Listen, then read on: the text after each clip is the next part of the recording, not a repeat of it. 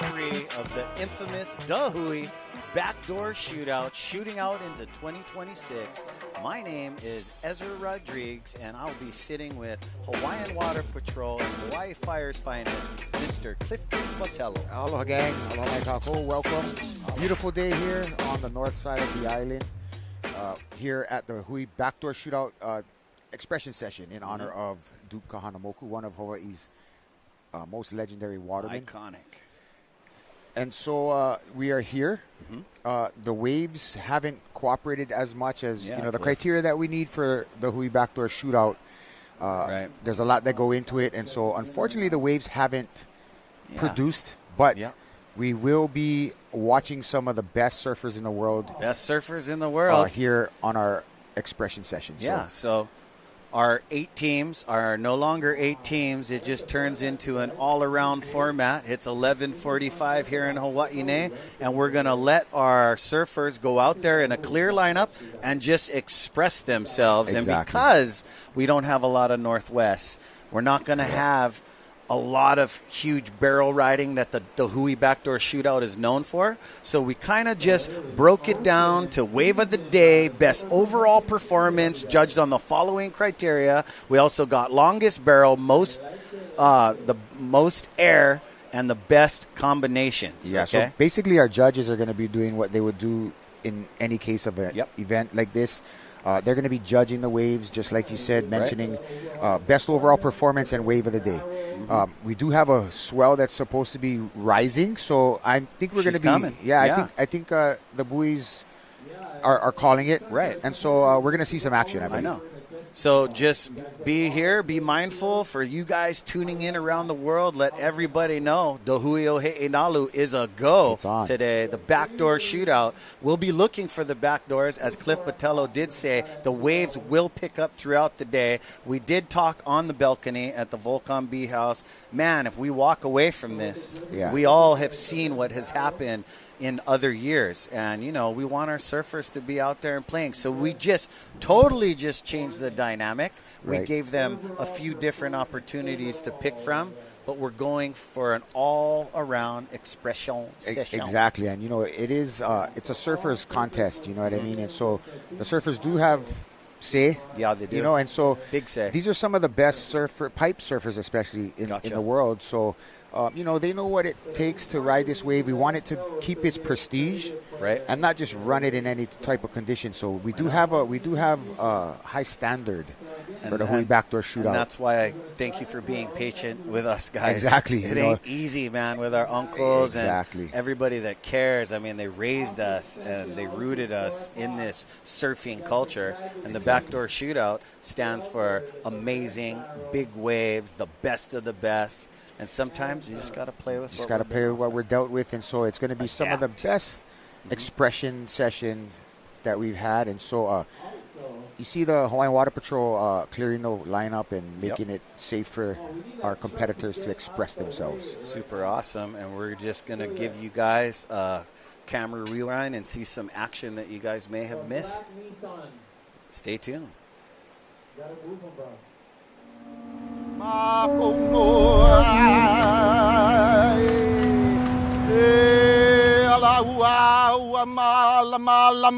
Hele kanaka ai luna wa kai aku akula ka ho akale na wi hoi ka pu ava uli pu ava kea mo kane mo wa hine ma hikina kau lele kalani I mua o na mamo e hopo mai kai ke po he nalu apa ke ui o he nalu I vivole I makauole I koa kia po kia I o ke kai e o la mau e o la no.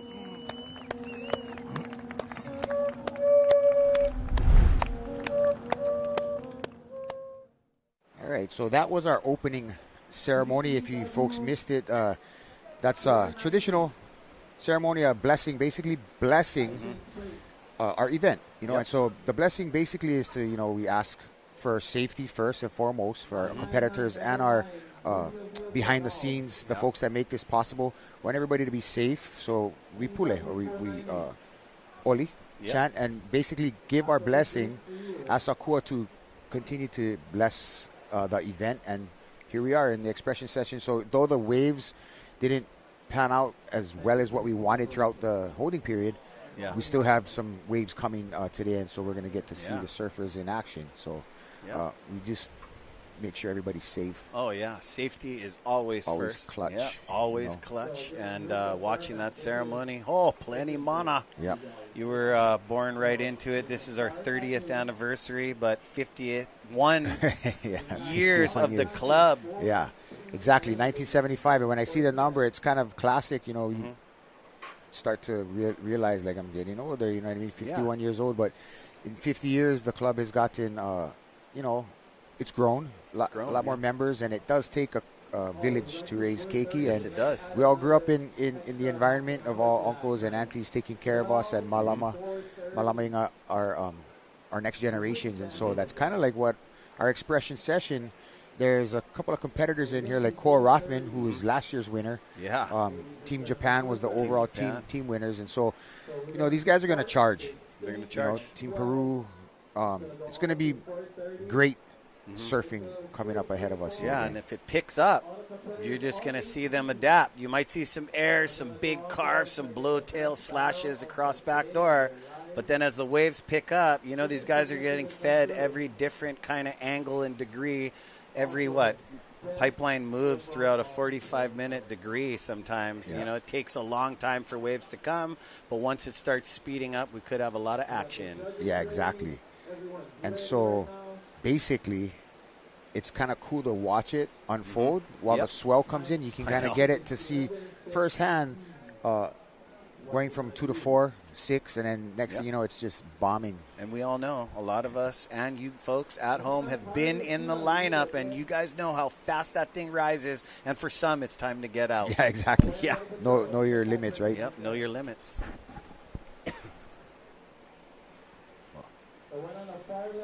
All right, so we got a little package put together for Surfline about pipeline and just the topography and the mechanics of this wave here. One of the best world-class waves you gotta know around the world. Mechanics and dynamics. Check it out, gang.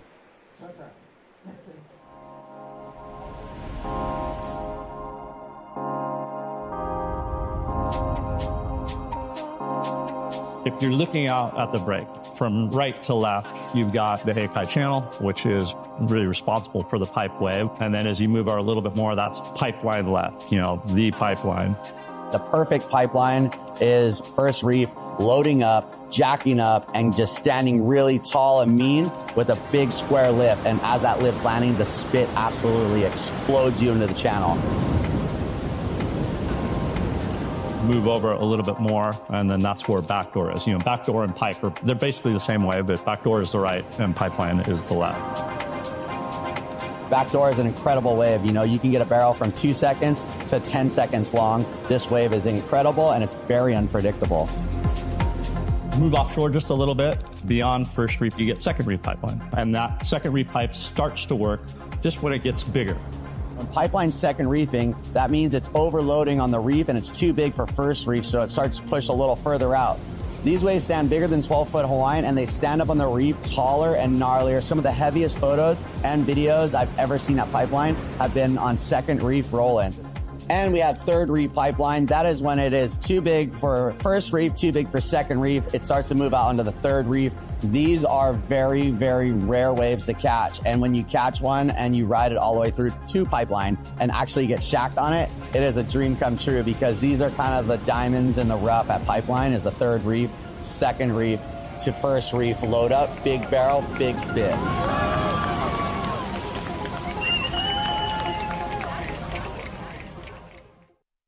Right, so we got to that was awesome clip put together just to give you a little quick and down and dirty of this wave here at Ehukai. You got, when you hear us say split the peak, it's basically somebody's going backdoor, somebody's going pipe, and that was a great definition of what that's like. First reef is what we want to see. Second reef, it's starting to get good, and then when it's third reef, it needs to all line up and be perfect in order for it to be surfable. That's more navigation, more paddling. Exactly. Yeah. and it's big. When it's third reef, second and third reef, you know its pipe is lighting. And I know everybody's got their scales, but I just feel that the waves might pick up for us, as you've seen Shade OP on that last wave, and Seth Moniz just taking a little predatorial investigation on a mini backdoor. But we all know our Moniz kids can just boost in the air and do huge carves. Yeah, Sheldon too. You know, I mean, we saw his both of them had backdoor barrels the other day, and so you know they're capable, willing, and able. And so on that clip we saw J.O.B. J.O.B.'s another one, you know, that charges here, born and raised right here at Pipe, and he's what a great guy to break it down. Yeah, too, and he makes it look easy. You know, it's definitely not that easy to surf. It isn't. And we all remember Jamie O'Brien. Shout out to you, the little boy in the Gath helmet. Yeah, exactly. I mean, he came a long way. He is a real deal freak show. His dad Miko was a long time lifeguard out here on the North Shore too. Thank you for your service, Uncle Mick. Yeah, Uncle Mick, and I'm sure J.O.B. thanks you for allowing him to grow up right here on the shores of Ehukai and Pipeline. So, shout out to Uncle Mick. We also saw John there, you know. Yeah. Another, watching them grow up, him and Nathan and Ivan. On the shores. Right here at Pipeline, you know, it kind of, you wonder why he makes it look so easy. And that's because it's like second nature to him. You know, Instead of growing up in the city, he grew up right here on the beach. Right on the beach. You know, on the sand. And so, shout out to Mama Florence for having them down here, you know, and giving them something positive and constructive to do. So, awesome. Raising that North Shore surf culture, but also can travel around the world at heavy competition. But it's always good because when you're going to the top and you want to be a world champion, you got to focus on something like this. Here we go. Backdoor right there, just as we surfer. Off the wall. Does that look like Nathan riding a weird kind of fishy board? No? Yeah, and when we were talking about him, right, the Florences, he comes in and pipe, backdoor, off the wall. This kid paddled back there. He's not kidding. I'm not sure if that's him, but I mean, he paddled back and forth this whole stretch of shoreline for pretty much his entire life. So. Oh yeah. I think that potentially could be. I don't think that's Nathan. Yeah, no. A little bit different barrel style, but hey, bro, we was thinking you were Nate. You got to be proud of that. You just got a nice one during the backdoor shootout at off the wall. I was gonna say if that is the boys out there, Team the Boys, maybe. Yeah. You know, it's going to be tricky for us. Yeah, because they're not all going to go out as a team. They're going to go out mixed, and it's up to me and you and Rocky Cannon, along with Isaiah Walker, to call the shots. But we do have 5 prospects out there, all heavy athletes. We just need to let them get their feet in the wax, and we'll know them right away. That looks like Brenji Brand to the left, but we'll check once he gets his feet in the wax, and we'll see if he's goofy foot or regular foot. And for those of you that don't follow surfing and are a big fan, regular foot is when your left foot is forward on the board, and goofy foot is when your right foot is forward. Nothing personal, not goofy. You're not goofy. I mean, you know, hey, I snowboard regular foot. I surf goofy foot. I had to tell Rusty Kelana, you know, in the professional market of surfing and skateboarding, we're called dumb footers, man. Well, you know, no, it's called a dumb footer. Oh, is it? You learn different ways. See, and I learn something new every day. Yeah, see? And I just learned I definitely that want to shout out to Uncle Russ, too. Russ K, one of the best, you know, ever. Yeah. And I'm watching him switch stance. Yeah, is 3-time world champ. Yeah, you know, it's just amazing. From the days, no flag on the play. Exactly. Like Julio He'enalu kind things. Born no rules, baby. Exactly. And we're here. We just had to adjust the rules, Cliff, and we just had to, you know, talk to our surfers. It's about the surfers. Yeah, it is about the surfers, and so. Yeah, so I'm just getting word, Cliff. Yep. Team Snap 5. This is them in the water. We're gonna go to clips from them from day number 2 of competition and their first surf. Yeah, exactly. So right here we got a backdoor from none other than Mason Holt. Yeah, this guy was getting barreled hard yesterday, too. That little kick flip, 362. He's just having a great time. Nice stance, soul arch. How's that drum clip? One of my favorite surfers right here. I just like not only does he enjoy himself, but he's feeling it. Yeah, he's feeling it. You feel the vibe. Well, that was a nice sneaky backdoor right there. And Seth with this packer that I feel that, if we're going into the regular backdoor shootout, him and Kala had those deep drainers. They disappeared, and that was Seth's one. He was all psyched with his board on deck. Big part of the meeting this morning, too. Yeah. And so, you're going to hear these names that we're calling out through here. If you do follow surfing at all, you're going to probably kind of recognize them. They're always pretty much surf pipe. A couple of them that are on the tour as well. Some that, they're trying to chase that dream. Yep, chase that dream. This guy right here on that dream tour. And Seth taking a paddle. Never know what you can get. Taking a gander. Up. Going pipe and just ejecting. Oof. Pipe in the gums real quick. Yeah, huh? Exactly. And so you can see this drone shot here. Give you a nice shot from Kaena. All the way down the coastline here. Wailua Bay off in the distance. Kind of more northwesterly facing shoreline, and so that's why the northwests work different. Way better. And different. The north will give you a little bit more backdoor. West will give you the pipe. And the combo of a northwest gives you all kinds of action. Yep, they just haven't been dancing well with each other, and that was a bit, but we did it. We're here. Finals day. Expression session. Yeah. You see some of the surfers checking it out. The DeSoto's, Dwayne DeSoto. Hoku Velo just had his free surf session out the back. He got Kala. Kala with one of the bangers of a backdoor I think barrel so. The other day. So you can see how the boy can be let down. And, a lot of surfers out there, you surf and stuff. This guy, I've watched him do some things, Cliff. Waterman action. Definitely Waterman. And, if anyone knows, he's mentored by his dad, his papa them, very, very well-known water ohana from the west side. And here's his wave. The DeSoto's.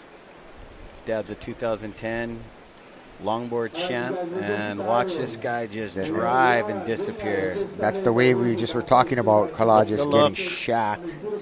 Base right after that. Yeah, man, these guys are busy bees. If you talked about their team the boys with Billy Kemper, Kala Grace, Sheldon Pashon, and Kala DeSoto from the west side with Noah Beshin. That's a good team, man. It's a stack, you know. A lot of...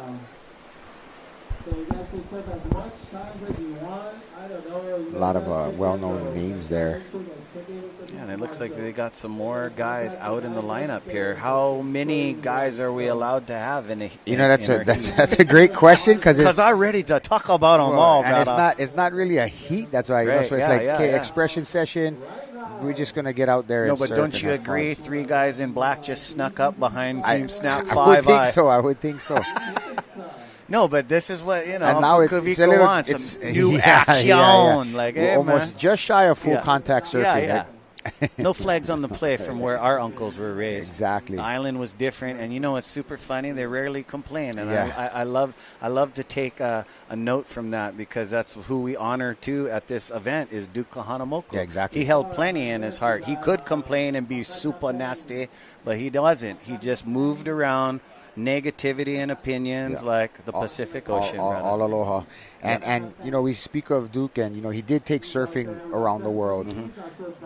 Some people don't notice about him, but he's actually an Olympic medalist. He swam for the United States. 3 times, golds, silvers, so, I mean, he's definitely a fish. And he wouldn't have got that opportunity if one other human wasn't honest. Yeah, exactly. And that's how people just take advantage of each other people, and let's try not to do that in 2026, bro. I know we're all connected by the Kai, but for you non-surfers tuning in, feeling our aloha vibe, bro, it's time.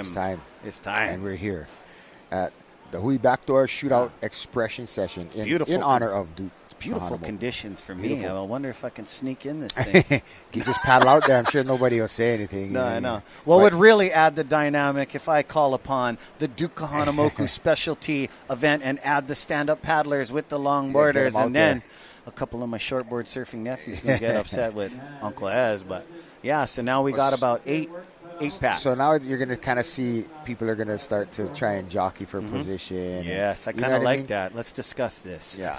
You know what I mean? So So who's who and what? Hey, there's no priority. It's only respect. Exactly. Respect goes a long way, Exactly. but there's called respect, poker face, pulling the fugazi on your body. We're still looking for a wave of the day, best overall performance, and so. Some of these guys are so intense, you might even see an accidental Lance Burkhart leash pull. Huh?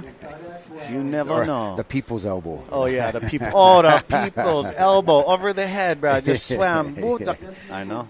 So it's going to be it's going to be interesting. And so if any of you guys, the over the elbow caught one of those and you guys are watching, well, you know what happened. You guys was too close, and it wasn't your turn. Too close. And here we go. A little smaller wave, but it's doable. Peru. Backdoor. Wow. Little clamper. Yep. He had a good one, too, actually. Yeah, he did. Now you remember his electric blue board. Exactly. And I believe that is Gabriel Villarin, but I will Team Peru. refix that for Team Peru if that is not you.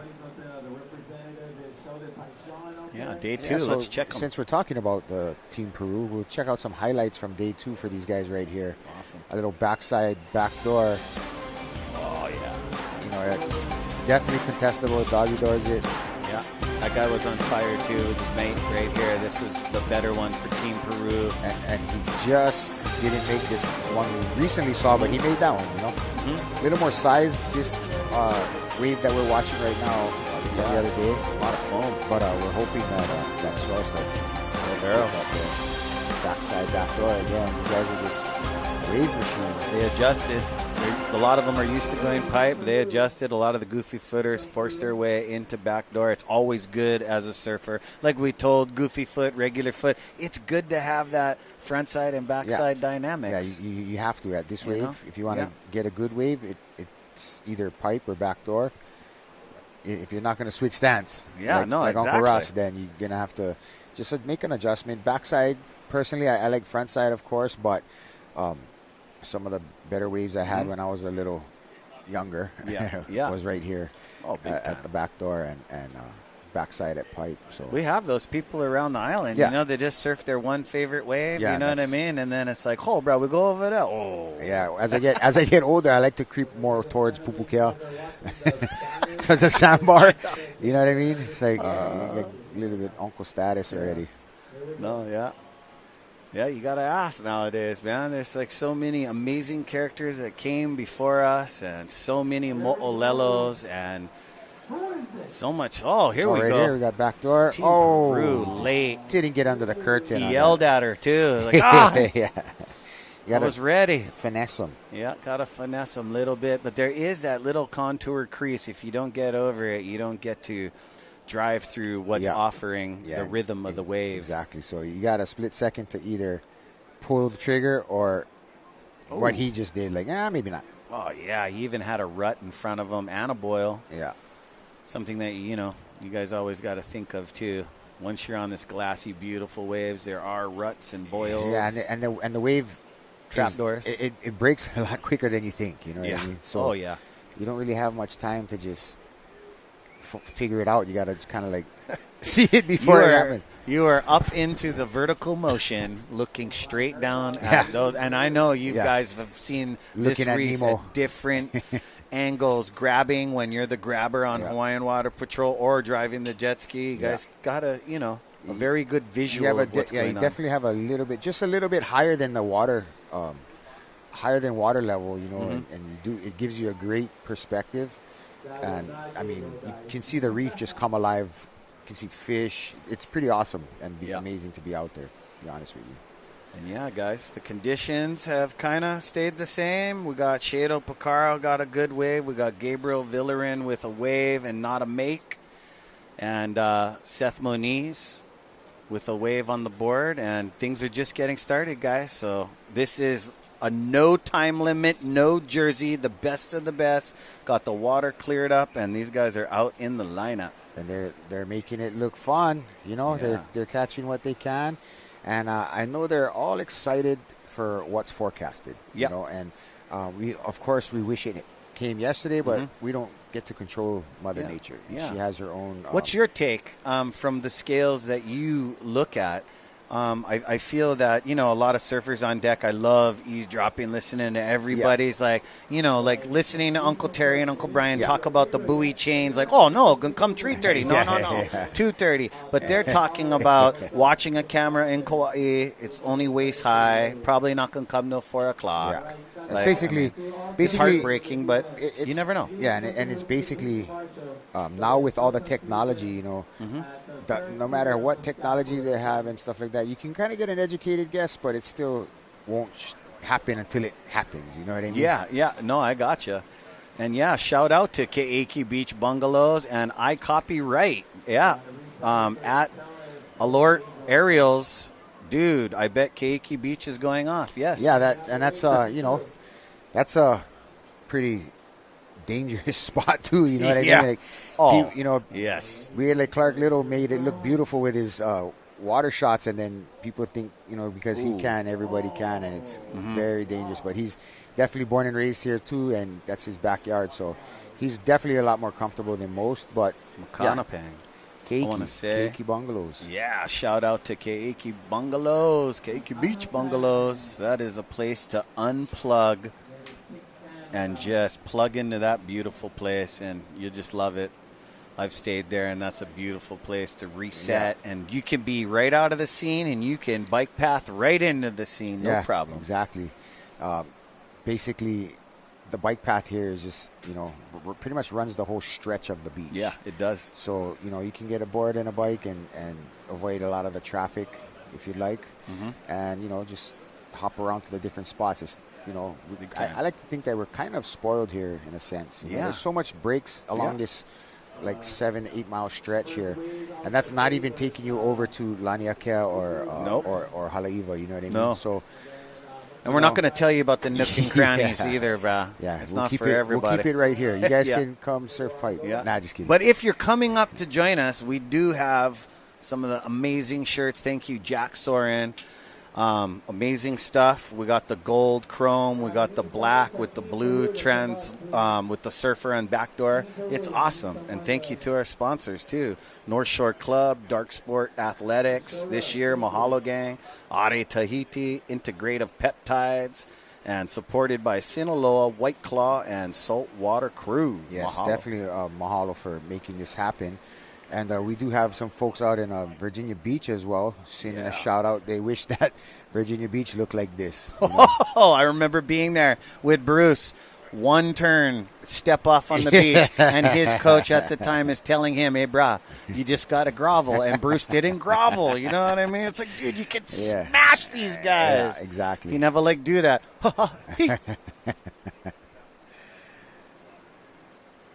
And so one of the better water women, right? The water women of our time, Mahina Maeda, is in the water actually.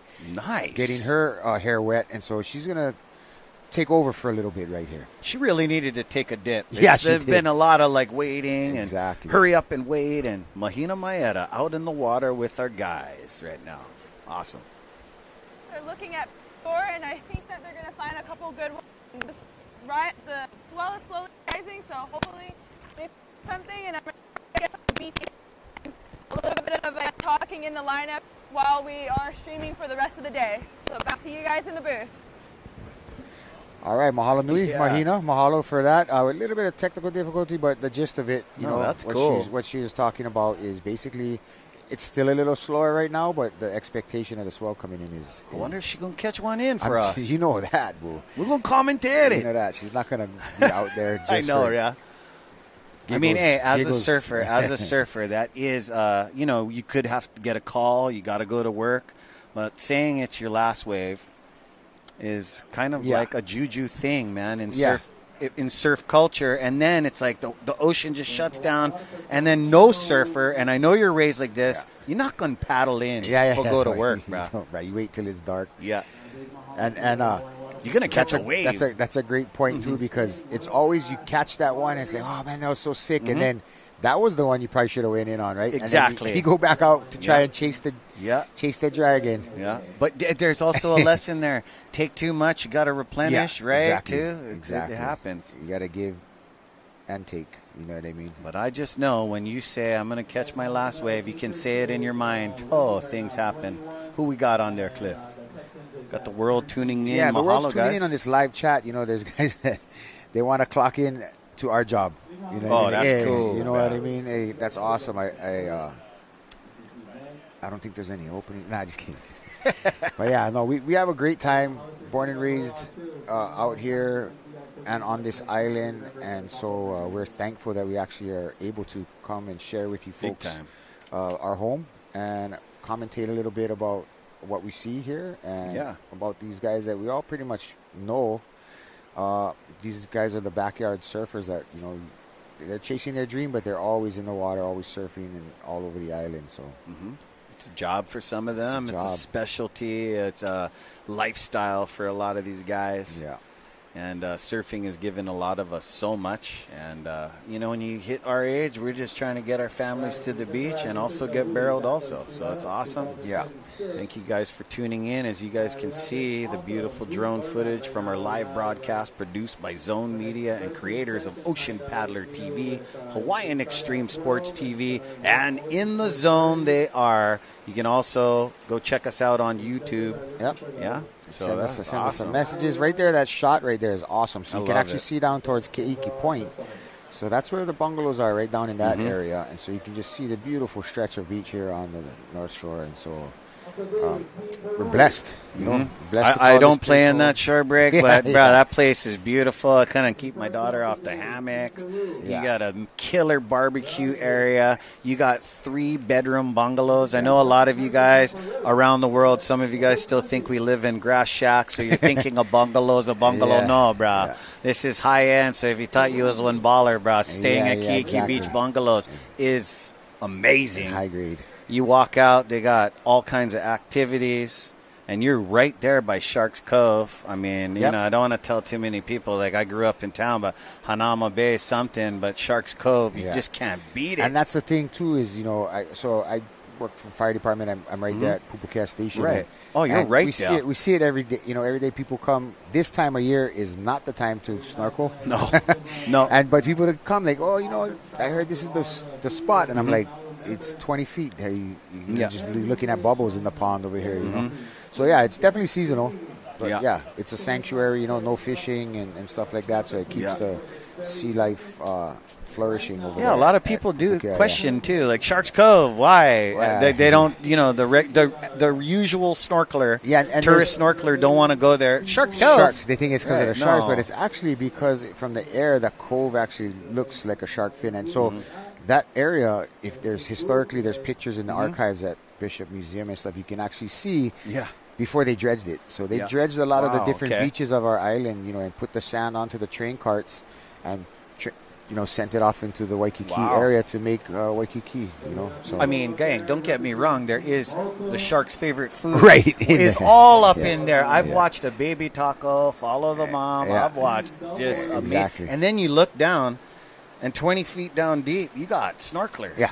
You know, and I heard there's some caves that you could go. Yeah, there's caves. Caves that actually go all the way across Kamehameha Highway. That's and so the gas station. A lot of times we do get, you know, people that get stuck or, you know, missing and stuff like that. Or you know who was one guy iconic not to go follow to Sharks Cove was Tamayo Perry. He wanted to free dive in there. I was like, hell no, I won't guys, go. And they use it kind of like for training, right? Training, hold your breath. Hold your breath for catching the big waves. And Tamayo, like you mentioned, one of the greatest to surf pipe. Big time. We very tragically and sadly lost him, you know, recently. And so definitely always in our thoughts and our prayers, and a big mahalo to the ocean safety throughout Hawaii, but especially the North Shore lifeguards for what they do and all they put on the line to help protect us as well as visitors that come to Hawaii, you know. It is, and it's very imperative that we try to help and, you know, donate when we can make a donation to these amazing junior lifeguard programs, North Shore, because it's teaching our youth how to save a life, how to adapt. Exactly. And you guys at Hawaiian Water Patrol with Uncle Terry, it's like you guys do this risk assessment and you guys are just always upping the ante to be quicker, swifter.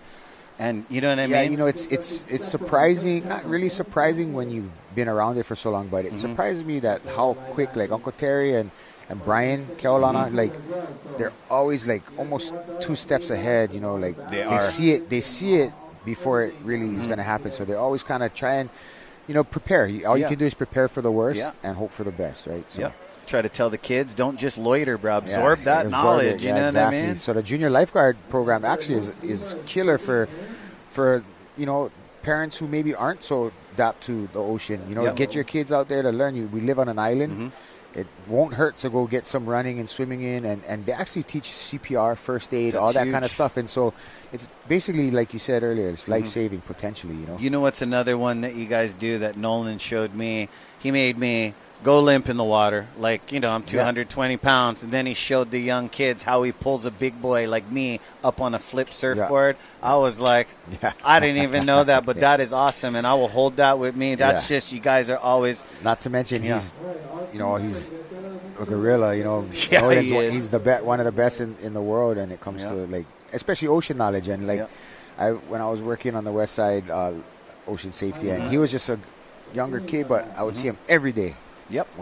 In the water, you know what I mean? And like, just the years of that, water is just he's probably more comfortable in the water than out. You know what I mean? Yep. And he's a big part of you guys' wild cowboys on the jet skis, bro. Exactly. Part of that Ohana. And who do you guys have out there with you? Today we got out there. We actually have some of the best.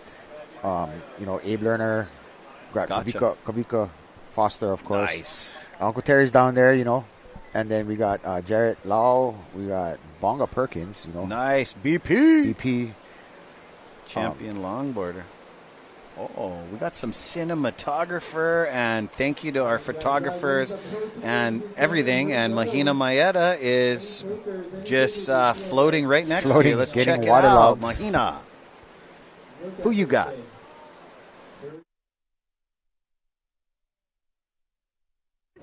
The best.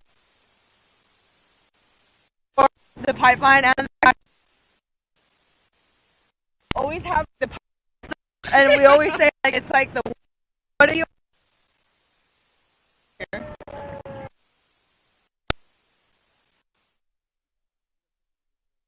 Mahalo Mahina, it's all good. We roll with it. Just heard Rocky light it up. Is that Eel or Rocky? I don't think Rocky got his, I think that was Eel, but Rocky doesn't have his voice back, unfortunately. No, but hey, he's got that jazzy, deep, sultry. He's going to be right in the booth with us real soon, and here we go. Wow, that was sick. Backside, Makana Pang. Makana Pang packing it on the backside attack. No joke, the kid get him, bro. Yeah. And I was just getting to catch up, talking about Kavika Foster. One of my favorite Fosters back in my old the Quickie days over there at the Velziland House was Marvin Foster. Yeah, Marvin Foster. I was just talking to Kaleo Roberson about him right before I just said, hey, 10 minutes to live. Uncle Marv. Shout out to the Fosters. Yeah, shout out to the Fosters. So, and we also have Makani Froyset as well. Yep. Another water family, for everything from paddling to surfing. Benji. His dad actually was his backside on the back door right there. Sick wave. No wonder he wouldn't yell. That was a threader with a sear. Backside sear cutty. Wow. Wow, that was a sick wave. And as I mentioned, Makani Froyset, his dad was actually my captain when I was on the west side. Yeah. Love the Froysets. Yeah. Awesome family.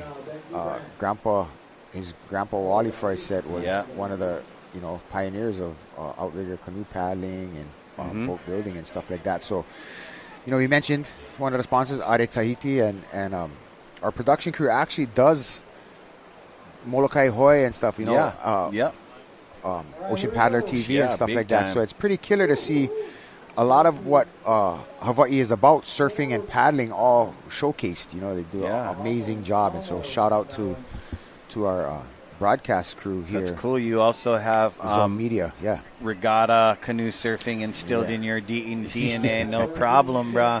Unreal. We're come from the salt water, right? We're saltwater people. But, I was paddling regattas for a long time until we kept paddling out into out of the Alawai. Once I seen bulls, I said, Dad, I can't do this, man. And then we picked up the surfboard, right? But I always tell the kids, I was surfing, but I was like, to go there and then canoe surfing. That is just a radical thing. Nice. Nice little pipe barrel there. I thought he was going to make it out of, but just got a little clamp there on the end of it. Close. Definitely surfing in the right direction. I believe that last wave and fall off, not being able to come around the berm of the falling lip, looked like Sheldon Pashon, but we shall see. We shall see on this replay right here. Split the peak. I don't know who went backdoor on that one. Okay, yeah. Oh, yeah, you're right. Hey, but that guy, like, even though it's small, you know, safety first. You've seen how that board just got dislodged. Like, things can happen so quick. You got Benji on the front side now. Makes it through that little shampoo section. And boom. Oh, he went for the traditional tail tree. He's going to do the tail tree. Yeah, but you know what? I bet you he is looking for that lip loft. Yeah. And then he was like, okay, this thing's going to make me stay connected, so I'm just going to slash out here. Hey, we always love to do those 360 kickouts, Cliff, all intense, bro. Just as long as you don't hit yourself in the forehead. Me, I tend to hit myself in the forehead every time. God, it's like, you know, once we finally get everything to the beach, we got a day off. Yeah. Things happen like that, you know what I mean? Exactly. It's crazy, keep it spicy. Yeah, exactly, bro. And here we go. That is our lineup. We have no jerseys. We ain't got no time limit. We're running all day. Just expressing ourselves. Yeah, just express. Just express. And it's still private, so if you're just getting off the beach trying to express yourself, not you, bro. Yeah. You got to be in the backdoor shootout. Better waves There's down a couple the road. Details, yes. And so you see a lot of these folks with helmets on. Mm-hmm. It's actually a pretty smart move. You know, we've seen in the past few years more and more, especially in competition and things of that nature, people just try to just push the envelope more. And so this spot especially, definitely be a recommendation to have a helmet on. But here we go, pipe, front side, and just in and out. Hunting, and you know those little clampers, those things can hurt, bro. They still hurt, Yeah, they still hurt. They still hurt. I mean, these guys, it's all technique, but you know, it's like, you never hear them tell you they make a mistake. I love to watch from the drone footage. Like, the guy went duck dive that. Oh, man, he's 50 yards behind. But it's really impressive when they're not, though. They keep trucking. Yeah. The drone footage is like a game changer nowadays. Just capturing what we normally wouldn't be able to. And so the angles really make a difference. Wow, split peak, splitter. Split peak, double vision, backside, backdoor, no doggy door. Wow, was that Sheldon? Because he was getting totally barreled, and the guy in the red shorts at pipe, Hulimaka He flip. normally finds that doggy door, doggy door. That's not him. He get helmet. Helmet, yeah. So body glove, Parker Coffin in the house. Oh, Makana Pang on the left. Okay. Just wondering where I seen the red shorts from. I'm not sure. Yeah, I'm not sure. But Makana Pang, you know, when we speak of that name, we hear, you know, he's riding for Volcom. Mm-hmm. He was on Team Volcom last year. We'll check out some highlights from last year. Yeah, Team Volcom always up in the top 3. You know who that is. Yeah, the queen, Moana Wong. Balaram Stack here, showing you what's up with pipe. Oh, yeah, always a crowd favorite with that double grab. This guy that's sick. Drops into oblivion dark tubes. And so you can see just with these highlights, I mean, the difference in wave height and direction and everything, just clean up on aisle 3 right here. Wow. I remember that. That wasn't just their first cleanup. They just kept coming. Yeah, Makana Pang right here. That shot coming from the watercraft. That was a killer shot. I think it made Hawaiian Water Patrol putting them in the spot. We also had Maikai Burdine out there getting totally spit. And here's Jake. Jake Mackey. Dad, a good friend of mine. We work together, Honolulu Fire Department. Oh, nice. Kid is charging it. Mike Hyberdine. Yeah, he was the young cannon at the Volcom team last year, getting just those kind.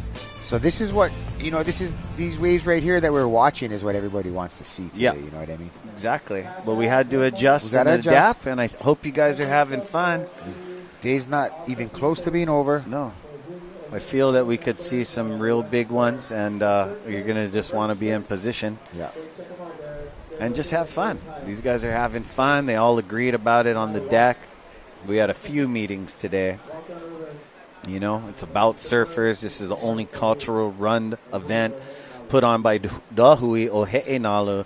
The reason being is because so many surfers have been benched, not only from Duke Kahanamoku's generation, but for years. Of just like, why isn't this guy in? Why isn't Dane K. Aloha or Button surfing? They're all over these surf films that were hard to get into. So why are they showing the world, like, you know what I mean? And those are all names that have paved the way for this next generation. And, you know, that's part of it is giving back to the generation that came before us, you know, like Uncle Kavika Stant, you know, his son David here, making the behind the scenes, you know, go a lot smoother than it possibly could be. Big time. Mahina Chillingworth and Rich Stevenson, you know, there's a lot of the unsung heroes that make it possible. And, you know, we've had a lot of standby days and stuff like that. A lot goes into this, the production and everything. So it's not an easy task. And so for those who came before, mahalo nui, you know, Uncle Imbert Soren and you know, Uncle George Kahawai and, you know, some of those who are no longer with us but have paved the way for us to be able to be in this position we're in today. And we're just taking it and making sure that we instill this in not just our athletes out in the water, but the Hui o He'enalu has raised past, present, and future, and still are doing amazing things. Not just the Pacific Rim Guardians, but Mauka to Makai.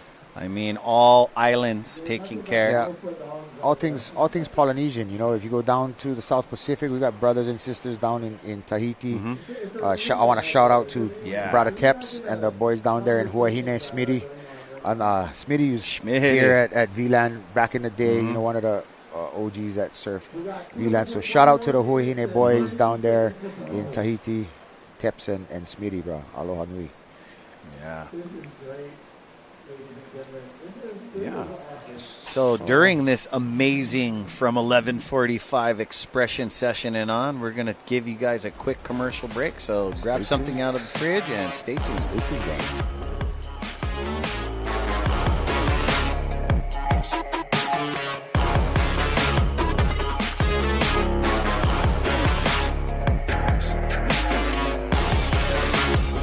The 2026 Hui Backdoor Shootout is brought to you by the proud members of Hui o He'enalu. Presented by Keiki Beach Bungalows, Welcome to Aloha. Sponsored by the North Shore Club, Dark Sport, Ade Tahiti, Integrative Peptides. Supported by Sinaloa, White Claw, and Saltwater Society. This live broadcast is produced by Zone Media, creators of Ocean Paddler TV, Hawaiian Extreme Sports TV, and In the Zone.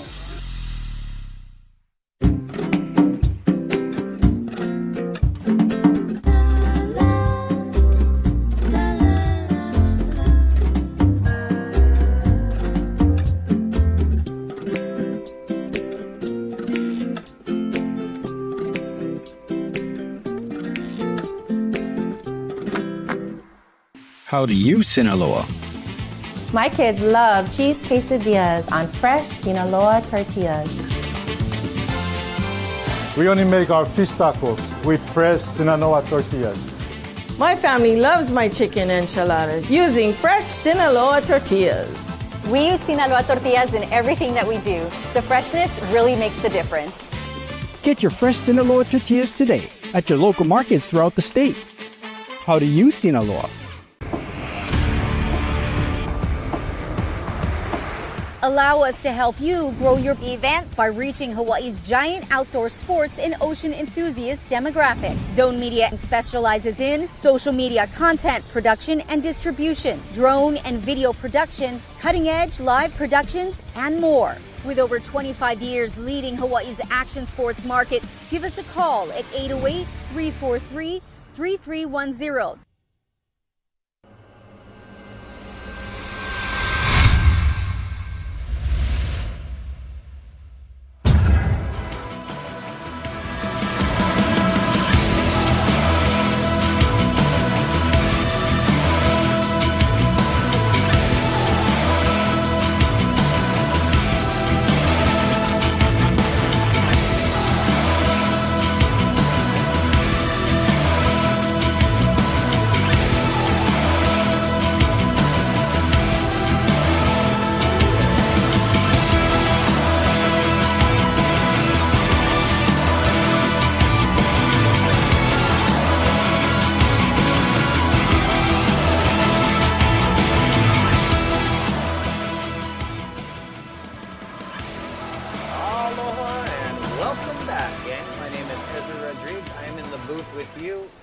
Patello just went to take a quick break, and I'm now in the booth with my brother, Isaiah Walker.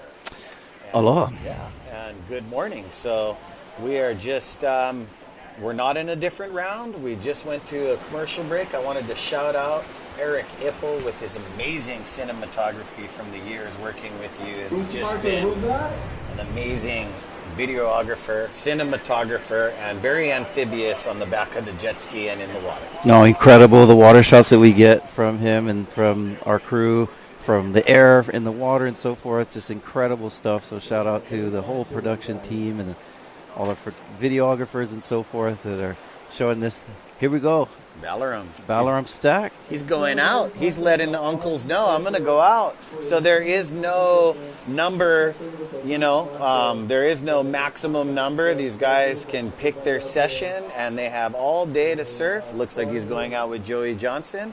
This is going to be rad, and you get to see the dynamic of surfers just being surfers. It's their private lineup, but you got the best of the best all integrating with each other outside of their teams, and they're going for wave of the day, best overall performance, critical takeoffs, longest barrel, the most high in the air, critical air, and the best combination. So there is a big field, Isaiah. As you can see, these little sandbar squeakers, and then you get a little bit apex pipes, but you do have a long barreling curtain at backdoor, and that was...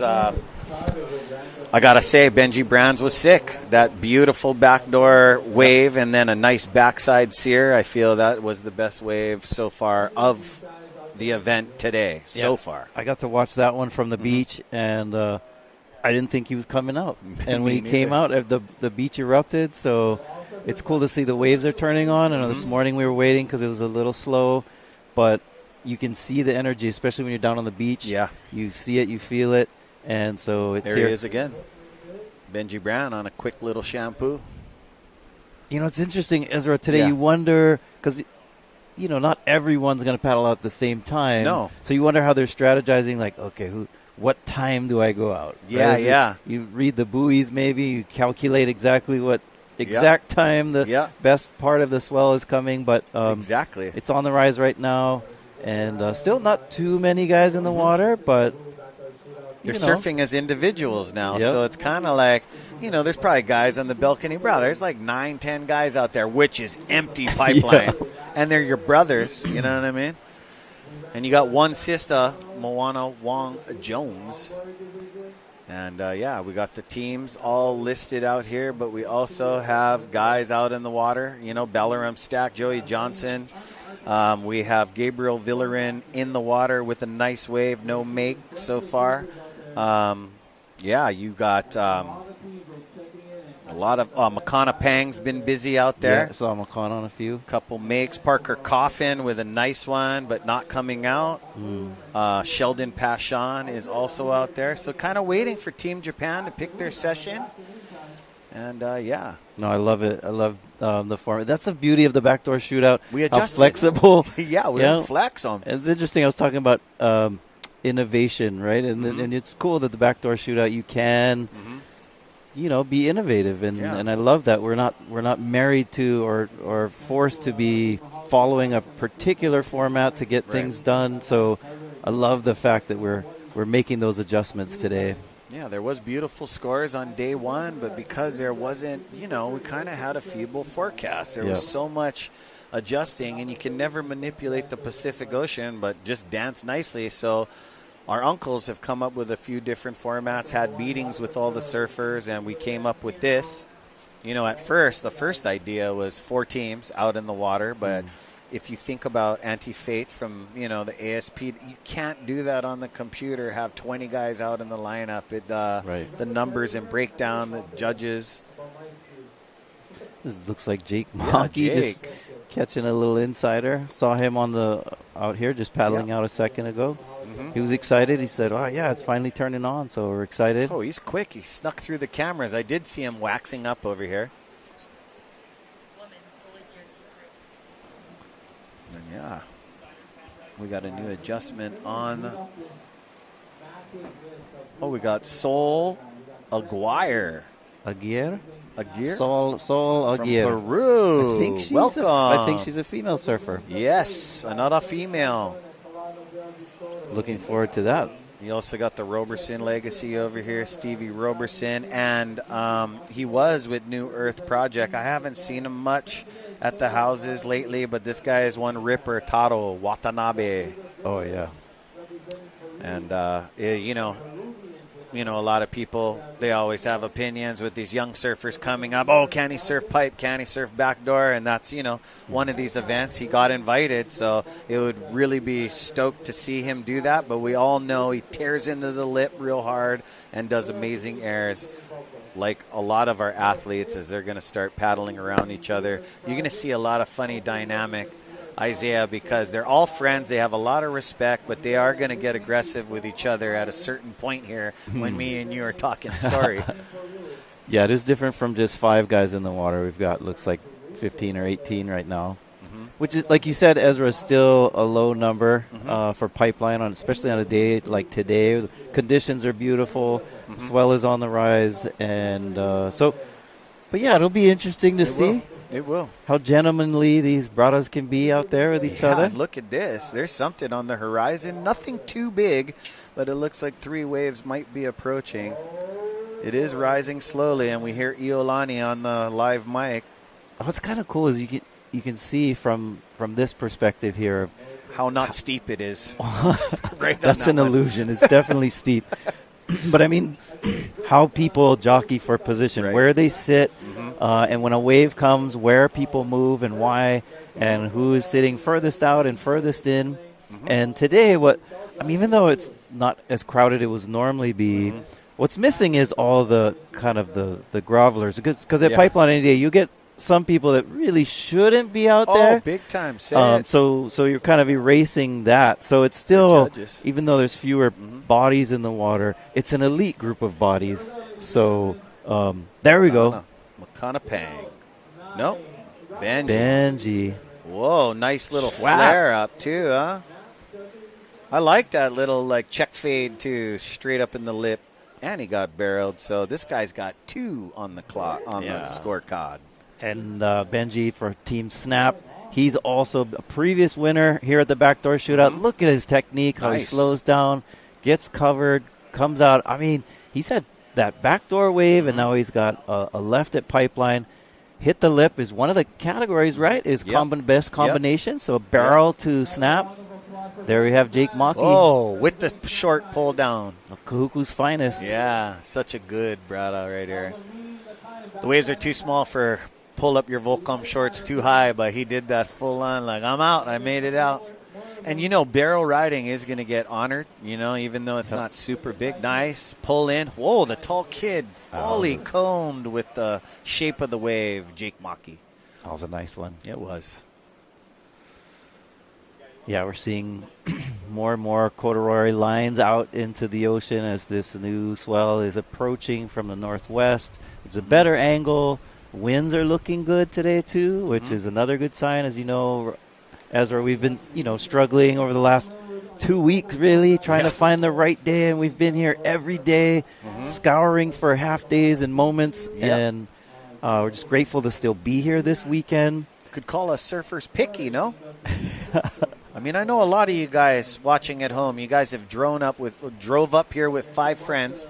Too many characters in the car, pulled every break apart, and then you guys drive home, no surf. Yeah. But not the Backdoor Shootout. We are on. We got to get our guys in the lineup. Yeah, we ran, day 1 a while back with the Duke Invitational Division, the Duke Division specialty event. That was fun. That was fun. And then we had a half day of where we ran 1 round of surf, and then this is our last day here at the Backdoor Shootout. So a different type of year than normal. Yep. Right? We had to wash maybe the second day of the first round of the main event, I believe, and we're into, wave of the day, a fun, big expression session where there will be, I believe, 2 winners. Yep. Now, as we're, waiting for action, this week was a big deal for Hawaiian history. And historians actually, I believe next month is Hawaiian History Month, but January is a big deal for us here in Hawaii with, and we've talked about this a little bit, but that week of January 14th to the 17th is a very pivotal moment for Hawaii and the Hawaiian Kingdom and Hawaii's history, from the 14th to the 17th. And so anyway, so that's been something that we've heard a lot. And at the Backdoor Shootout, we like to celebrate the past. We like to talk about community and culture and history and so forth. Yeah. So that's something that's been, important to us this week, and kind of cool that the shootout is ending on this particular week that we're here. So January 17th was the official day where the Queen, Liliuokalani, Hawaii's last queen, was overthrown by this group that eventually called themselves the Provisional Government. And so it's amazing, because in Hawaii that event on that day was so impactful. It's been 133 years, and yet people talk about it like it happened yesterday. Yeah, very important to our Aloha gang. Thank you for joining us. Yeah, beautiful. We have some cloud cover, which is actually good for, keeping the winds down here. So it's not your, bright blue day out at the moment, but the ocean is delivering some beautiful conditions here at the Backdoor Shootout. Oh, I like that. Look at that. Got the best of the best out there. They adjusted, and here we go. We got a paddler. Jake Maki. Yeah, Jake getting steezy, not finding anything. He's just going to do a little chop hop. Hey, surfing is surfing, man. That felt good. You got to, it's not going to go up to the thing, but these guys are surfing together, and we all know how that is, He took that page out of Mason Ho's book. No, but that guy's a huge grom. Mason Ho already got, actually, we didn't see him out here today. You'll be seeing him come out here with his yellow board. But it was interesting, like Cliff was saying, like, I wonder how the surfers are going to pick the time they're going to come out. Right. Like, I haven't seen any Team Japan. Not yet. They're saving it. They're saving it, possibly. I feel exactly what you're saying. I feel that other guys are going to be like, wow, I'm going to wait till like 1:30, get totally barreled and spit out.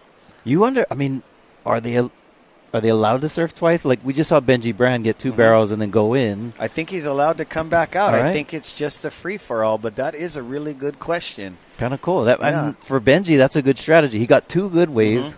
Might as well go in, have lunch. No, exactly. Take a Kanaka attack. And they're killing it in the back. The Cow crew, Huio He'enalu, you got Mr. Butterball Jerome with Trent Pauahi, and they've been making amazing delicious grinds. Lunch. They made this, and I really love cooking with breadfruit or ulu.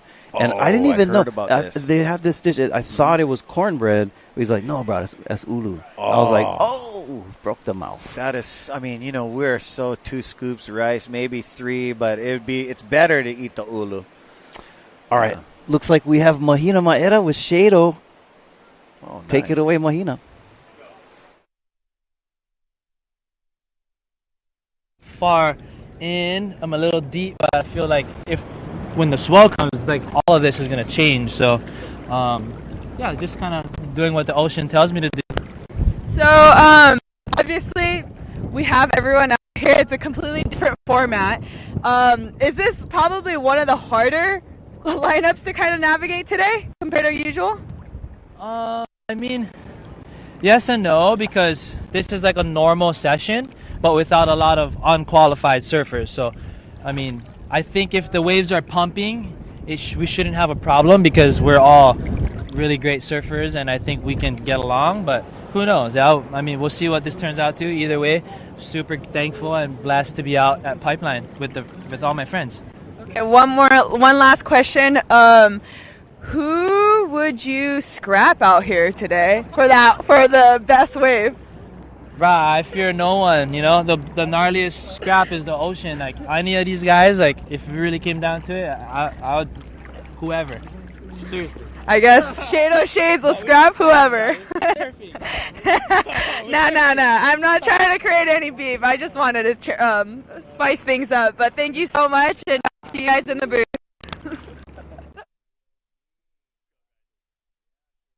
That's been a thing right over here as we're just trying to get this last day and get the surfers what they need. we were talking about, all this, getting these guys together, who will get on who. It's just real funny camaraderie. As you can see in the background, you got Balaram Stack, you got Koa Smith, and Mahina. Don't get on the ski, bro. You was in the heat with these guys. Shado not scared of you either. Yeah, I love that she's trying to spice things up, as she says. She's like, who'd you scrap for this? And she's a spicy surfer, man, ready to make things interesting at the, And I love his answer. He's like, bro, not scared of nobody. Yeah, no, he's ready. And he's sitting super deep. Like if the swell does come, he's in position. You never know. I know guys that think about that a lot of times. They'll sit out at their spot all day long and not catch anything, and they'll paddle in, but it's their thing. Every surfer is different. Right on, yeah, so kind of cool. And he actually said what I was thinking earlier that I was trying to articulate, that even though there's fewer guys in the water, the people who are missing are the ones that perhaps aren't the ones that should, you know what I mean? You get folks that want to come to Hawaii and make a name for themselves, or they're like, oh, I've heard of this place, Pipeline, I'm going to paddle out. So anyway, it was kind of cool that he articulated that as well, that this is a elite crew that's out there today, and they all know each other. In fact, Shado has lots of words of wisdom. Yeah, we hear a little bit about what he had to say to us earlier.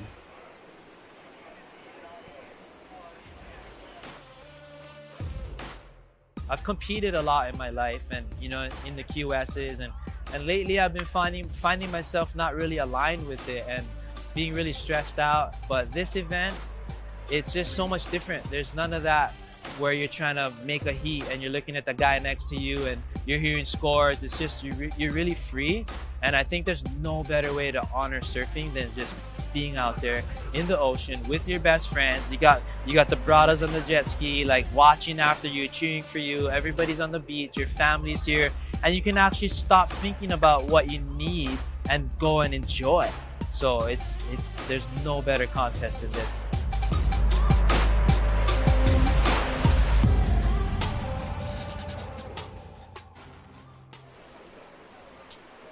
I love that. No better contest than this. He had an amazing year last year. How he said he lined up. He had anxiety. Last year, New Earth Project, boom. What was he, an alternate for Kelly Slater? Boom, came out, got like 9.8s. He got like almost a perfect 10. Shado had a great heat, and that's why he's ready. You know what I mean? Yep. He's ready. The thing adapted, and shout out to everybody tuning in the Big Island. That's your island as well. Yep. Oahu, Big Island, what a great balance. Actually know his dad really well, so we grew up. I grew up a different generation, right? Gotcha. But kind of cool to see the next generations come in, and Big Island has quite a few good surfers that we have that come from there and really good. Make the move up to the North Shore to surf these waves on Pipeline. And Jake, he's practicing for the Buffaloes. Oh. Yeah, Jake, you just got a helmet dent on your brand new board. Yeah, Jake Maki, man. You can tell the young ones, right? Yeah. So we've got Jake having a blast on the sandbar over here, doing some headstands. Look like a mean Brett surfboard he's got, too. We're going to replay this one just to show you. No barrel? Well, I can do all kinds of things, my friends. Ezra, this event is dedicated to Duke Hanamoku, and that was kind of a Duke type of move, right? That was. Like, hey, man, nothing's coming in. Oh, now he's going switcher. He's just having a blast on this inside sandbar at Pipeline. I wonder if the uncles in the heat are kind of telling him, bro, you go sit on the sandbar. You go play in there. Oh, man. And shout out to Volcom for having us, Volcom A House, Volcom B. Yeah, I seen Ty Van Dyke, Kaimana Henry this morning, some legends from down this side right here. And we are stoked. There's a nice little line. It is like friendly fire out there right now. It's supposed to be 12 feet. What they say at noon. Here we go. Parker Coffin loading up. Nice backside blowtail. Little backside sear. Redirecting into the whitewater. Getting that lash out to off the wall. Yeah, Parker and Connor Coffin, brothers from Santa Barbara, California. It's cool. I was at the beach the other day with my family and saw Connor. Looked like he had a little family of his own cruising at the beach. So it was kind of cool. It's super cool. Mananalu and Kala Grace going out. Here's Noah Dean slamming the straight up stopper. A lot of little Sonny Garcia-esque, but he put a little bit too much sit down on that turn, Isaiah. Here we go. Is this Moana? Nope. Stevie. Oh, Roberson. Stevie charging. Been doing mixed martial arts, getting in the ring, getting in the cage. Loves surfing. At home in Maui. Also been a part of Team Volcom. Also instilled in Volcom's DNA. As we always honor Justin Roberson, one of those guys that pioneered the backside air. Looks like Luke Tima. Oh, yeah, Tima. So it looks like we got a lot of New Earth Project in the lineup. Tima had an excellent showing last year. Oh, yeah. Yeah, he's really proven himself at Pipeline the last couple of years. And, you know, that's what happens when you go from being a junior to the real men's event. You got to prove yourself. Yeah, and he's done no pressure. That. He did. And it's cool. The New Earth Project has put together really good teams over the years. I think we're going to check one of those highlights out. Yeah. Right here. You know, a lot of when you get to where he's at, a lot of opinions. Can he surf it? He did just that. Beautiful water camera angle. Comes out after the spit. That's what we want to see here. The shootout. Late drops. Super. Almost getting bucked off, Isaiah, but holding it. He can't believe it. That was a rodeo ride. Koa Smith on this backhand at backdoor. Nice. And here's Koa again pulling into nice wave at pipe grower. Yeah. Riding a wider nose board, and I believe that. Who was that? Oh, it looks like Kaulana Poe style. Poe. Yeah. Oh, yeah, yes. Bethany Hamilton was on this too. But this one's gnarly. She just gets clipped right there by a massive wave. If anybody mans up, it's Bethany Hamilton, I tell you. Next level, Shado Picaro. This guy has been on a tear. I mean, always on a tear, but since the backdoor shootout last year, it just ignited this guy into amazing surfing. He's had a great winner already at Haleiwa, some beautiful backside cosmetics, and look at all the pipe bombs he's got. Yeah, New Earth Project, done a really good job at the backdoor shootout over the last couple of years. So we're stoked to have them here again at Pipeline here today. Ezra. Yeah. You know, we were talking about the Duke Kahanamoku event and how here at the backdoor shootout we honor Duke Kahanamoku. And I was talking about that week of January, January 13th to January 17th. Yeah. And the overthrow. Right. And Duke, at that, this is 1893. Mm-hmm. That's another cool thing, too. We also talk about Duke Kahanamoku. Like 1891, correct? Correct. He was born. Oh, good job. Yeah. Right. I know you was on Water Man, but I pay attention. Good job. So he was, like 2 years old when this happened. Here we go. Jake Maki. Keep him busy. Hold him, Jake. So, yeah, people like Duke Kahanamoku, Queen Liliuokalani, we talk about them as if there are aunties and uncles around here. But that was, Duke was born 135 years ago. Mm-hmm. He was born right into basically right into the Kingdom of Hawaii. Yep. And so as a young child, also they said that he could swim when he was very young too. Yeah. So already he was in the water from a very young age, and so yeah, this event. It's cool that we talk about Duke, and we can talk more a bit about what happened in that week of January 13th to 17th. But we're going to take a commercial break and get back to you in a moment.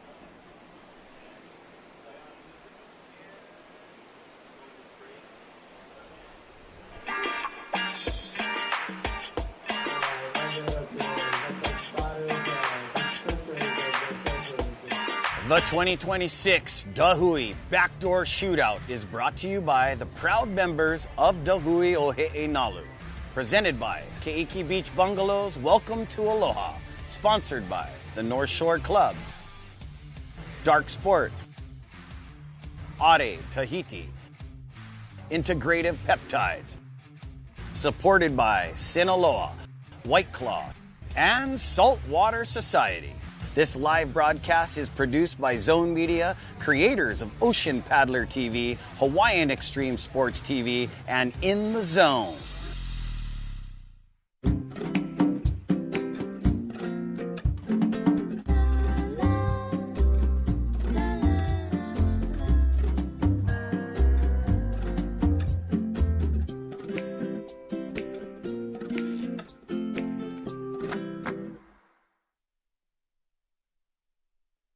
You love water sports, and you want to look your best when you're paddling or just hanging out. Ade Tahiti has just what a paddler needs. Long sleeve hoodies, tank tops, and women's Razorback tanks. Short sleeve shirts, gray cotton hoodies, and 100% cotton shirts for women and men. And cap it off with a custom Ade Tahiti cap. Get everything you need at shopoutrigger.com, your one-stop paddling shop.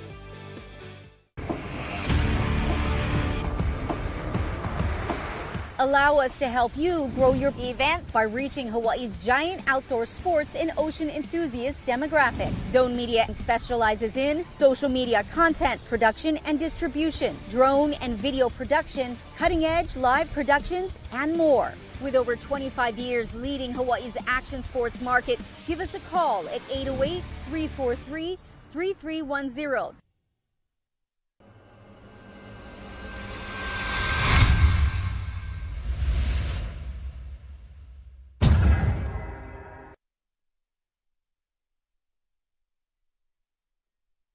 Aloha everyone, this is Jack Soren from the North Shore of Oahu, this year's the Hui Backdoor Shootout artist. I'm stoked to share my artwork with the North Shore and around the world for such a legendary contest. This contest means a lot to me, being that my uncle Imbert Soren and my dad Henry Soren were some of the original members back when the Hui first started. So the club has really been around me my entire life. My dad was a Hawaiian jeweler, and when McCool Rothman won the 2003 Big Wave Award, he gifted him this pendant of the Petroman logo. And this design right here is inspired by some of those gold pendants and chains that you see some of the club members wearing so proudly. This design is of a surfer pulling into a backdoor wave, representing power surfing and the Hawaiian roots that make this contest so special. So come check out the Hui Backdoor Shootout or watch the live stream. Hope to see you there. Aloha.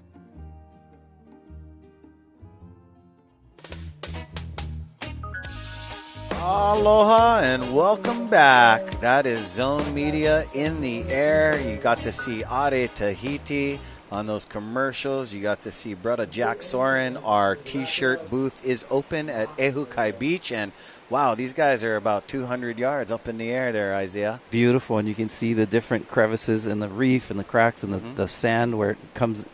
We've seen the past 2 weeks the sand go all over the place. Oh, yeah. It's on the beach, then it's in the water, and now it's covering half of the reef. So beautiful shots, beautiful angles from the drone. Yeah, I think where we left off before we went to commercial, Duke Kahanamoku and 1893, the overthrow. Yeah, so 133 years. 133 Please years. do. We talk about it like, it happened yesterday as we remember our kupuna, who are surfers. We have a surfer here. This must be Sol Aguirre. Sol, you got it. From and Peru. Congratulations, girl. Getting in the alternate spot for somebody. Sol Aguirre from Peru. Peru in the house. I know you taught me last year, like how we have Alaya and he's going for the air combinations, Jake Maki. Which apparently is one of the categories. Yeah, today. it is the category. So we'll see how that factors in. But you were also talking about Alaya and all the boards. They have a straw surfboard that they put together as well. It was really interesting. It almost looks like a canoe hull. Right. And they ride waves. Real smart. If you're living in the old days, you can see how that created. Almost like leeks, right? Like little leeks and grass. Made out of reeds, yep. Yeah, reeds.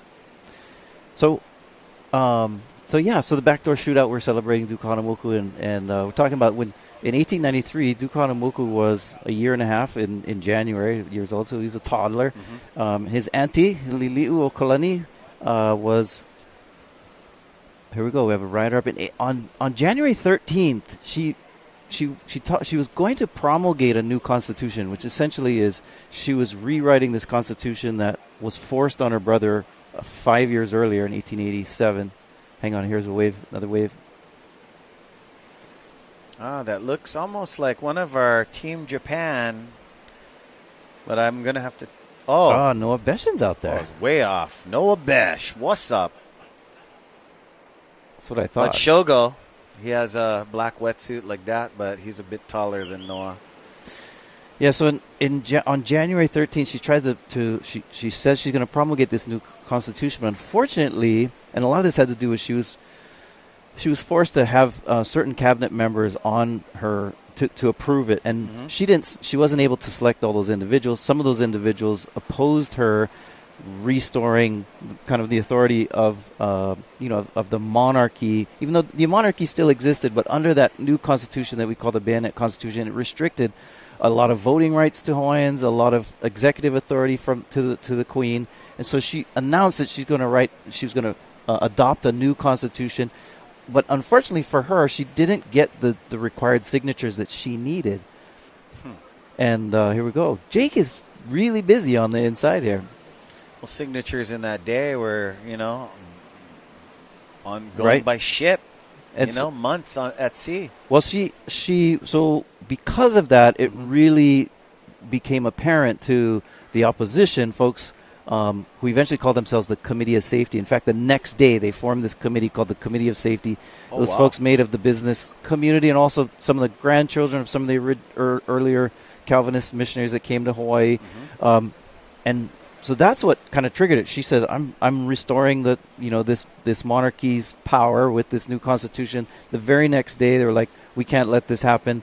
That was on the 14th. On the 15th, they had talked to a guy named John L. Stevens, who was the ambassador of the United States that had troops in Hawaii. Here we go. Backside barrel riding, traveling. Nice too.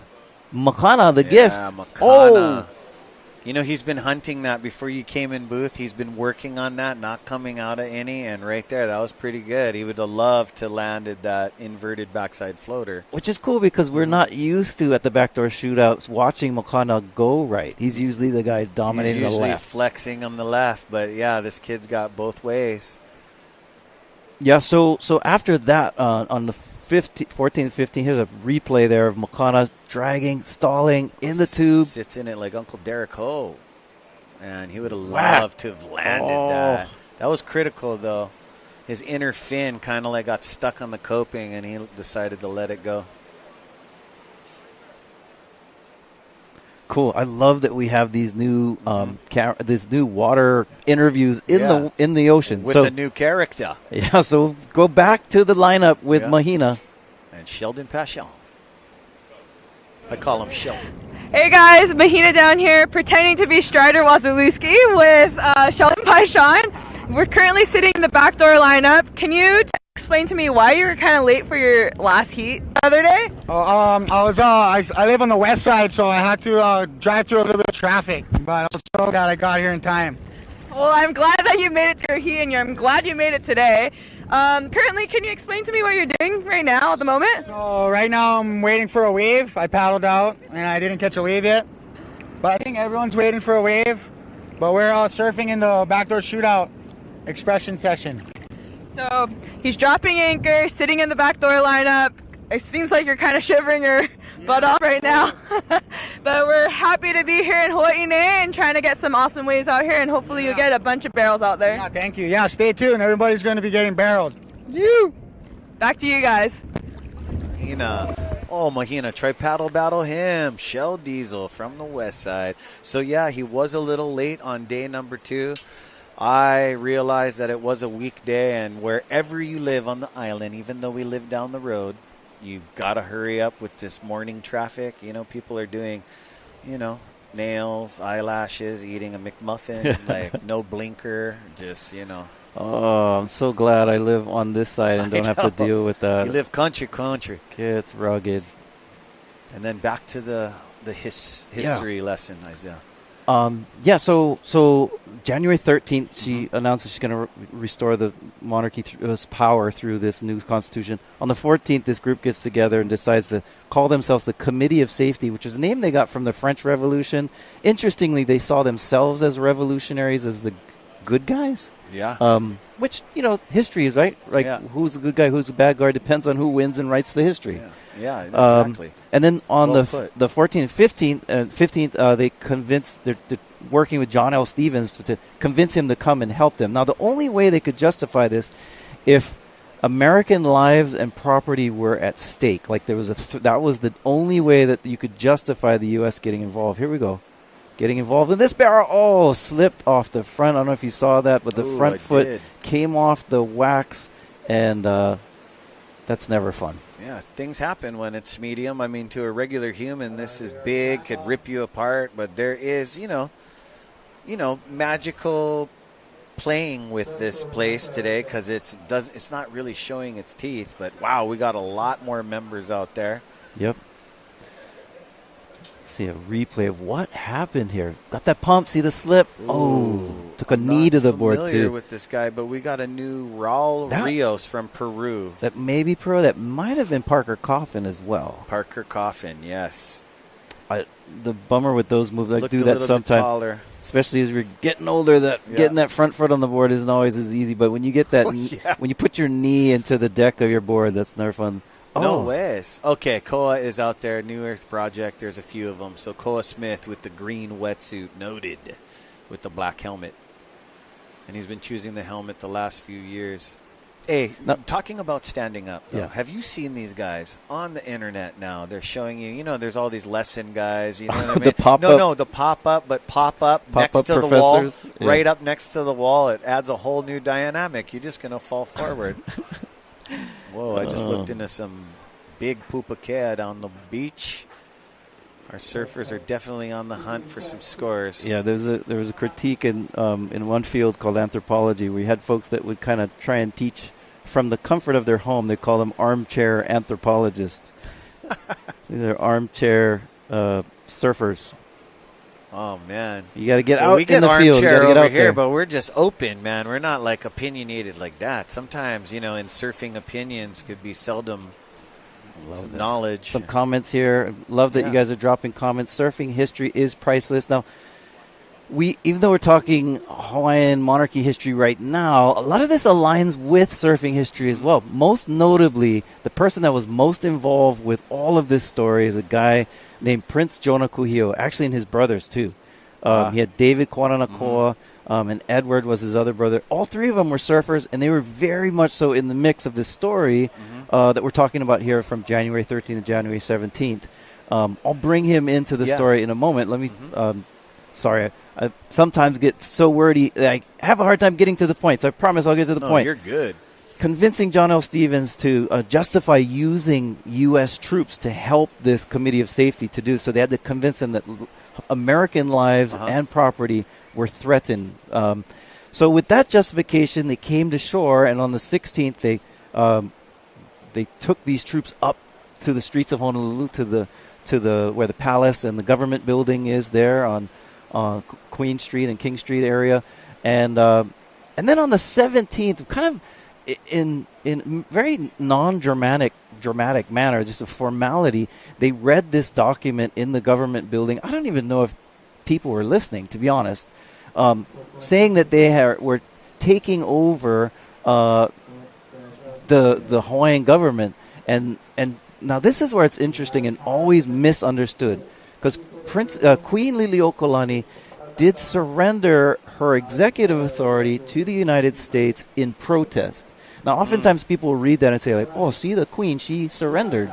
That's not what that means. That's not what happened. What means is she didn't surrender to them. She said she surrendered temporarily her executive authority, not the government of the kingdom, just her executive authority to the United States at that time. Miscommunication. Well, it was just the way that we remember and tell history. At that time, they knew exactly what was going on. Well, beautiful shots here. Oh, big time. What's up, gang? This is me and Isaiah in this beautiful booth. Right behind us on the second floor is Bonsai Pipeline with a little bit more of backdoor in store due to the northeast. We're looking at, it's supposed to be 12 foot at 12 o'clock. It's 114, and it's maybe 4 to 5 foot Hawaiian. In other perspectives, it could be 6 feet to others, but it is pretty cool, calm, and collective free surf for our athletes out in the water as we are looking, Isaiah, for wave of the day. We're looking for best overall performance, critical takeoffs, creativity. I feel that in surfing, judging surfing, it should be all about enthusiasm, and imagination is a key factor, and that's why me and you are still here, because we got the imagination.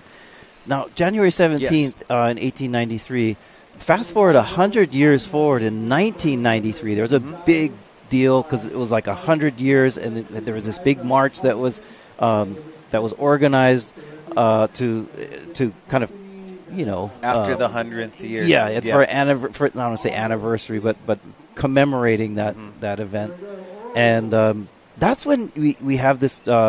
Even this last week, we've continued for the last 33 years. Every year there'll be a march where there's speakers and so forth that talk about the history. Here we have the young DeSoto, Kaleo. Oh, yeah. Kala. He probably got the biggest score on day number 2. That was sick. That was like a good lead to it, as this young kid thought that maybe more rounds, but now he's adapting into the free surf. But I'll tell you what I just said earlier with Cliff, the kid is kind of got all kinds of stuff in his repertoire, right. You know what I mean? From understanding old Hawaiian alaya, from steering canoe, and he loves shortboarding, and he loves longboarding. Comes from a great surfing family, too, and his family very immersed with the ocean and culture, and all of them, Olelo Hawaii, speak Hawaiian. It's really cool. Shout out Nakamaka. The Soto Ohana. Aloha.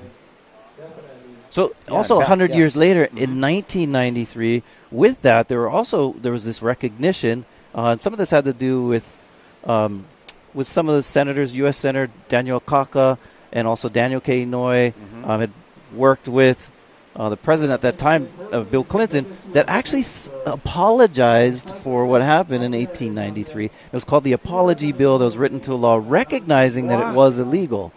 On a hole for the DeSoto. Oh, pulls in. Yeah. Oh, making it. Makes 2 since he's just been out, huh? Good stuff. But the fine print of that document, you have to read the fine print. So, this doesn't give you legal, entitlement to do anything in particular, but it did recognize, which was a big first step, important. Here we go. Kala. DeSoto. Yeah, short one. He knew if he continued, that little doggy door offer made him a make. Now, since this is an expression session, kind of a free surf, you surf it differently when you're in that mode, right? You're like, wow, I might as well catch waves. I'm out here, even if they're smaller inside ones, and still get a fun barrel. Whereas folks like Sheldon Paishan and Shado Picaro, they're talking about dropping anchor, sitting out there waiting for those bigger sets to come. That's cool. They're still kind of over there. They're not way out at the Wakita. Here's Noah Besh. Paulson Bowl. Oh, Noah Besh. And this guy, in these kind of conditions, this guy's got the class act. Noah Beshin doesn't just charge, but he understands airs, blowtails, downward carves. Air game is incredible, too. And his dad is with us in this amazing event, too. The guy had an amazing career. Shout out to Shane Beshin. Jake Maki, will he go for the tube? He does. And gets a little lip lopped right there. But let's rewind back again to 1893, and I talked about how surfing ties in with this. And Prince Jonah Kuhio was obviously he was upset about this. He would have been how old he was in line he to become the king at this time. Yeah, in 1893 he was he was in his late teens. I don't know the exact age. He's probably like 19, 20. Okay, wow, and it's so much. So he was importance, and he had his cousin actually Ka'iulani, Victoria Ka'iulani was the heir that was designated by Lili'uokalani to be next in line, but then he and his brothers were next after her. Also a surfer, her. Right? Yep. He doesn't have a sister. That was his cousin. That was his cousin. Gotcha. Yeah. And so they were all surfers, especially that generation, especially with him, Prince Kuhio. He's the guy that surfs in California while he's in school in 1885. Here we go. Parker. Little backside steez, a little tag, just feeling the wave. He's got a wetsuit on. Oh, he's coming in. It's like, I'll wait for the next round. Yeah, so Parker Coffin. So these guys, I mean, that's why I love history, and especially in this time period, and also the overlap that is with surfing. Yeah, I love you teaching me history. And oftentimes we think that surfing is just something that you do for fun, and which is true, but there's so much more connection. to it. Thank you. Especially when we come to Hawaii. So much. Very cool. Yeah, like where did it come from? Who are the players? Like all of that stuff needs to be known. Like I can see that in kids nowadays too. As a coach, a scout, a mentor, I look into that too. Like, oh man, you don't want to be a doorknob, you know what I mean? You want to be an educated surfer. And oh yeah, we got Mahina Maeda with the young and newcomer Kala De Soto. Hey guys, I have Kala De Soto out here out in the lineup. You're kind of sitting the farthest one out. Can you kind of explain to me why you're the farthest one out? We got 3 hours, so I'm just gonna wait. Wait for the wave of the day. That's the whole goal. So. Are you gonna throw a little bit more pigeon to me next time on this, like this whole session? Are you gonna try to say more yesa words, or are you gonna say a little bit more different kind of like pigeon? Yeah, I guarantee. We can talk more pigeon. If you come out of the barrel, if it's a pipe wave, would you say yesa, or would you go and say yesa? Is it a different vocabulary? No. If it's a yesa moment, I just say yesa. Well, hopefully you get more yesa barrel out here, and obviously we're so blessed to be here in Hawaii. And do you have anything to add to that? Thank you, Hui, for this amazing event. Yesa. More yesas coming to you guys. So back to you guys in the booth. Saw Kala boy in the house, an amazing young and upcomer, and not just a surfer. This guy goes for the all-around waterman package. Got Hawaiian Water Patrol, and we got whistling, Isaiah. Whistles, that's the Back sign. to our history lesson, but we might have a couple vertical paddlers. Yes, we just got the word from our orchestrator, the guy behind Connor all Coffin. the screens. Oh, Connor Coffin. Loved watching this guy on tour. His style really suits in the barrel. Also good at Jeffreys Bay. And here with his brother on this amazing winter trip of 2026. Oh, here we go. Some man-sized waves, Isaiah. Good sign here. Groomed, look how beautiful. We've had so many rugged days of weather, and this is what we've been waiting for. Going left, grabbing rail. Oh, late. But, good take. Was that Sheldon? Kind of looked like it, didn't it? I kind of thought I seen the loss when he kicked the board out, but we'll see. He was taking a nice alligator paddle into it, when you get the shoulders moving. I call it like it's a Sion Malowski. Like, shout out to you, brah. Live like Sion. We're, only fitting. We're over here at the Pipe House. And you've competed at such a high level here, but with us in the professional longboarding and what I've seen you do at Puerto Escondido and here at the Bonsai Pipeline. And man, it looks real overcast out there. Which is Water's good darker for us for the wind. It is. But to all you tourists on the beach, man, put sunblock. Sunblock only lasts 60 minutes. And shout out to Auntie Lolo's Cookies. Shout out to you, girl. This is the North Shore, Oahu-based micro bakery started in 2020, handcrafted in small batches and baked with aloha. Find Auntie Lolo's Cookies at Stonefish Grill in Haleiwa, Nani's Cafe in Wailua, and North Shore Macadamia Nut Farm in Haleiwa, plus local markets and events across the North Shore. Follow us on Instagram at Auntie Lolo's Cookies, gang. And, oh, brother, these look onolicious. Wow, this bugger is fat.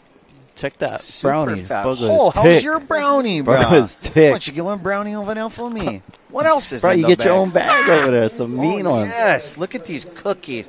These cookies are fat. I mean, you go into Kahala, you see these little cookie corner thingies. These things are made with aloha, action-packed, gluten-free chocolate chip. This is chocolate chip. Boom. And boom, Auntie. Thank you for this amazing stuff and packaging. So support local guys. You guys know where to find them.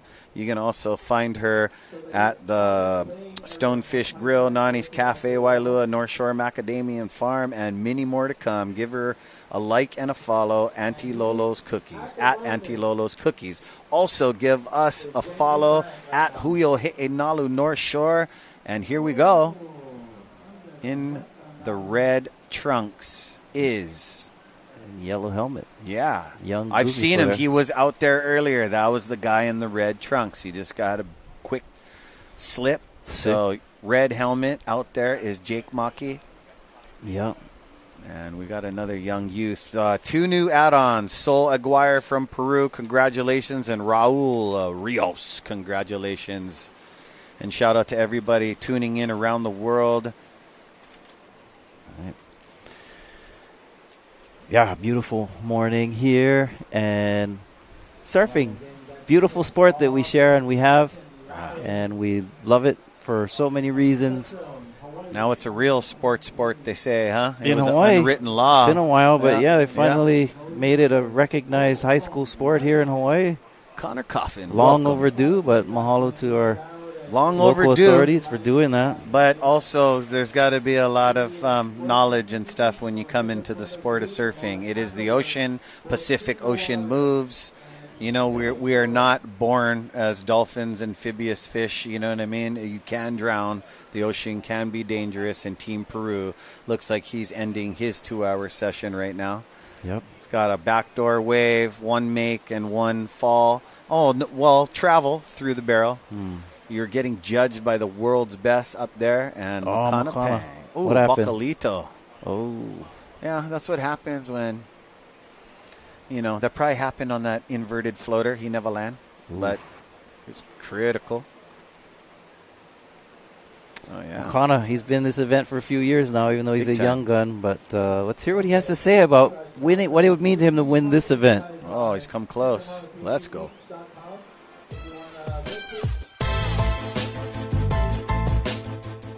Rick, to win this event is a really special thing. I mean, because this is basically every surfer's favorite event of the year, to be the guy to win it is obviously going to feel good. And yeah, you get the bragging rights, I guess, at least for the year till the next one comes around.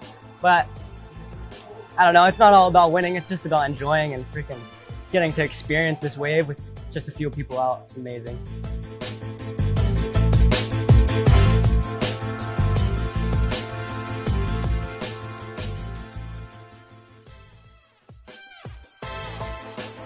Oh, double grab banger from Makana Pang. That looked amazing. Makana Pang has been very close to winning this thing.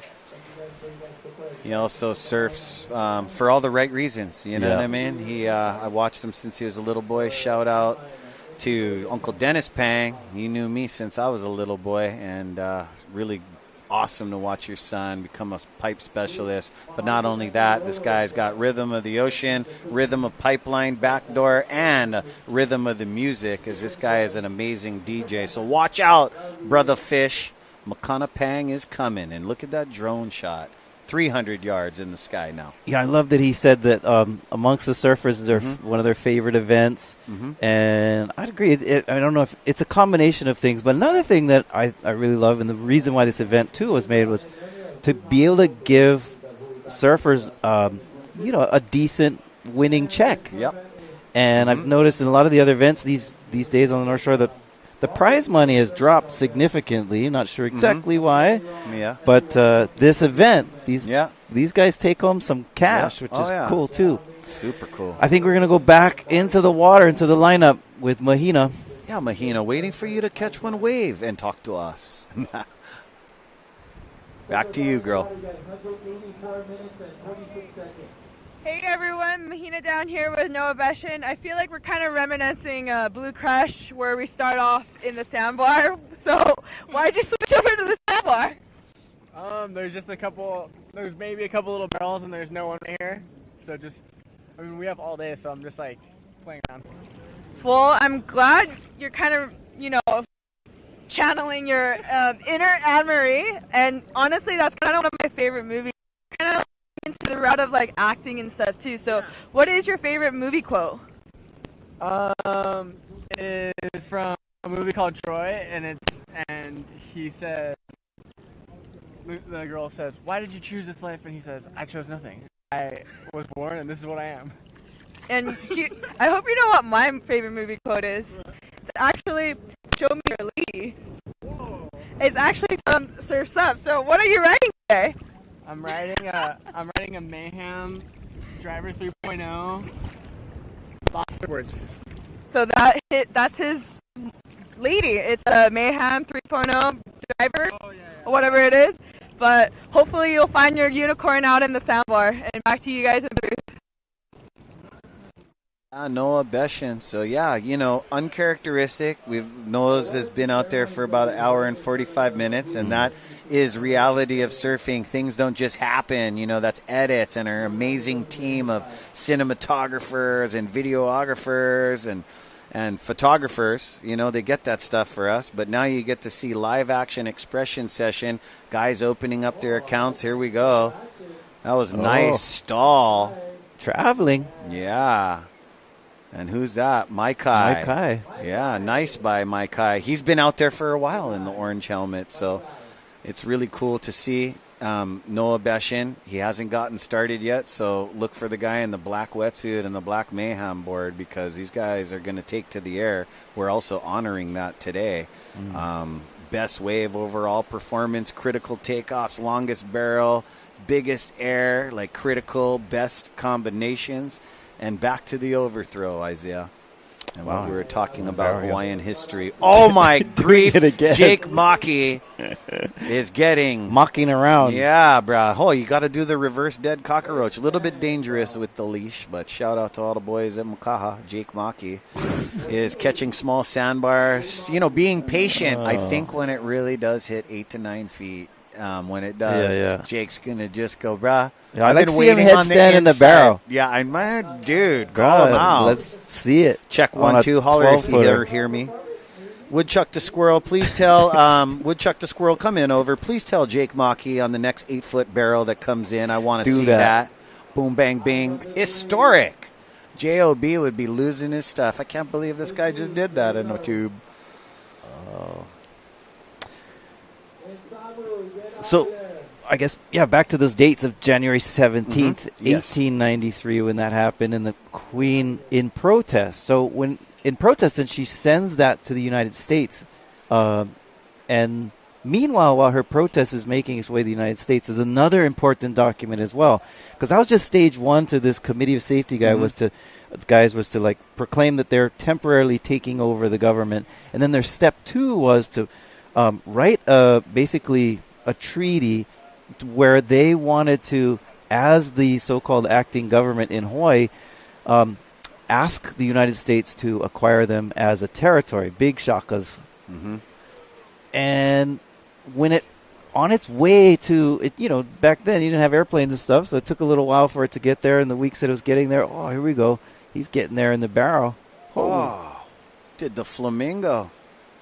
That's a free surfer at off the wall. That Grom over there trying to break into the competition. Getting into the show. It is. You guys know as surfers when there's a competition, you think the judges are watching. Everybody wants to go out. Now, the President of the United States at that time in January of 1893, his name was Benjamin Harrison, but he just lost the election to Grover Cleveland. And Grover Cleveland was actually president earlier, but now he's reelected into office. And so it's right in that transitional moment.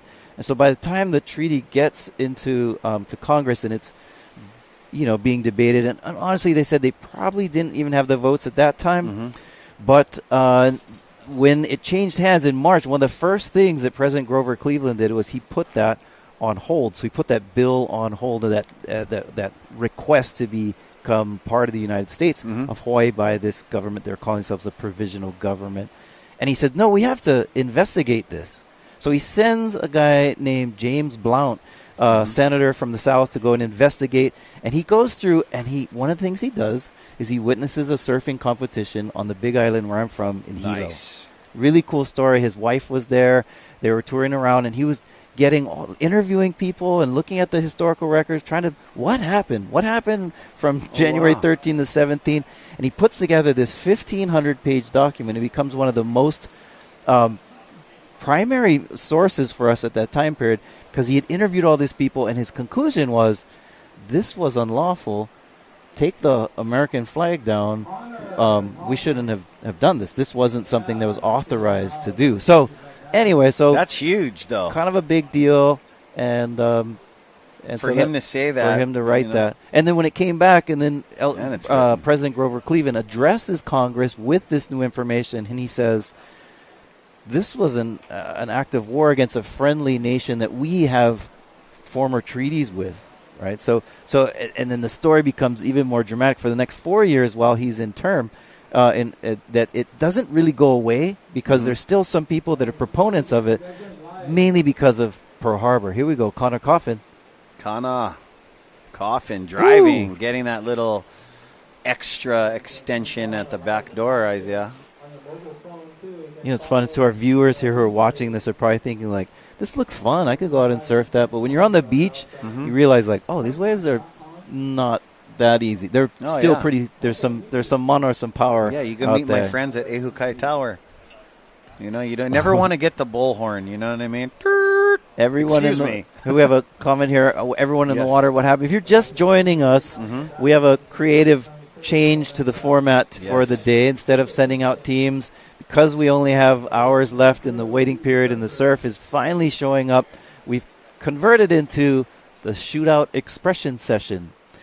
And meaning the surfers will be able to express themselves. We'll be giving out awards for best wave, best barrel, best in the air, best combination, a few different categories. Combinations. But we were fortunate at the Backdoor Shootout to be able to adapt and be a little more flexible, and that's what our flexible plan has brought us to today. Yeah, we didn't want to just tell you, you know what, we're not going to run. We already had some talent get barreled on day number 2, and we got scratchers, and that's awesome. And scratching and surfing means that everybody's taking a significant paddle out to the break, and a little bit late for this guy here. Shucks. Oh, somebody's on the back door. Oh. Rib shot. Yeah, but I know Iolani Adams from the 3rd tower, he definitely sees it. So that is awesome. That is a good sign that we're seeing bigger waves coming in. I don't know if that was Tima, I'm not sure. Yeah, no, Red Bull helmet, huh? Or no? No, team. That's not teams. Nope. It's fine. Yeah. But yeah, here we go. Little clapper on the inside. These guys are going to reposition themselves, and it is like a pipeline free surf with, you know, the unwanted is not out there. It's just the guys that were forged by the Pacific to do it. Oh, come on. Oh. Traveling. That looked like a Balaram. That's what I was going to say. Right? Right off the bat. So cute. Balaram comes over, and his mom just cruises with him. She is so cool. Shout out to you. I mean, it's cool that Balaram, like, hangs out with his mom. That says something about a guy cruising with his mom. That's old school, Dad. Always That's here, good stuff. Here at the house, the Volcom house, cruising. She's just chilling, and he's not annoyed by her, which, you know. No. It's a good sign. I mean, unless he doesn't make it out of a barrel, she could maybe turn into Evil Knievel or something. You know what I mean? The kind of coach I never seen her. She's such a nice lady. And I think at the Volcom house they could use a mom around. You know what I'm saying? Oh yeah, all the time. Yeah, you got these surfing moms for forever. Always take care. And some moms, when you have a whole batch of young surfer boys, you're going to become this all-around mom of surfing. Raising 20 boys, going to Costco. Some moms can barely afford it, you know what I mean? But it's surfing lifestyle. Is that Balaram? Kind of looks like him. It's coming in early, but you know what? There she is. There's Mom. Are. And there's Rory Russell. What's up, brother? Pipeline extraordinaire and the real owner of a Lightning Bolt surfboards from the day. So much rich surf culture from that man right there. Oh, so cool. She's always sitting there on the porch, hanging out, talking story. She brought my old coach from Quicksilver over here, and he's done stuff for Andy and Bruce. He just raised generations, and for him to see Levon and Donald come on one of our off days was awesome. So thank you for bringing them. You never want to leave Neverland. Once you say no, you start falling out of the surf industry, not surfing. You want to keep it going. She's talking with the dog, or Rory Russell, who was a OG surfing with he was Jerry Lopez's guy. The two of them out here at Pipeline were redefining what was possible here at Pipeline, and so cool. He brought this beautiful black. I seen that black board with his signature on it, the lightning bolt. Yeah. So very cool. Yeah, man. These guys were the originators. I know the only time you don't see Uncle Roy Russell smiling is when someone's biting their creations. Here we go. This is a legit wave. Okay, that's Just a pipe paddle. Headstand. Oh, come on, Jakey. Boy. He had a bit of a split and contortion. Noah Dean's going to duck dive under this one. And yeah. Here's another double up. Let's see if anybody wants this one. Ooh, looks like they were going to take a look. Jake. Oh, Jake got to go onda. Broke right on. Wow, him. it just manned up on that one just a little bit. You can hear the clamp. You can feel the vibration. Yep, it's here. Here it is. Someone. Wow, nice. Super deep. Not Jake getting on the head again. I thought he was in the safe zone, Isaiah, but not at all. Oh, bro, but he's right next to Hawaiian Water Patrol, so he's all good. One thing, Brett Matsumoto. Oh, that's what I was going to say. Brett's probably watching going, don't break that board, Jake. Attack. Pink. Muramoto, isn't it? Muramoto, excuse me. You thinking shave ice? Yeah. You hungry already? No. Hello, yeah. Shave ice. Yeah, but also skateboard maker and North Shore boy extraordinaire from the day. And makes a lot of the a lot best. of good boards, yeah. And here we go. BP, Bunga Perkins, around the corner through all the kerfluffle. And yeah. Oh, Mike Kai looking at that one. Oh, Jake's swimming now. Yeah. Broken board. He's a big boy, but he could ride that tail. He's talented. Look at the waves turning on, Ezra. I know. Just now, too, right? Here's Bonga picking him up. Hawaiian Water Patrol. I can't see who's grabbing him, but that's the grabber on the back, either Kamalans or Pomai. That was an awesome piece, by the way, on Pomai Ho'opili. Oh, one of our Surfline wave athletes. faces. Loved it. Here we go. Pull in. Nice. Oh, that's one of the Tenori boys, one of the Chandlers, I believe. Oh, small kind yard sale. They almost cross leashes. That has happened over here throughout time. That isn't fun because you can't entangle a leash at Pipeline. You guys both got to undo. Oh, so that's Tima and a I believe. So I think the swell has arrived. Yeah, and it's getting crowded out there, boss, with Pipeline and there's Backdoor's Jake. Watch best. this board. Oh, Axe Nation. Broke it right in half. Yeah. Fiberglass cavitation. Yep. That was the first real set we've seen, and a lot of energy, broken board, and so exciting that the waves are turning on for us now. Yeah, so a lot of you guys watching at home, what Isaiah and me were talking about for the last hour while we were watching our surfers is the 133 year of the Hawaiian overthrow. So yesterday, as we were all checking in, I was MIA yesterday, but checking in over here at the houses, there was a lot going on, right? The march went through, and they met at the Capitol at around 11 o'clock. Yeah, so they start at Mauna'ala, which is the mausoleum, the royal mausoleum, where most of the ali'i are buried, and Nu'uanu, and then they walk down the street and go all the way down through downtown, and then they end there at Iolani Palace. And then at the palace, a lot of activities and music and celebrations and just remembering that history, that time, that culture. So really exciting to be a part of those events. And I've taken my kids many times where we've walked through, and it's really, pretty fun. It's a way of kind of establishing community and getting to know each other and just kind of celebrating our kupuna. And at this event, we're celebrating those kupuna as well from that time period. Dukano Moku is definitely part of that generation and crosses through to our generations as the father of modern-day surfing. We honor him. Connor Coffin. Yeah, ejection. Smart move by him. Why get totally travel through something that's not going to open up for you? You know that thing can't hurt. It can move your neck a certain way, and you start paddling crooked. So it's always good to be a smart surfer. But I had no idea when you guys marched from the mausoleum, a lot of the ali'i and are buried up there. Buried in the mausoleum. I've done some slate tile and memorial over there. Oh, wow. And I've also have watched, I have a building over there. I've watched them march a few years. I was stuck at work, but it's amazing. Yellow, black, red, like, you know, the Hui colors, but everybody's just in it, and you guys walk from that mausoleum all the way through to the Capitol, right? Yep.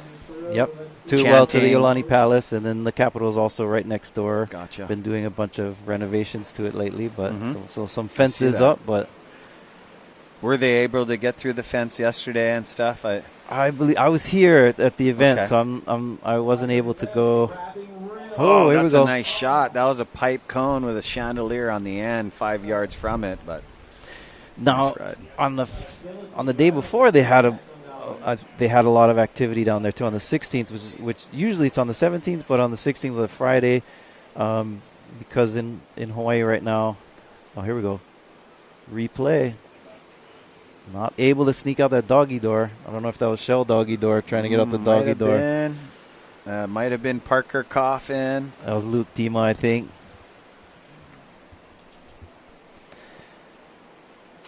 So, interestingly, you know, with those stories and those history, I mentioned earlier how Jonah Kuhio. So Prince Jonah Kuhio was not happy about those events that took place, and he was actually, brother. He was. I mean, we're talking today. Like Mahina was talking to some folks about like who would you scrap with and so forth. A lot of these surfers on the North Shore, including Mahina, are really skilled at training in jiu-jitsu and other MMA type of stuff. And in Hawaii, we had a martial art called the Lua, and Jonah Kuhio was a Lua master. I remember you telling me this. Yeah. So something that nobody really knew, because we talk surfing about him a Right. lot, but that is some mastery, because that is a brutal martial arts. So I think Hawaiian stuff. if he was around today, people would really relate, especially around this event. You know what I mean? Because surfer, fighter, and He wasn't a huge Hawaiian, was he? Like he wasn't very tall. He wasn't. Yeah, he wasn't that tall. He wasn't a massive, but strong and he has a definitely. statue. Yep, in Waikiki, right there. In fact, the beach there is named after him, Kuhio Beach. He had a Kuhio house Beach. right there. He surfed there a lot. Was he the ripple shredder over there? He was. Huh? He was the guy. Yeah. So we got. I mean, so he was a great surfer and a great person. We're gonna continue on with some of these stories. We're gonna take a Yes, break. thank you for the stories. Thank you for sticking with us here at the Backdoor Shootout. Yeah, it looks like Benji Brand is back out there. Wham. Oh, beautiful. Come back. We'll be here. Aloha. Aloha.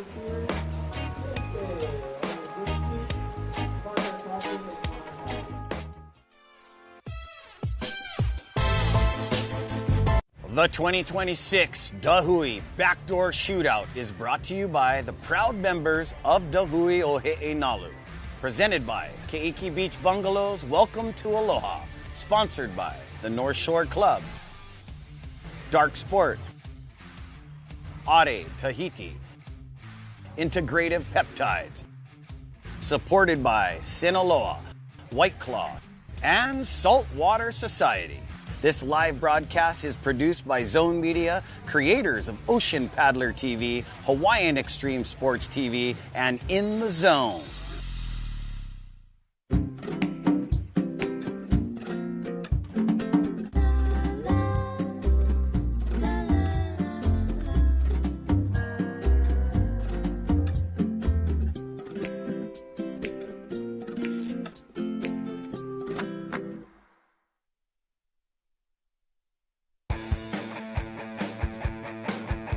It's a magical thing when you surf pipeline. If I'm just not thinking and everything inside of me, my intuition and the wave and I'm just connected, like naturally connected, then that's the wave.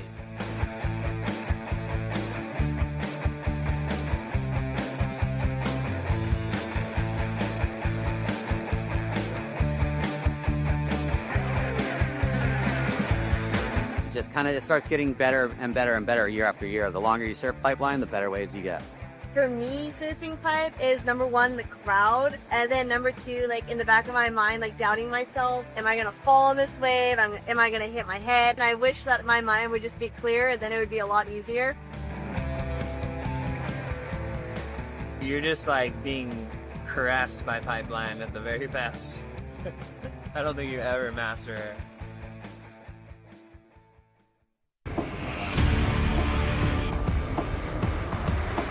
Allow us to help you grow your events by reaching Hawaii's giant outdoor sports and ocean enthusiast demographic. Zone Media specializes in social media content production and distribution, drone and video production, cutting-edge live productions, and more. With over 25 years leading Hawaii's action sports market, give us a call at 808-343-3310.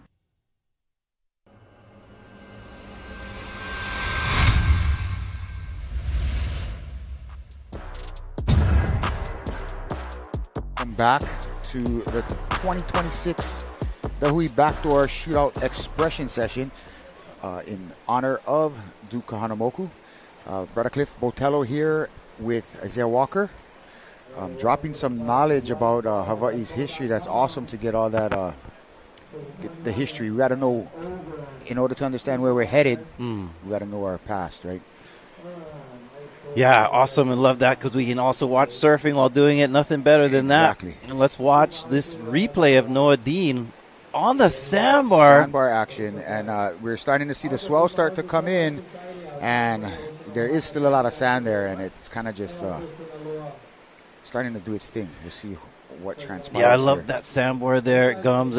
Some cool videos of the Florence brothers playing around on that sandbar. Yeah, those kids have been here since I can remember. When I was a little younger, they were just a couple of groms down here just living their best life. Well, that was Luke Tima from New Earth Project. He's been getting busy in this free surf expression session. If you're just joining us and wondering, is this event on? Why are there so many people in the water?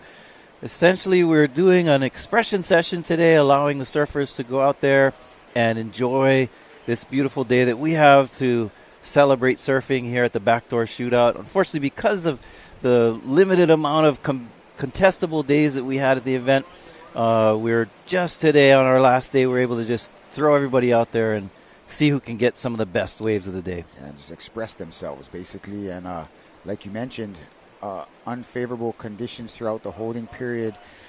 It's a very prestigious event, and so we do have criteria not just for the surfers but for the waves. And we expect them to be just a certain way so that the event gets some of the best ridden and sizable waves that we can see and witness here at Pipeline. I mean, in some ways similar to, the Eddie event at Waimea. If it's correct. Not good enough, we're not going. And at the Shootout, we've always had kind of the reputation for having the event, always having the good window. And this year it's been a struggle, but the way we did have, 2 days where the waves were decent, and today we're watching a rising swell, and the surf is very clean. So the conditions are great out there today. Not really the scary stuff that we used to see here at the Shootout, but nonetheless great waves out there today. Yeah, most definitely. They still got a lot of sand to move around and things of that nature. It's hit or miss. Basically, we're at the mercy of Akua and whatever they decide to bless us with. And so it is what it is today. And that's why we have an expression session as opposed to actually having competition. And so these guys are still competing. They're competitors looking for the best wave of the day as well as a compilation of maneuvers. Oh, getting a little jiggy with it. Yeah. Extremely shallow in that area too. You saw earlier, Jake Mackey kind of was trying his best not to break his board, but just Mother Nature. See that guy? Look, see how shallow that is? He's standing up right there.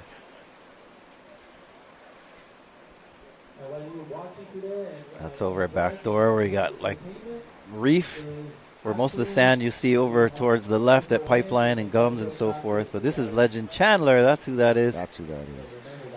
Another one that's blessed to be kind of growing up right here as well You see him working down the line there, stalling in there for a barrel. Little backdoor shootout action right there. Yeah, Legend and his brother Mananalu definitely spending a lot of time out here at Pipeline. Yeah, they're living right here. Living their best life, for sure. Oh, little hop there. Chop hop. Off of the backwash, but this is Noah Beshin. Noah Beshin on the little snap off the top, going backdoor. That swell we're expecting.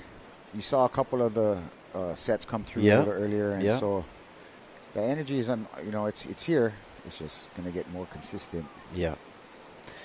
So we were talking about the 1893 and some of the events that took place there. I mentioned that there was an attempt by the provisional government, the folks who called themselves the Committee of Safety, to submit a treaty to Washington, D.C., and as that treaty was submitted, there was a change in presidents in the United States. Went from Benjamin Harrison to Grover Cleveland in his second term, although it wasn't consecutive. But Grover Cleveland then put this bill on hold to investigate. Talked about how there was a senator named James Blount that went to investigate. Oh, Shinpei on a bomb. Yeah, that's.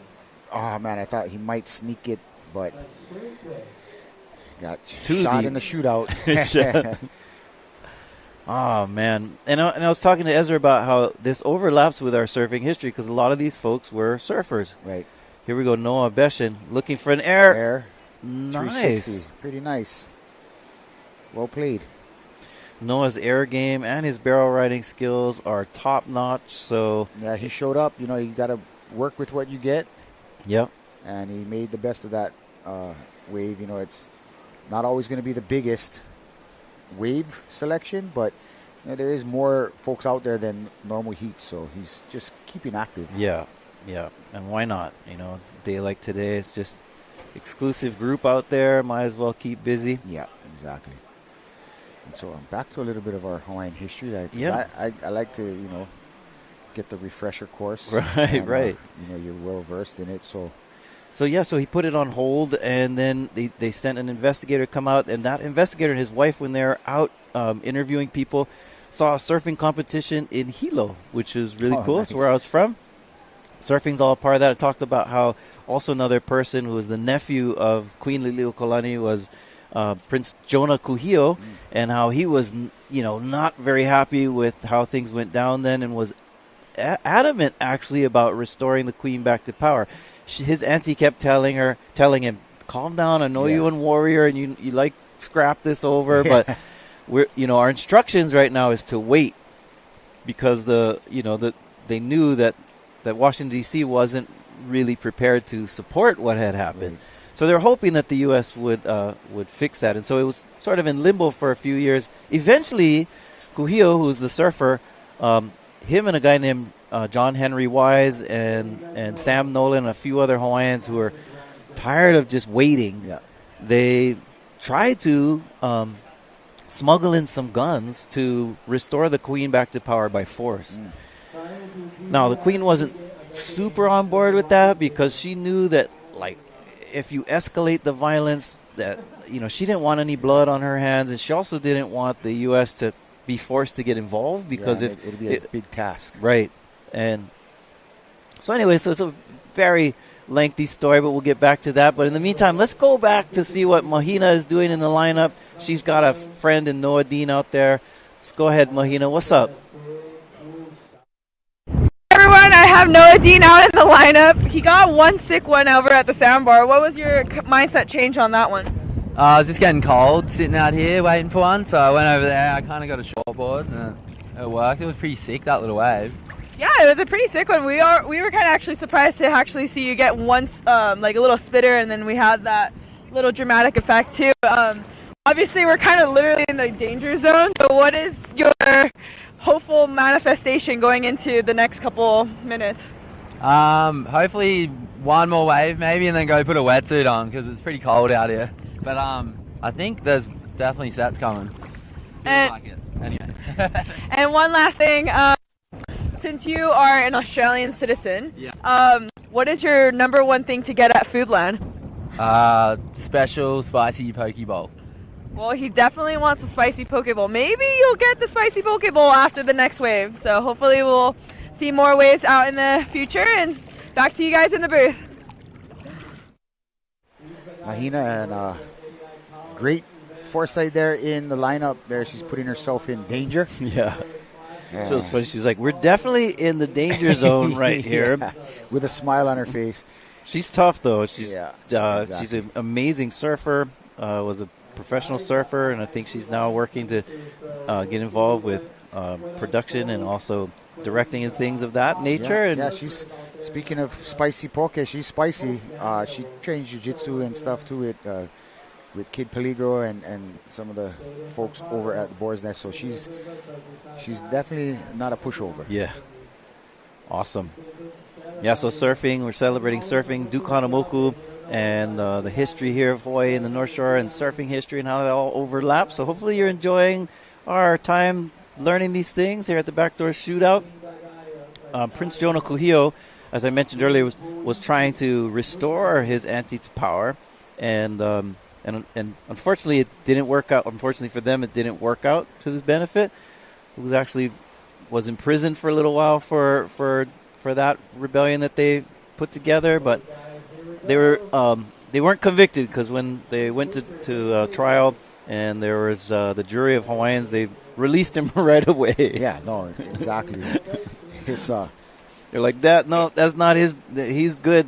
Yeah, and that's basically a very important part of Hawaii's history, and as well as like this competition ties all in together with Duka Hanamoku as well as Huio He'enalu.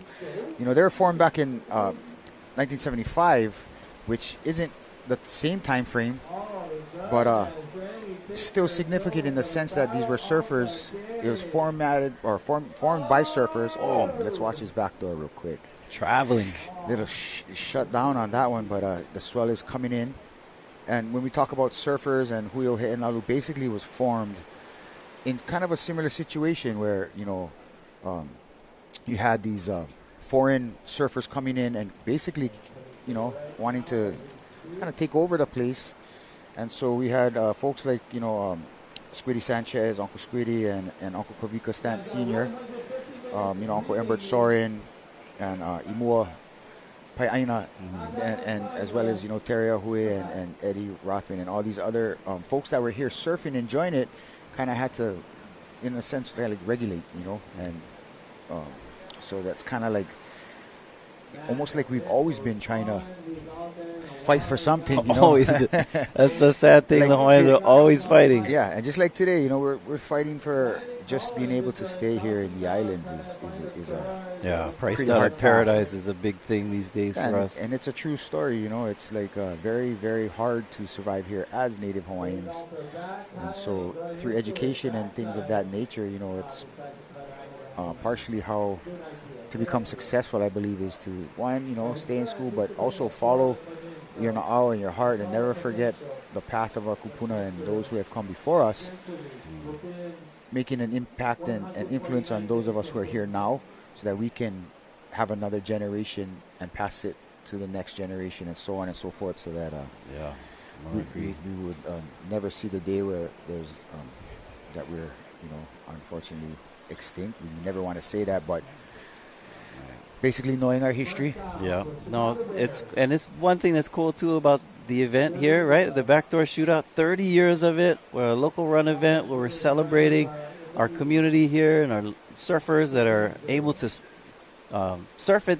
And even this expression session, right? You get out here basically, it's still controlling the peak. Yeah, it's still uncrowded, right? All right, well, we're going to take a quick break. We'll be back with more action here at the Hui Expression Session, the Backdoor Shootout 2026. Stick with us. Hang in there, gang. Be right back.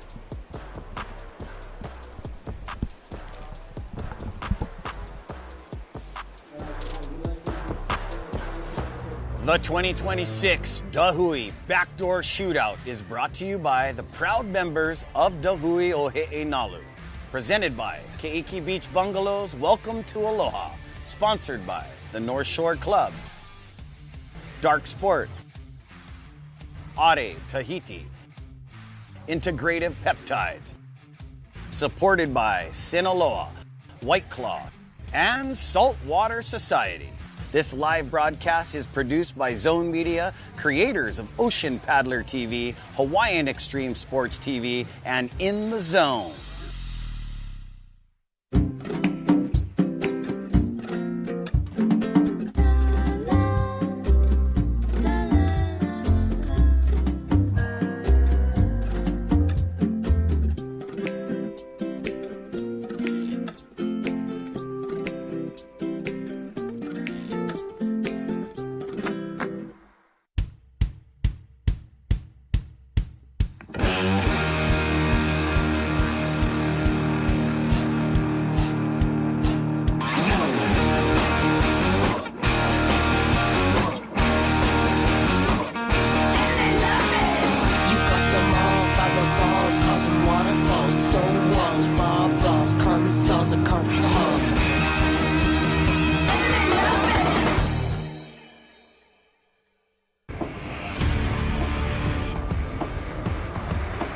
Allow us to help you grow your events by reaching Hawaii's giant outdoor sports and ocean enthusiast demographic. Zone Media specializes in social media content production and distribution, drone and video production, cutting-edge live productions, and more. With over 25 years leading Hawaii's action sports market, give us a call at 808-343-3310.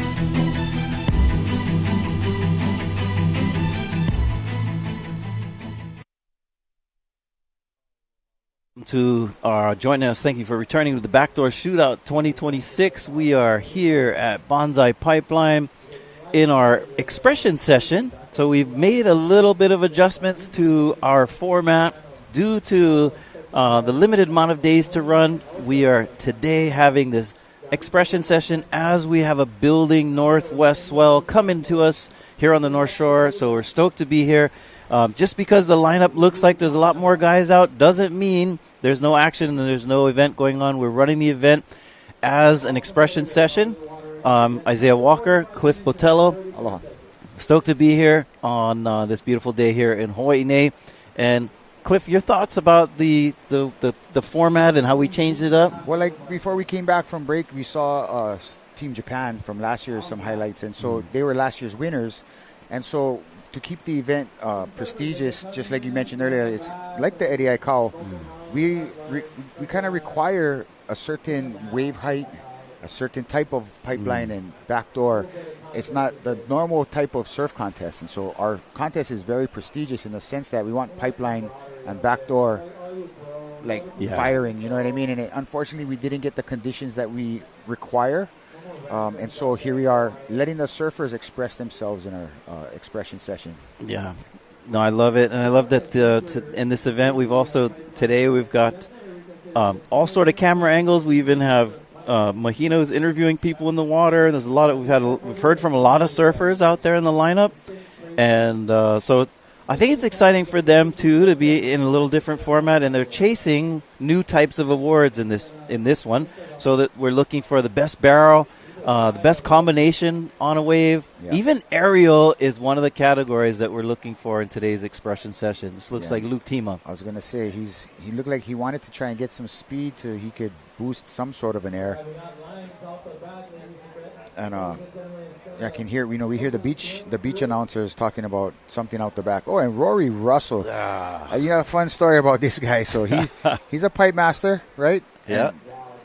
And I think he missed his heat by about 45 years. Nah, I'm just kidding. Well, fun story about Rory. He's actually my Little League baseball coach. Rory coached me and my sister and I actually in our Little League back in the day. Little did we know that he was actually charging pipe right across the street, under our noses. But yeah, Rory Russell, legend. Oh, it was a beautiful surfboard that he brought, and you can see his signature on it, all black. I was talking about how I saw that board the other day. Cool that he comes in and he's showing us, bringing that history to this place. Also, I'm sure, this was Jerry Lopez's house before, and Roy Russell and Jerry Lopez were, tag team partners here at Pipeline back in the days, the 70s and 80s, and awesome guys. Yeah, and you can see still doesn't rock a leash, right? Right. Back in those days, there was no such thing as a leash. You actually had to swim. And so we get to watch these guys here with their expression session on the back door right here. Just ejected. He didn't like what he saw down that line.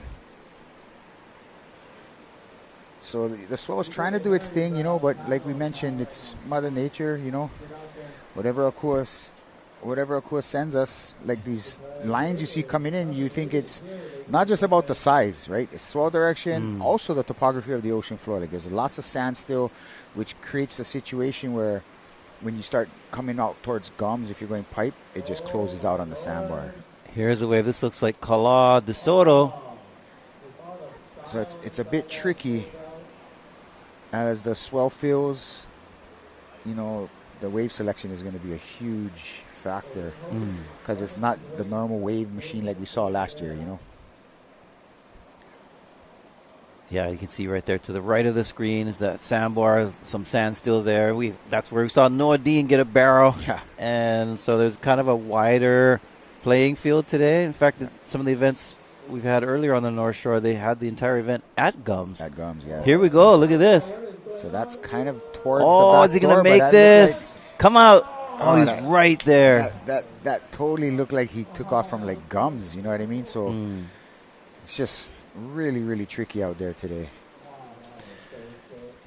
Here we have grabbing rail. Backside. And a little too much of a runner, but great effort. So I love you were reading earlier about some of the original Hui founders who are, in memorial that are no longer with us. Squiddy Sanchez and Imua Paiaina and others that were part of that founding of the Hui He'enalu in 1975. The list goes on. Marvin Foster. Oh, yeah. It runs deep. So many folks that have contributed. One that I wanted to highlight, I've mentioned this guy's name before, and as we're looking towards Sunset Beach, it's appropriate. Hey, aloha. Oh, aloha.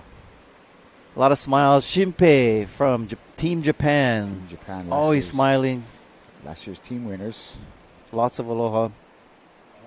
So one that came to my mind was Kealoha Ka'io, who is a resident of Laie, a surfer that surfed on the North Shore in the early times, early 1960s.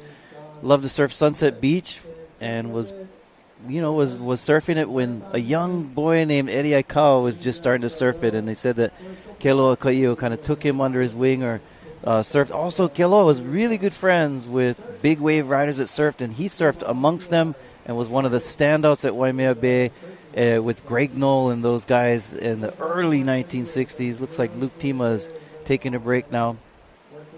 Yeah, no time limits, right? New Earth Project team. Surf at your discretion.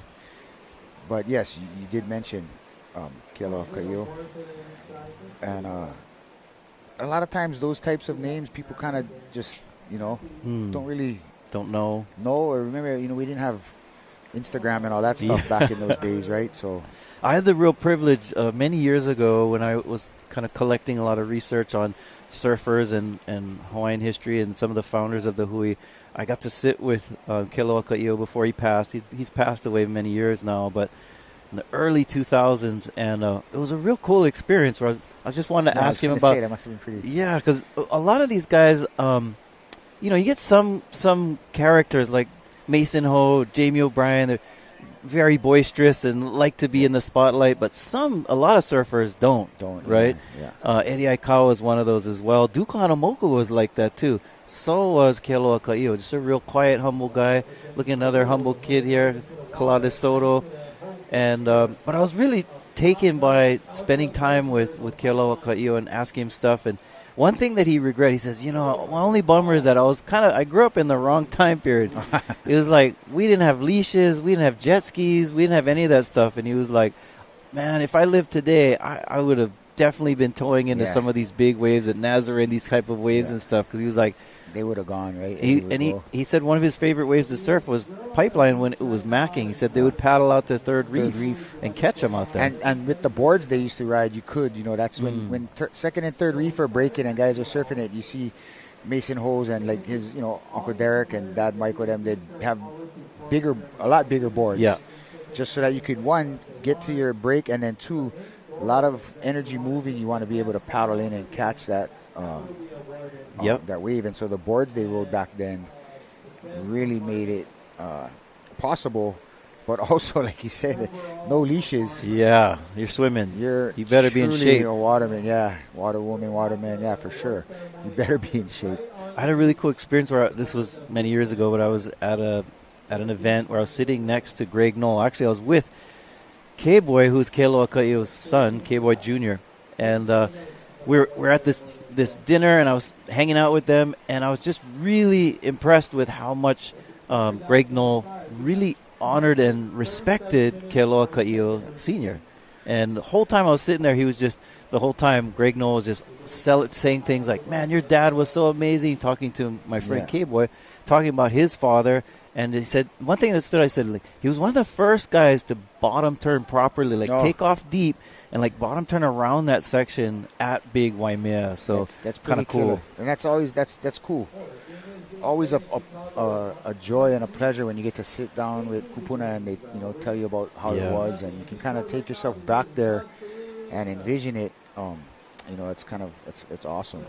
And we've got, this is a shot of us. We're in that house, this historic house that used to belong to Jerry Lopez, who built this place, and now it's a Volcom here. And house. So much. If walls could talk. Yeah, if walls could talk, it say a lot over here. You get to see that shot right there is actually a sign of the times, right? Like we mentioned Jerry Lopez, this house being built and all that, and we call it kind of like corporate row now. You get the Vance house, the Billabong, this and that, all the way down the coastline when it used to be actually like little cottages, Yeah, families. And it's definitely a change. You can see rock piles over there, and then there, Keiki Point, going towards Kaena. Yeah. And that's where the Keiki Beach bungalows are, right there at that stretch of beach. Yeah, I mean, that's, mentioning the hardship of surviving here, especially for our Kanaka, our native peoples. You also mentioned Pomaiho Pili and the story that was done on him. One of the Hawaiians still holding it down here, living on the North Shore and from here. And trying to keep it in the family, and a lot of us struggle. My ohana has, it's actually beachfront, and people think, where your family lives is high. It's a lot of money and whatnot, but realistically, for us, it's priceless because, that's the hardest part is having a plot of land to just raise your family on. So those are captains over there. I was going to say, these young studs right there, who actually won last year, Cole Boy Rothman, Billy Kemper, another one that's no stranger to bombs. Right. He's got a couple of Piahi championships under his belt. His brother-in-law, Bruno Mars. Yeah, exactly. Just released a new song. Stoked on that. And unfortunately, Hawaii doesn't have a venue that's capable of holding a crowd that would want to come and watch him, because that would be killer. We had Aloha Stadium, I think it was the last time he played here. But yeah, Billy Kemper. Nowadays, these guys, they do everything to keep their bodies healthy, from yoga to working out to, it's just trying to push the limit, because, it's such a small percentage that can actually make a living with surfing. And so, these guys are all chasing that dream. Yeah, I was saying that to Ezra too, how cool at the Backdoor Shootout. Like, it is also to help fund our surfers, right? Like I know Eddie Rothman has always been proud of being able to give enough, money, pretty high purse monies to help support our local surfers, because it's expensive. Yeah, and that's actually one of the reasons why we do have that criteria of wave heights and everything like that, because it's a substantial chunk, and you got to be up to the standards of perfect bombing pipeline, which, Piper Backdoor, they're equally dangerous, especially when the heights get up there. And so, the surfers have no problem trying to chase the purse. But unfortunately, Akua, Mother Nature, did not produce it enough during our holding period to make a full competition out of it. And so here we are with our Expression Session 2026. Thanks for chiming in on our chat here. People saying aloha, and feel free to send some questions our way if you want. If you have questions about the Backdoor Shootout or about any of the stories we're bringing to you about surfing, history, and other things, culture. And so we're grateful to be here today and sharing this time with you and bringing it to you as realistic as possible. We want to bring it as if you're in the lineup. That's why you have mojito in the water and other places. Shout out to the organizer, it says on the screen here, who waited patiently all week. And that you're right, there were a lot of the organizers, participants, all the volunteers, and all the people here making it happen. You don't see that on screen, but there's a lot of people involved. I was just going to say that. It's such a, it looks like it's an easy task, but it is by far, Mahina Chillingworth and Rich Stevenson and Uncle Dave Stant Jr., they, along with all the other members of Hui Backdoor, they come together to make this happen. It's just definitely, words can't even be put to how much thanks that we have for them to put this together for the surfers, for us, and we have standby times, we're all here ready, we got to stand by and we just got to see what the ocean has to offer us. And unfortunately, it gets frustrating sometimes, but it's also a very prestigious event. And so our criteria is our criteria. And although we didn't get to get the full competition, we still get to watch some Expression Session. And, we're still praying the swell does its thing. It's still coming in and whatnot. And so we have a few hours more of Expression Session and competition. So, you never know what you're going to get here at the Backdoor Shootout. And so what we're going to do is we're going to go check out Cole Rothman. I got some highlights from last year. He was the winner last year. Team Japan was the team winner, but let's check out what Cole had to do last year to get the championship.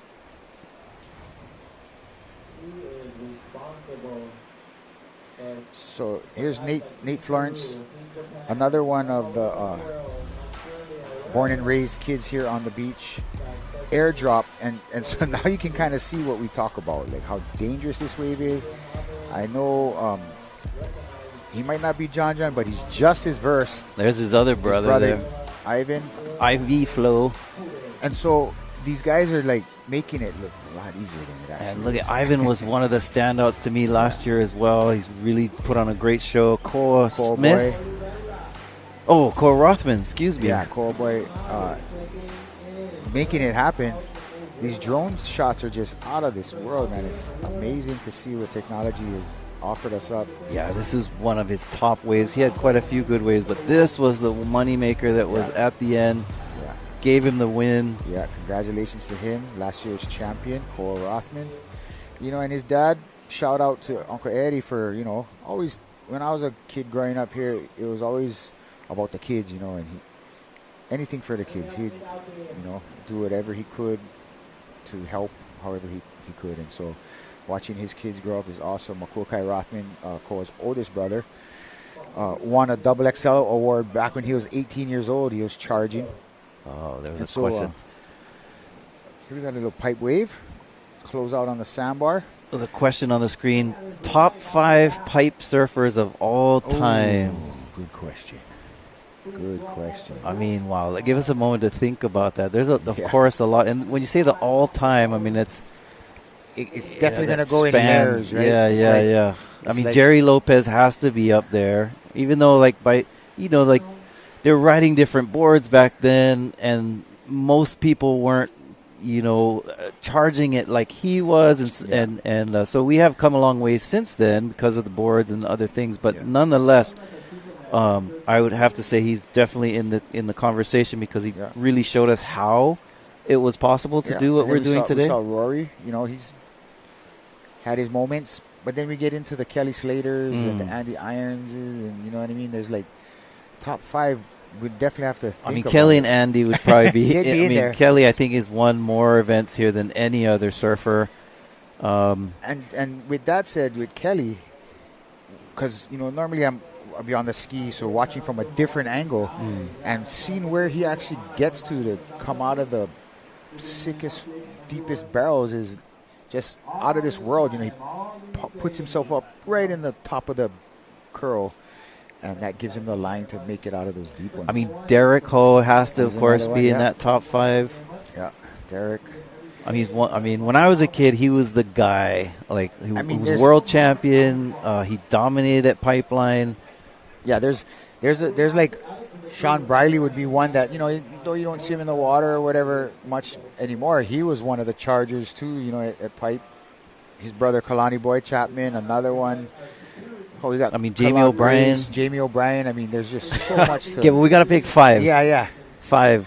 I would say Andy and Kelly are in there. That's 2 for me. This is for me. Well, I would. I'd put that in there too. I would probably go with Jerry as one of those, and the last 2. It's a tough one, man. I'm sure we're forgetting some individual. Colin, we apologize for that, but maybe send in who you think. I'm pretty firm on those 3, but I know there's many. Oh, Derek Ho! I forgot Derek Ho. Derek Ho is 4. Yeah, and oh man, I mean, Dane Kealoha is one of my tops too. Now, he was mostly what Dane did was he really introduced how to surf backdoor. Yeah, and by showing us how to pump in the barrel. So that would be my 5 right there. I'm sure somebody will come and be like, oh, what about this guy? Oh, shucks, okay. I forgot about that. But those 5 to me definitely groundbreaking because they broke through different barriers. Like Dane Kealoha broke through that barrier of surfing backdoor, in my opinion, because people weren't, when it got to a certain size, most people didn't go right. And the way that he would pump through those sections, you look at some of those Wave Warrior videos from back in the day, that the Fletcher family put on. To me, that was my 5 for now. That's a decent 5. I'd probably go with. Somebody thought, how are we not saying John? Yeah, I was just gonna say. I was gonna add John. I knew I was forgetting somebody. I was gonna do John, Andy. Andy and Kelly, John. Of course, Derek Ho. And then my 5th is where I'm kind of stuck because if I'd had to take somebody out of my 5 to make room for John, I'm trying to think who that would be though. It's a tough one. You can't get rid of Kelly or Andy and Derek. Yeah, and then Jerry. Granted, even though it wasn't the same era, he was still a legendary pipe surfer. So it's a tough one. It's a tough one. Maybe Dane Kealoha, but I have too much aloha for that guy. So yeah, that's a tricky one. And John's still young. You know what I mean? The other guys we're talking about is kind of like have already made their years of it. They're legends. He's still got time. Yeah, for sure. All Ohana there. Yeah. And so you kind of see everybody sitting sporadically, and it's. There's more guys in the lineup. It's still uncrowded pipe. But here's some. Oh, here we go. Backdoor wave. Off the wall, traveling, non-competitor. Couldn't quite. No doggy door on that one. Wow, somebody threw out a name here that I didn't consider earlier, but now they said it. Mike Stewart. Oh, that's a good one. That's a good one because we don't want to leave them out. I mean, I would say he's got to be legendary in not only he's bodyboard. Any event like he's won surfing, more titles out here in the bodyboard division. Little backside attack, just not holding open for him. Ronnie Burns, somebody threw that's out. Another good one, and he was gone way too soon. For sure. Oh man, there's definitely gonna be some that we're gonna. Look over. Yeah, Mike Stewart. It depends on the question, right? Yeah. When they say surfer, they're talking about stand-up surfer, like standing up on a board. But if surfer. we talk pipe charger, then we could go. Then maybe throw in like Mark Cunningham as a body surfer. Is another one, legendary. Actually, though, Mike Stewart is a body surfer that too. like dominated too in body surfing. So, oof. It's a tough one. Aloha from the west coast of Washington State. Aloha, lots of Hawaiians up there too, and Polynesians. They got Ho'olaulea and everything on the west coast. Somebody's talking Tom Carroll throwing out. Oh, that's a good one. TC was definitely a good. I mean, here we go. Some highlight replay. When whoa, Noah going for the air. They're making do with what's being placed in their lap here at Pipeline. So get the air show. We get a little bit of this, a little bit of that. This drone shot is nice. We also have some quiet warriors, right? Like Takiki Wakita. He charges big too. Like even if you go back to the Pipe Posse originals, like Braden Diaz. He was one of my favorites. Uncle Beto, if you're listening. Max Medeiros. Yep, Max Medeiros.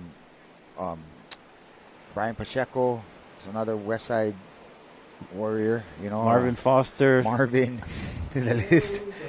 It's kind of try not to be too impartial, but yeah. Man, Uncle Marv was also another one that would go left at Waimea. yeah. Kind of is built from a different cloth. Oh, here we have a paddle. Some sets coming through. Oh. We got some sets rolling in. Let's see. That one held open actually decently. Yep. Oh, here we go.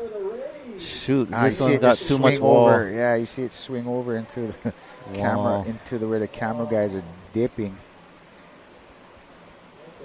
Is that just because there's too much sand, or is there still some north left over in the swell? It's a little bit of both. The sand and the swell direction on some of these sets are just not ideal for today.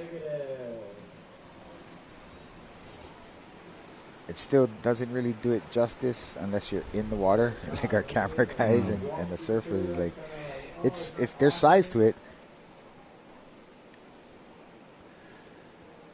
It's just, I don't know.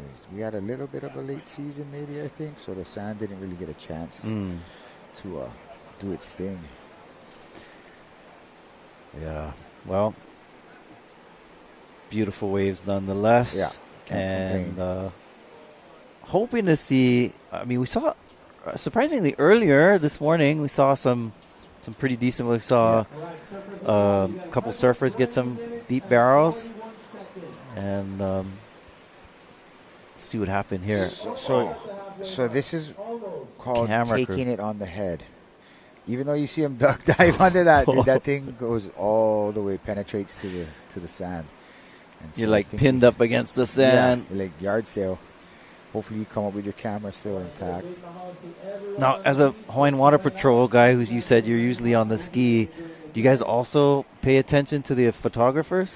Yeah, so for us, safety is paramount, and so anybody affiliated with the competition is our responsibility, whether it's camera people or surfers and competitors, even free surfers, so we try our best to keep the lineup clear. But yeah, the camera people, there's some, majority of them can handle, they can swim out swimming, but when it gets big, they have no problem accepting a ride. It's like, why wouldn't you? But yeah, we watch over the camera folks as well as the competitors for sure. All right. So if you're just joining us, we're at the Backdoor Shootout here, and we have a little different format today. We had to adapt a little bit to the conditions of the surf during our holding period. We were grateful to get a little longer time here. Got the weekend added to us, so we didn't want to squander this beautiful day. And although it was, the swell was on the rise and is on the rise, and so we had limited amount of time, we, instead of going through each of the teams in a round as with normal format that goes, we decided to change it up a bit, to do this expression session to give everyone a chance to be in the water.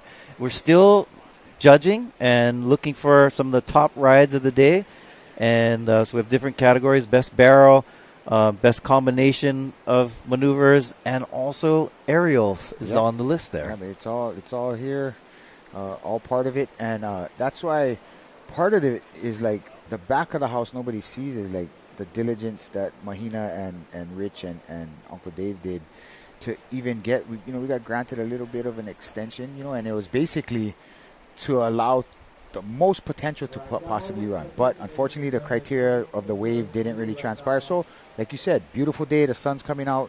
We're going to take advantage of this expression session.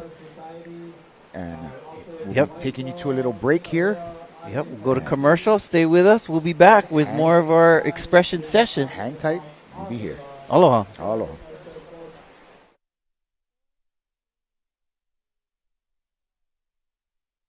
The 2026 Hui Backdoor Shootout is brought to you by the proud members of Hui Ohe'enalu. Presented by Keiki Beach Bungalows, Welcome to Aloha. Sponsored by the North Shore Club, Dark Sport, Ade Tahiti, Integrative Peptides. Supported by Sinaloa, White Claw, and Saltwater Society. This live broadcast is produced by Zone Media, creators of Ocean Paddler TV, Hawaiian Extreme Sports TV, and In the Zone.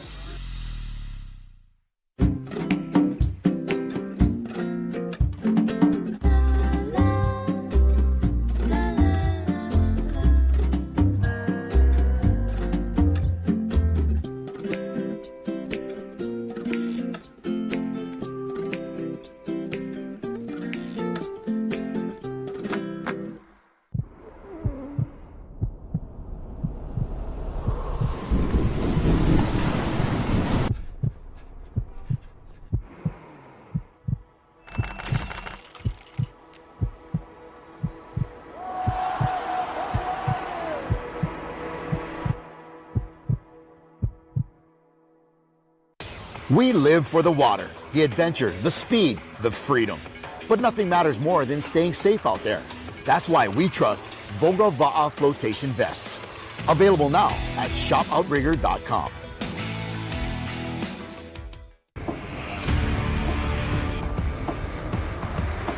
Allow us to help you grow your events by reaching Hawaii's giant outdoor sports and ocean enthusiast demographic. Zone Media specializes in social media content production and distribution, drone and video production, cutting-edge live productions, and more. With over 25 years leading Hawaii's action sports market, give us a call at 808-343-3310.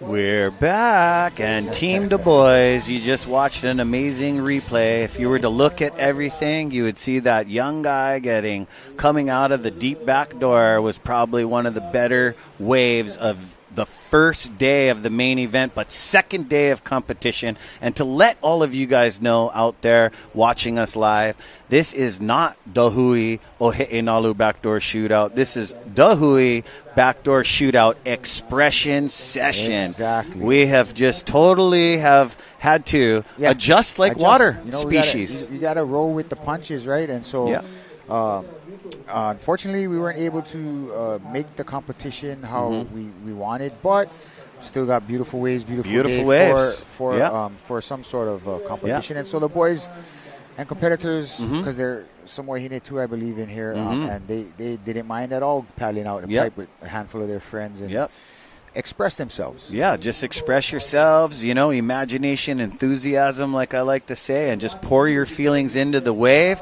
The Hui Backdoor Shootout is designed to just be like a heritage cultural event where it's the brothers and sisters just surfing at the apex top level of barrel riding. No, and that's exactly what the backdoor shootout is basically similar to the Eddie Aikau in the sense of is. There's criteria, and the waves have to be a certain height. Oh, yeah. And it has to be pipe and backdoor. And the uncles and the surfers called the day. They've, been involved since, 1975. So it's only right, and we're right here. And as you can see right behind me in Cliff Botello, there is a lot more white water from earlier, bro. Yeah, there's still energy. Swells coming, filling in. These guys are having a great time. Guys and gals having a great time here at Pipe. Still a lot of sand there in the gums, between the gums and Pipe area where, when the swell comes in a little bigger, it's just been closing out. But there are some gems, and they've been finding them when they have to. Yep, and you got a bunch of talent out in the water, just to name a few. I just talked to Cole Rothman and the boys. They're going to be paddling it out soon. And you had Benji Brandt put on a very nice show from the beginning. Some of these guys already surfed 2 hours. You had Elvero out the back. You had Bellaram Stack out there with Makana Pang. They put on a great show, and they're just expressing themselves because they can get an award for being the all-around best wave, the biggest air, the biggest combination and maneuver, and, here we go, splitting the peak. We got a little pipeline action and getting the speed needed to get out of there. Shado P, huh? Nice on his Arakawa surfboards. He went with the rainbow color. Yeah, he did. Yeah. A little tribute to the day. The sun just came out. The rainbow's out. Yep, the rainbows are out. And look at this pipe wave. It was a frothy, white, foamy one, but there was an exit on it. So these guys, it's time. It's time. And the time is now. Coming into the 3 o'clock hour, we're hopefully going to start to see some action. We've been seeing some action the last few hours, doing their best with what they have to work with. Yep. And here we got some sets rolling through here. We'll see if we have any takers. Yeah, and this is history being made. We had to adapt from the backdoor shootout into the expression session. Koa Smith, little late, but this kid ain't scared. Yeah, but he definitely did the right thing. It's like, I'm going to go. I might not want to break my board right now. It really reminds me when I see him. I watched this kid at a young age, and he was a really good competitor. A lot of these pipe surfers can put on a jersey in a small wave event and do a lot of damage. Koa Smith, just to honor an amazing, not just my coach, many of you guys' coach out there, always want to remember this icon is Uncle Benji, Ben Aipa. And I remember him, pulling on my shirt, telling me, hey, watch out for this kid. One was Bruce and one was Koa. Yeah, and he called it, Yeah. Uncle's been around the block a time or two. Oh, yeah. Surfboard shaper and design, and shout out to that legacy. Kala coming around the corner. Around the corner on this one and decides not to do it.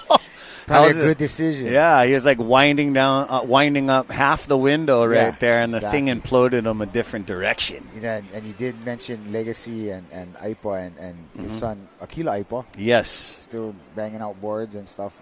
Big actually time. Shaped me one of my first boards. So was your first board? Shout out to Akila. My first board actually was shaped by Barry Kana'ea Opuni. That's awesome. He's a good shaper. Yeah, my first board. And then Akila got my first actually shortboard, I believe. You can still see some Uncle Barry Kanaipuni guns around here. They're extra yellow, some brown spots, but some of them are in the museum. Oh or on eBay. Oh, there's Makamai de Soto, Ula boys in the house. Makamai's the talking story with his nephew. Yeah, so proud uncle. Sharing the knowledge. The boy. He never hang up his longboard, just for the day. No, just for that day because Uncle Eddie gonna tell you one event. You cannot just be there all around. Athlete. Some people try to sneak in they entered in tree, bro. Once his eyeball hits that, call him up. Yeah, and the thing is, you gotta spread the wealth. You know what I mean? Yeah. I mean, the kid is, all around waterman, but he loves that shortboard. Yeah. That's where he wants to be. That was Dad's thing, pro longboarding and stuff. But, what he did in 2025's Backdoor Shootout, I was stoked. Yeah. You know what I mean? For sure. It's the wind's picking one of up those there. Things, a legacy of water men and women, especially there on the west side, Makaha. Some of the finest, Anti-Rail, Yeah. You know, anti-rail, Uncle Buff yeah. and the Keolanas. You got the DeSotos, you know. Big time. There's just so many. Like, Uncle Buff's contest is probably one of the most fun. Yeah. February 14th, guys. Tune in. And so that's like when you win the Waterman of that event, you're like, you have to do it all, you know. You can get gassed out. Here we go. Joey Johnston. Johnston making it happen. And Red Rocket. You know what I noticed about Joey Johnston? We know that he pipe bombs, backdoor. Guy comes to town, bus airs at Kewalos. I just love a well-rounded surfer. It just excites me. Well, you got to adjust to your place, right? And Kewalos, you know how that is like a lot of some of the best actually grew up surfing there. You know, you got like the Zeke Laos and of that nature. Like, bro, used to be was always kind of a Grom spot, like unhidden. I mean, little different now. It's like, you know, you got moms turning in real good surfers. Oh, he dropped in on my son. That stuff's got to stop, bro. My dad used to have to use the dial phone and call Kurt Apele. Hey, the boys are coming down. My son and some of his friends. Like, it's wild down there. So you guys are all spoiled. Right on, guys. Yeah, but just keep the respect. And that's the thing about, like, this event and just Hui Backdoor in general, if you think about the history of it and how it was formed and everything, and some of the uncles like Uncle Squiddy, you know, Uncle Squiddy, Uncle Kavika Sr., you know, and Uncle Imbert Soren, his son actually, my good friend, classmate, I know, you know, and it's kind of like without them being in place to kind of protect for the next generation, it'll turn into what it's today. And if you go out to VLAN at all, it's 150 people out, and it's crazy. Never been like that back when we were growing up. And so that's where it's hard to get back to there. But, you know, if everybody just learns how to fight nicely.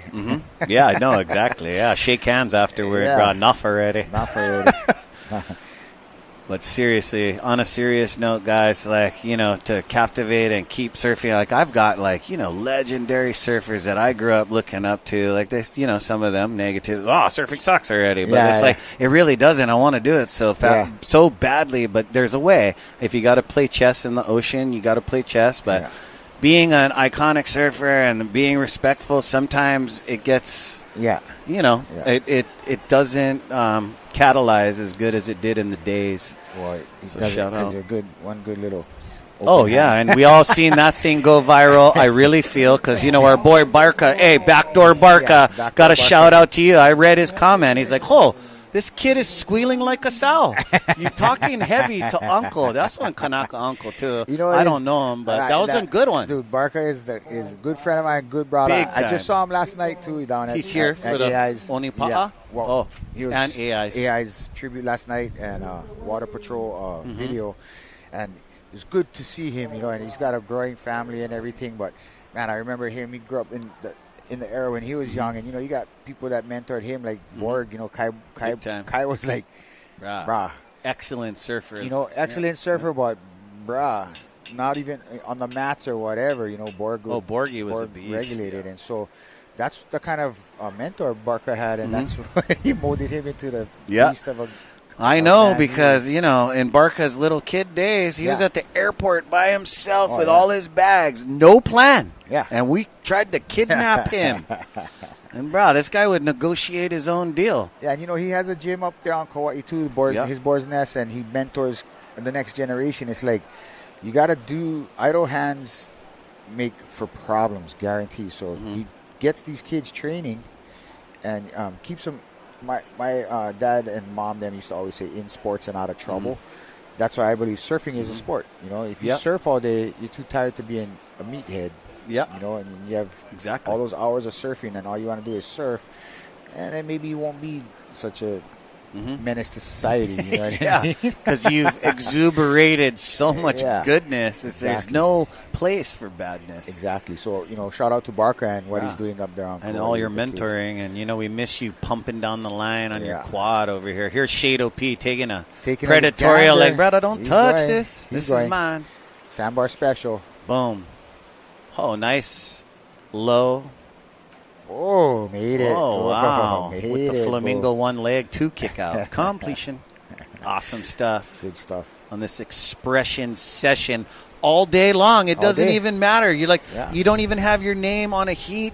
You can just check in. Check you just in and paddle out. Yeah, check in, paddle out, free surf. Check in, paddle out. You know, and that's it's tricky in the morning time when they got to make a call because it's like, hey, what are the surfers doing? So that's why this event is such an awesome event by allowing the surfers to have a word about it. But it's also because the requirements, Uncle Kavika Stant Jr. and the directors and the folks running it, they have a hard task to say go or no go. But that's why we have such regimented size and stuff like that, because it is the backdoor shootout, It isn't easy putting that big name on the line because these guys were the guys that paved the way, protected the island. And, Shado P getting some waves. And we all liked, his interview with Mahina. Yeah. She asked him that, we were just playing around over here like, well, you guys don't want to surf. Oh, well, then, it's a light wrestle in the sand or a scrap in the water.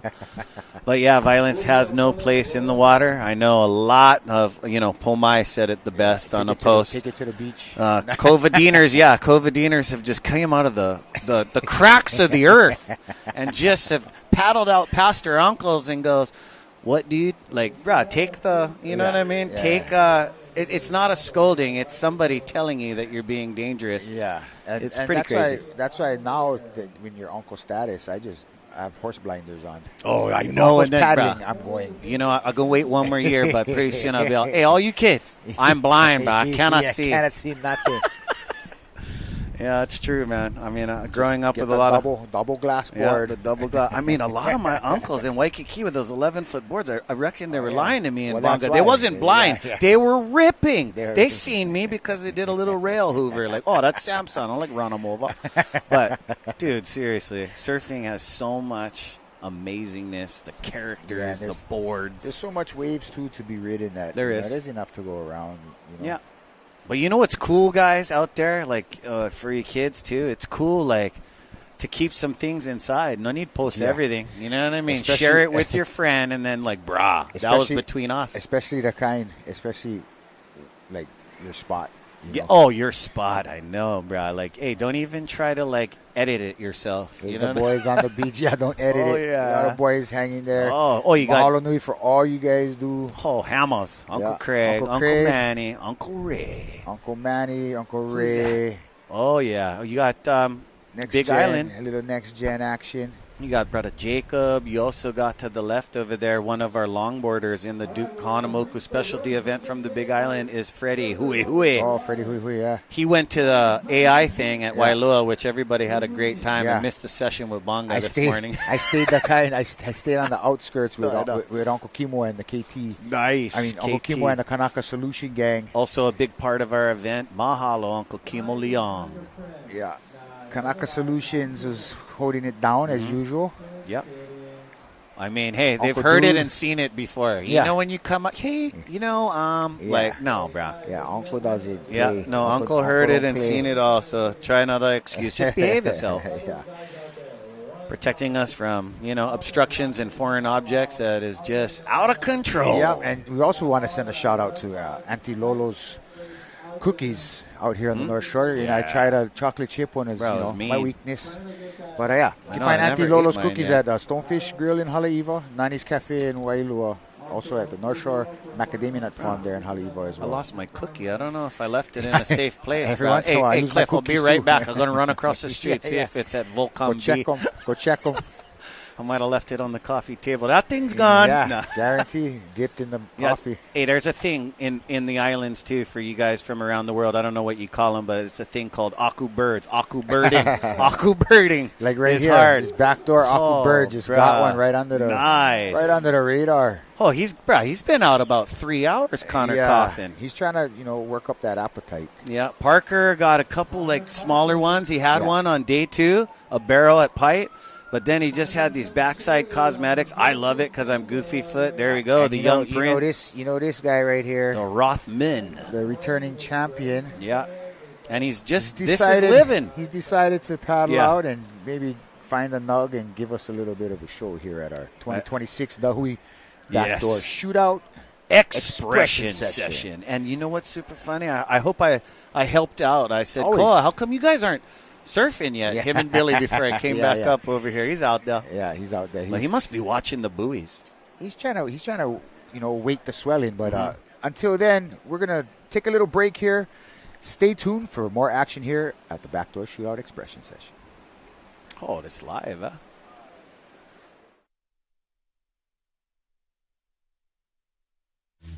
The 2026 Hui Backdoor Shootout is brought to you by the proud members of Hui Nalu. Presented by Keiki Beach Bungalows, Welcome to Aloha. Sponsored by the North Shore Club, Dark Sport, Are Tahiti, Integrative Peptides. Supported by Sinaloa, White Claw, and Saltwater Society. This live broadcast is produced by Zone Media, creators of Ocean Paddler TV, Hawaiian Extreme Sports TV, and In the Zone.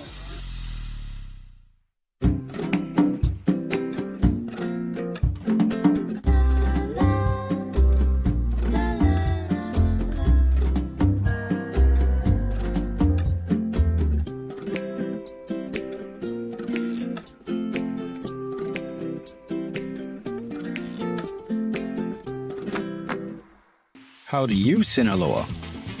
My kids love cheese quesadillas on fresh Sinaloa tortillas. We only make our fish tacos with fresh Sinaloa tortillas. My family loves my chicken enchiladas using fresh Sinaloa tortillas. We use Sinaloa tortillas in everything that we do. The freshness really makes the difference. Get your fresh Sinaloa tortillas today at your local markets throughout the state. How do you, Sinaloa? Allow us to help you grow your events by reaching Hawaii's giant outdoor sports and ocean enthusiast demographic. Zone Media specializes in social media content production and distribution, drone and video production, cutting-edge live productions, and more. With over 25 years leading Hawaii's action sports market, give us a call at 808-343-3310.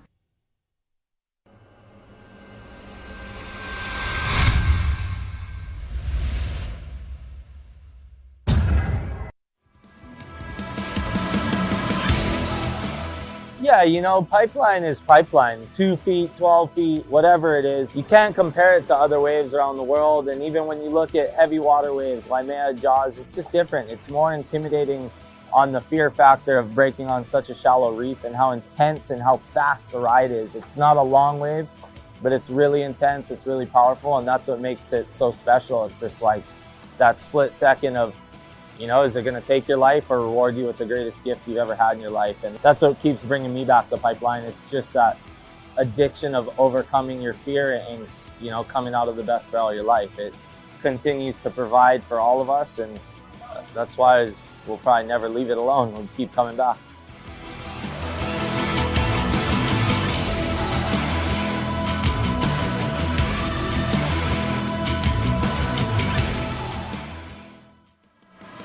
All right, and welcome back to the Backdoor Shootouts Expression Session. We just saw a little bit of bad boy Billy Kemper. Oh, yeah, 2024's Backdoor Shootout champion. That is correct.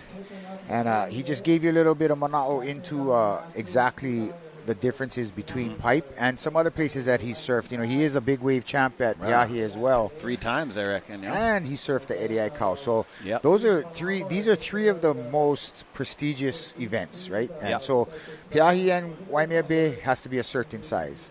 And so only thing to do is, you saw that little back door right there. Mm-hmm. So off the wall. So a little bit further, that's free surfer. But so to make this, to keep the prestigious tag here on the Backdoor Shootout, the criteria for the waves is very important, and so that's kind of like why we were unfortunately not able to run the event completely, and so we're having an expression session today. Well said, Cliff. We're just going to have a fun day with our surfers. Yes, we got the day. It's Sunday. It's a holiday tomorrow. Why not just run the contest our last day, have an open free surf session for all our athletes? And there's really how me and you were raised by the Hui Nalu. No rules. Just go out there, have fun. Surf.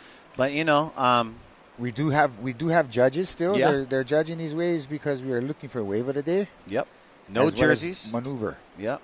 No time limit. They can pick any session they want, 3 hours, 4 hours. There's some people, I bet, Cliff, since me and you started 11:45, still sitting there. I hope you got your wetsuit top. Because you know what happens, right?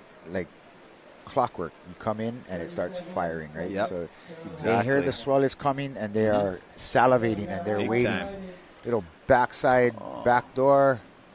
Oh, who's that? In and out of there. Changed it up a little bit on the boards. I thought that was Shado, but no, that's not. That might be Olivero from Peru. I noticed they were teaming up and going to go out. You know, watching the Young Prince and the champ from last year, Koa Rothman, I bet you there's a few guys waxing up. Like, what does he know? Yeah, what does he know that we don't, right? And so we're going to see, you know, Cowboy maybe pull out some magic. Billy might, you know. Billy's going to hunt the back door, but no stranger. And so we're going to check out some Team Peru highlights from last year. And so let's see what the potential that we're looking for is right here. Yep. Team Peru, they've been with us for years. Textbook pipeline right there. Big time. Here we go, textbook backdoor. So, I mean, this is the criteria we're looking for is at least a minimum of that. Joaquin, Olivero, Partida. Backside attack on pipe.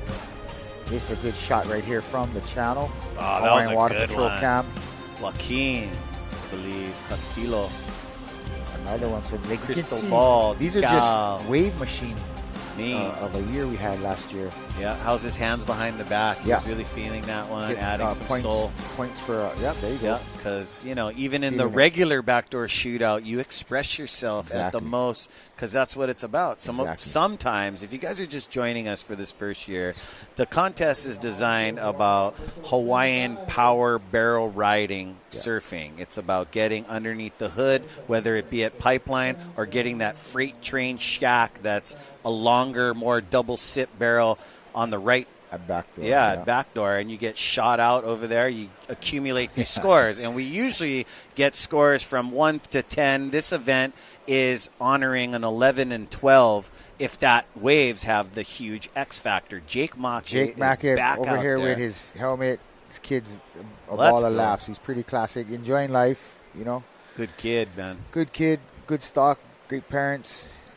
Dad broke a board. He's got a new board. Luckily, he has the quiver restocked in the winter. But Dad works fire department with me. Yeah. Nice. First responder. So, the kid is just living his dream. Yeah, big time. And this guy has gotten close, Team Volcom, but you got to know now, because we're in expression session, these guys are still on the same kind of teams, but they're all kind of on their own now, individual. Now every person for themselves, almost, you know, because it's wave of the day, not a team. There's no team effort right now. It's just... I do notice, though, they're kind of like still a team. Yeah. They're still kind of paddling out with each other, you know what I mean? Pipe action here. Wow. Clamper. Traveler, but a clamper. And you see everybody looking in usually on a regular backdoor shootout day. Nobody's looking in. Yeah, it's until just when they hear the crowd roar, then they're like, okay, let's see if he kicks out, if he makes it out. But we've all learned from our coaches, hey, mind your business, focus on what you're doing. Back. Yeah, you hear people's whistles. And that's why I don't look back. Yeah, no, I know. Hey, we uncles now. I'm not looking back either, bro. Watch out this summer. Come in now. Oh, man. So much fun, and we got about a couple hours left. 15 guys out. Yeah, I wouldn't give it 20 actually. Yeah, and maybe 21. It's still uncrowded pipe, right? Bro, unreal for what they got. And look at this amazing drone shot from Zone Media. Thank you guys. Yeah, Zone Media producing TV. Some great footage. Yeah, and they capture Hui Va'a as well. Hey Va'a big time. Molokai Hoi and Navahini Okekai. And which is, it's our national sport too, just like surfing. It is. You know, and the Hui perpetuates it, not just the racing side, the canoe surfing side. That's another part of our culture that is very important. Very important. Racing is a big thing. And very fun. Oh, very fun. Yeah. Very fun. Hey, guys, get into the part of the paddling instead of cruising for a bruising with the Vipers, with the hickeys on the neck. Don't look around. Huh? Yeah. Focus on the paddling. Especially fun when it's like 10-foot Makaha. Oh, yeah. Oh, yeah. No. Well, you've seen what the boys have done out here. Canoe surfing, Waimea Bay is gnarly. And I believe Hawaiian Extreme Sports and Ocean Paddler TV is always there to cover it. I hear the Pu'us are coming from Makaha, so shout out to you guys. As we're going to have the award ceremony down at Ehukai. So you guys, if you guys are already surf potty cruising, make sure you guys come and join us for an amazing, closure to a beautiful event that big time. Is for the surfers, by the surfers. And proudly brought to you by Hui Backdoor and the Hui Backdoor Shootout. This is their dream, their vision. Exactly. When you think about it, I don't like to just keep repeating my age, but they've been around for 50 years, going on 51. And so paving the way to be from where they started to where we're at is just awesome to see. And so shout out and big mahalo to all the members that sacrificed to be here and make this happen. Yes. And I know Brother Rocky, we got him on the he's busy on the computer making an amazing memoriam He's losing his mind because he's normally has a voice. Yeah, So no, he's he always has a voice in our so surfing. now instead of the voice, he has thumbs today. But he wouldn't do double gigs, so now he's writing up an amazing shout out to Rocky. Shout out and to we you. Appreciate all the tutelage and stuff he's sharing. Connor, quick up and out. There is a couple peaks when you see the camera zoom out. It gets peaky, sandbarry, and then you get to see those alpha ones. I know my friend is super pumped when he sees the northwest. Dwayne gets all stoked, but there's only like 3 northwests that come in, and then it dissipates, goes back northeast. Exactly. And the trades, looks like we got the ideal winds conditions for this event. Just the criteria didn't stack for the swell that we were waiting for, but so here we're we are, still having fun, expressing ourselves here today at Ehukai. I still get excited, the backdoor shootout, the way it's designed when we're not in an expression session and these guys are going for gusto. Sometimes someone gets an okay ride and just rides it so good, like Clay Marzal. Didn't factor in a big score with Snap 5 last year, but hell of entertainment. Hell of a time. Yeah. So, this stretch of beach is just amazing. And so we're going to check out Tosh Tudor, if you know their last name, because what's up, Dad's Tudors? An amazing longboarder as well. World champ, but he just got a mantle on it off the wall. Yeah, nice. This guy, Tosh, I've been really impressed, not just with his edits, just his live surfing. Unreal. So it's coming up right here. We'll show you what you guys might have missed if you weren't down here live. Wow, nice. Nice. So it's kind of like throughout the day I've been watching, and the swell, literally it's here. It's hitting off the walls, had some bombing nuggets run through there. And so these guys might push a little further over to catch a couple of these nugs. Yeah, and he's, he'd be fraught to be in this event, too. His dad's a world champion longboarder, but this kid has been entertaining us around the world with his backside barrel riding, his front side. So, hey, Dad, you taught this kid well, good job. Good job, Joe. Tosh is coming true. And, here we go. You can see our lineup. You see the 2 Hawaiian Water Patrol jet skis. And off to the point of Paumalu. There's Kona. Kona went out, wetsuited up, and this guy walks around, 220? Yeah. A little heavier? I mean, it depends. If he's got a fight coming up, got to get in shape. And I believe he's just staying in shape now, too, as he got into the federal fire department. So he's a first responder, good for him. Too. Yeah. Right on. Serving and protecting our Because he's a new daddy, too. Exactly. A lot of surfers, you guys got to get into it, man, into the workforce. Me and you were raised. You cannot just be a pro surfer. You have to work, son. You have to work, son, or all your boards are gone. Yeah, my oldest son and him, same class in the recruit class for fire. Yeah, right on. Both of them, into the real world. I also was tripping when Uncle Eddie was talking about cutting weight, like he's telling his nephews, because, that guy's on fire. Like, hey, man, you don't need to cut that much weight and fight in that weight class. And I like listening to that, too, because I remember when Uncle Eddie used to train with Sonny them. I was like, holy shoots, you guys training for 300? Yeah. Part 2 or what? Exactly. And shout out to you, Sonny, as you just had a birthday, to the Sonny Garcia Ohana. Aloha, love Sonny. you, brah. Love you, brah. Sunny Strong every day. I know you'd be here with us. Me or Cliff or Rocky would be interviewing you, and we'd be having some laughs, bro. You are missed always, my brother. Yeah, and you know, we hope and pray that 2026 brings better for everyone. You know what gives me chicken You know what I skin? mean? You ever see Kelly talk on his interview saying, in 10 years, I'm going to have a conversation with my friend Sonny. That, like, gave me the, inside. Like, so shout out to the family, man. Sonny Strong every day. Look at Shado P, bro. He's got his game face on. Hey, brother, it's an expression session. This guy ready. Express yourself. Yeah. They're ready. Yeah. They stay ready. No, but he's like all twerked like when Tiger Shark, bro. Huh? Just take from me, cousin. Gotta kick sometimes. I like it too, man. These guys are busting open the afros right now. You know, Mason got one. Letting it all hang. Yeah. Just a little bit more weight when you get held down. Oh, and we got this is HFD's finest right here. If you guys hear in the background, Air One. They're just checking on your drone zone media. I think we have we probably have an injured. Looks like a rescue text. We got injured hiker. It looks like, so we got a landing zone. Shout out to Honolulu Fire Department's rescue. I think that guy just went look at you through the booth light and shaka at you. No, I mean, he shaka at you. There we are. There we are, where you see the light on to the right of the second floor. And shout out to Sacred Hearts, your first practice surf, because surfing is a state sport. Yeah.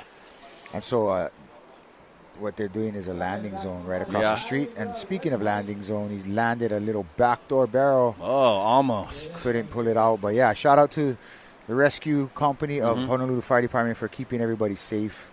I hope that whoever it is up there that's injured or lost or whatever finds also, it's a safety. As humans, we need to be smarter. You know what I mean? You got to think like this. This is... You know, when you're not supposed to be on these hikes, up on these ridges, it costs money and it puts other lives in danger. And I like to say common sense is not common. Oh, it isn't. It isn't. Thank you. So we're going to go send it down to Mahina Maeda, who's down there for a little bit of beach interview. Oh, she's still in the water. She's still going strong. She's on the sand. She made it back to safety. Go get him, girl. What's up, Mahina? Hey everyone, I am down on the beach now, not in the ocean, and I have Alvaro down here with me. How was your session out there? Yeah, it's always good to be out of pipe, and it's always a pleasure when there's like less guys than usual. Not really what I was looking for, like finding a good nugget, but yeah, I got a barrel and it just feels good to get wet, and it was always a pleasure to hang with the boys and have a nice day at the beach. I think everyone involved in the contest has made the best effort they can, and it's all about pipeline to deliver, and this time it was kind of fickle, but we're looking for the next time, you know? Always on the hunt for magic. Of course, I mean, it's always important to be well representing like your country here in Peru, for Peru here in Hawaii, and it's such a special event, and it's such a great event because of the camaraderie and stuff, and I love the camaraderie that you guys always show for this event specifically. Obviously the format is a little bit different just because it wasn't just a team aspect, it's the whole contest. So how was the vibe out there? Yeah, the vibe was good. It was a lot of waiting and kind of hoping, and you know, because it's like meant to happen, and you know, people were kind of waiting, and in the end I kind of took a bigger board than what I would take out there, but it's just kind of for like hoping to get that bomb, you know, that one wave that would have made the day. But still I think you know, it's really good to get 2 more days of the waiting period, and it's very important that you know, the organization made such a great effort, and you know, applause to everyone involved, lifesavers, you know, the media crew, the guys in the water surfing, the photographers, all the Hui, and all the water patrol, of course. Well, I know that you're freezing, and it was pretty freezing out there, so I'm going to let you go. And mahalo to Hui and the whole team over here, and as well as the Hawaiian Water Patrol, and back to you guys in the booth. Yeah, great job, Mahina. Yeah, and that was Alvaro Malpartida. I Good always job with butcher the name, his last boo. name. Good job But, with the- bro, better that's you a than hard me. last name. Better but you than me, This boo. guy is the team captain of Team Peru. He was injured 2024. I'm stoked that he's back with us. pumped. Yeah, pumped is right. These guys are stoked that they actually get to surf. I know for sure that they, wish that it was the true pipe backdoor action. Oh, of course. But, it is what it is at this point, and they're still out there getting some nugs here and there, and it looks like we got a couple of lines rolling through here. Let's see what this is going to offer us here on the we also have the back door. Rico and Riado Ito, I believe, out there. I'm not sure if these guys came in. We also got the new Peru Sol Aguirre. I'm not sure if she's out there right now. Yeah, it's the female, right? Yeah, she was out there earlier, but you never know. These guys could start anywhere and just stay in the water until So it's up to us to catch you guys on a wave. You just got to catch one wave. Just got to catch one wave. If you go over the falls, we might catch that too. We'll do the rest, yeah. Huh? Catch the wave, we'll do the rest. Yeah. If you make a valiant mistake, we're going to call you out on it. Yeah, exactly. In the most positive way. We're just keeping it real public. Most likely positive. And then I was just on the table here, and I was just going through the professor's iPad here. Yeah. No. You got an A. You got an A for. You got an A. This thing is just loaded with stuff and knowledge right here. And here we go. We got Jake Maki taking an aggressive paddle in on his new Brett board. Oh, no break one, auto one. And earlier, this kid's having fun out there. He's doing the headstands and all that cool kind of stuff. It's like getting ready for February. He's come right around the corner. Ever since I became a commentator at the Backdoor Shootout, I watched this kid early in the morning borrowing boards because he snapped his own boards, and watching him come to now part of Volcom, got his own boards. I love it. Yeah. And still breaking them. Yeah. Yeah, no, of course. Yeah, no, I mean, you can be super talented, but for any business company, like, oh, bro, this kid might be a little bit expensive. But, bro, at the end of it, bro, like, Luke Tima in the house. We'll see his wave on this next replay here. Nice little backdoor specialist. Nice front leg drop, with confidence. Got to make those adjustments. Yeah, surfing above his years. Been with HIC, riding Kerry Takoro surfboards for some time now. And I watched his dad and mom train this guy from a young age. I've watched him surf all nooks and crannies in town. And coming out here, living out here, just upping the ante. Yeah, that's the whole thing is, never forget where you came from, you know what I mean? And I believe we got... our cameraman, Thomas, taught him how to drop in on a quarter pipe. That's super cool. Oh, that's Thomas, the big guy, who's been out there with the camera all morning. That's awesome. Making the magic happen. A lot of the North Shore surfers, they start skateboarding, bodyboarding, and here we go.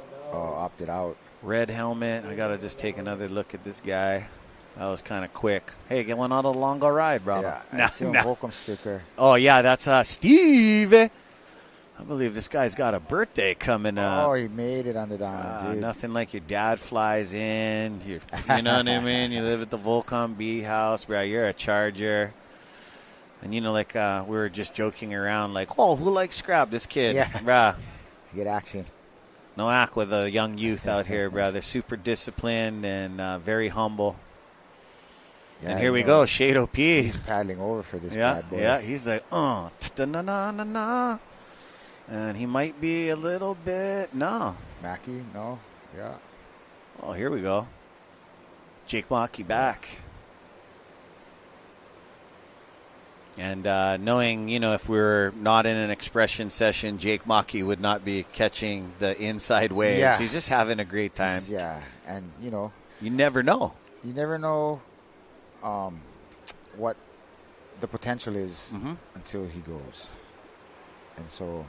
this kid is destined to catch something out here, especially when it's an unlimited time frame. Yep. You know what I mean?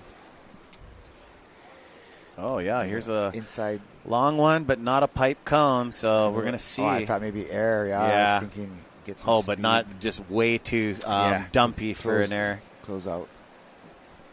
For years, though, when you come out here and surf, you learn about those ones. No matter how good they look and you think you're going to get anything, you're just wasting your time. Yeah. You alleviate some energy, and right here, right down the pipe steps, we got more Team Peru headed out, and there's our lineup, gang. We're starting to get that 319 later in the afternoon kind of glare coming from Kaena Point. Yeah. And yeah, so if you guys are just joining us, the Hui Backdoor Shootout, this is way different from it. This is an expression session type shootout because of the hard forecast of waves that we've been getting from our waiting period starting from the 4th. So we're super blessed to go on our 3rd day of competition here. You know, in other years, sometimes we go 4 to 5, sometimes 6 to 7 times. But this year, you know, you can never manipulate Mother Ocean. We just got to play along with it. And only fitting with Hui Backdoor, we just adjust and talk to our surfers about it, because this is, you know, created by surfers. The Hui Backdoor legacies have been fighting for us for years. And in a little moment right here, we're going to go with our boys downstairs. Thank you so much. Spectrum, a big part of our why we're live right now. Mahalo, guys. And we're going to go cut to a Spectrum break. Stay tuned, gang. Stay tuned, gang. Aloha.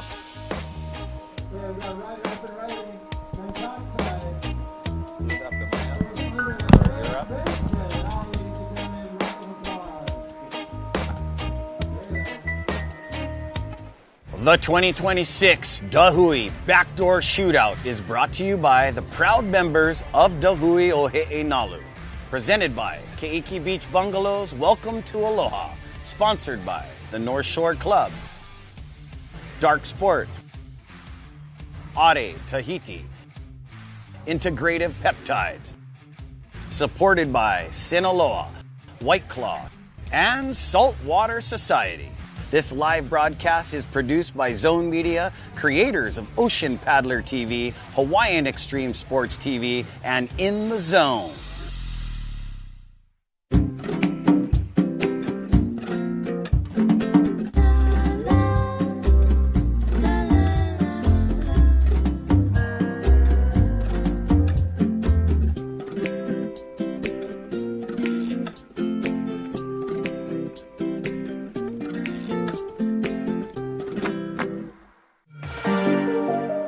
For me, it's a Ferrari, this canoe.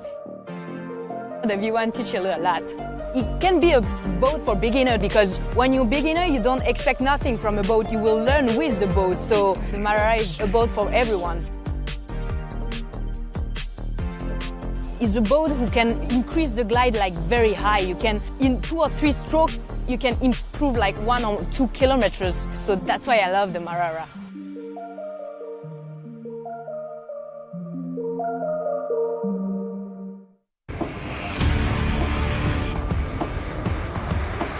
Allow us to help you grow your events by reaching Hawaii's giant outdoor sports and ocean enthusiast demographic. Zone Media specializes in social media content production and distribution, drone and video production, cutting-edge live productions, and more. With over 25 years leading Hawaii's action sports market, give us a call at 808-343-3310.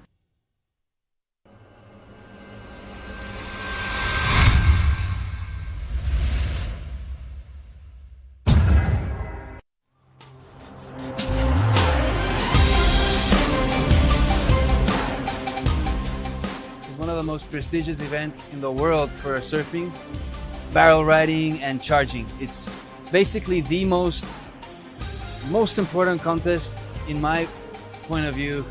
The format is unique.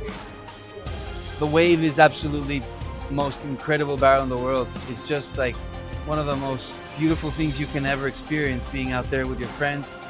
And I just cannot think about anything else when it comes to contests in my mind.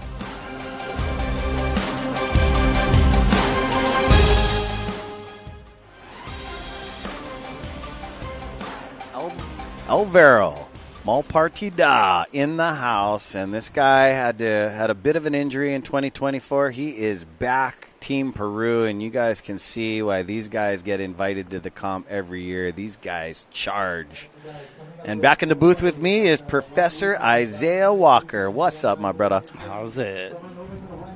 So we had some waves during the break. We're going to do a little bit of replay on that. Let's see what happened.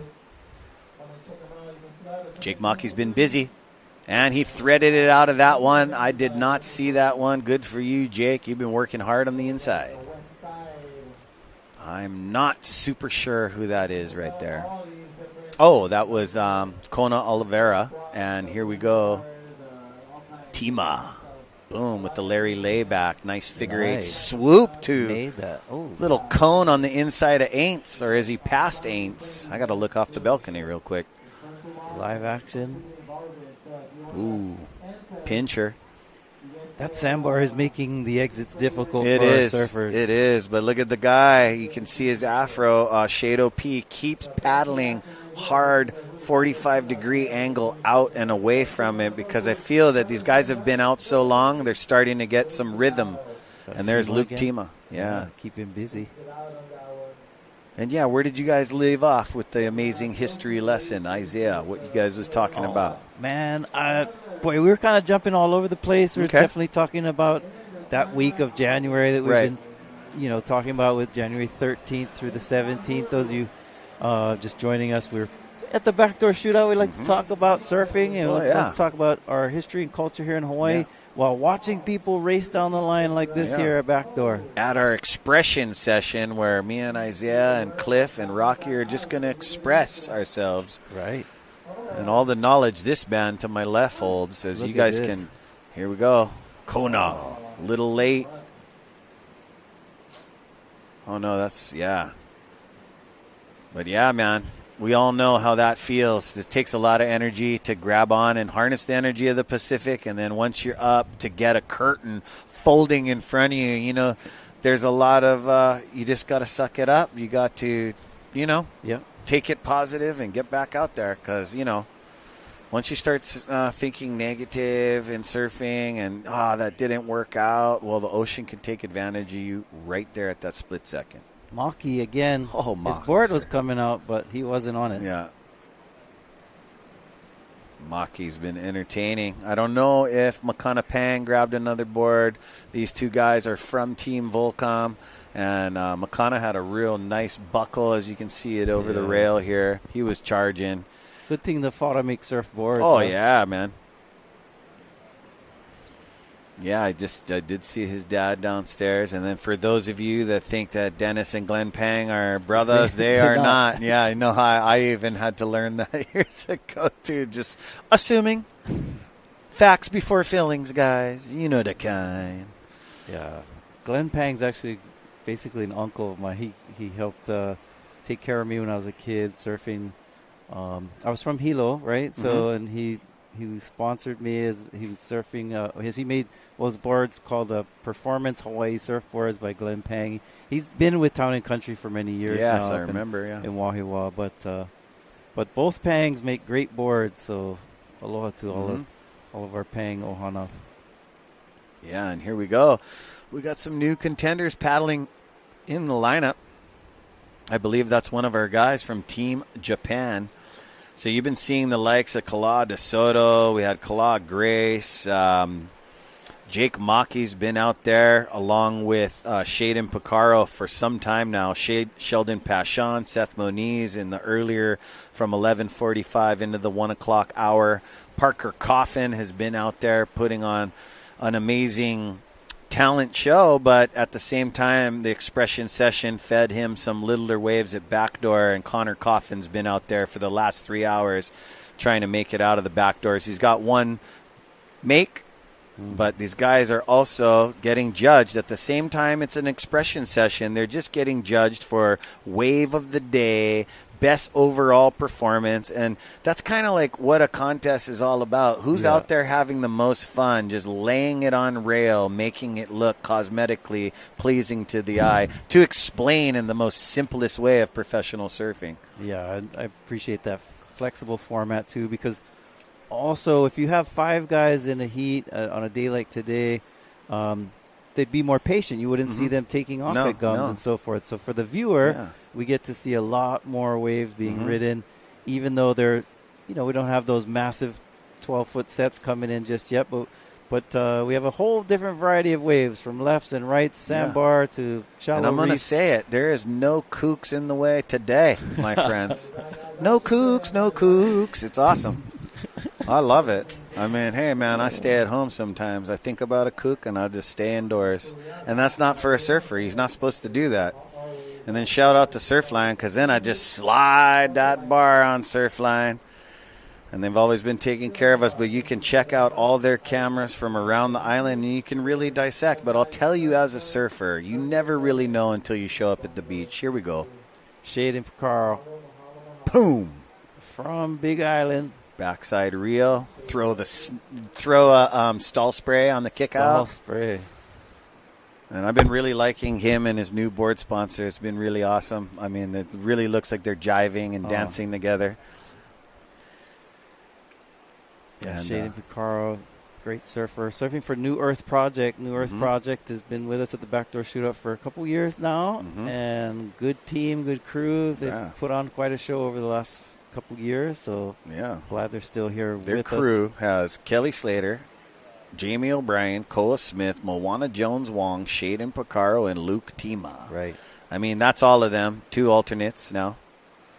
And what's interesting is here we go. Got the flags here. Peruvian flag. Showing aloha to Peru. Even the dog's wagging the tail in this shot. Yeah, look at him. Oh, I'm on camera. Let's go. Huh? A sweep in the sand. All right. Awesome. Hey, Team Peru, aren't you supposed to be up on the 3rd floor making sure you're scouting for the team? Nah.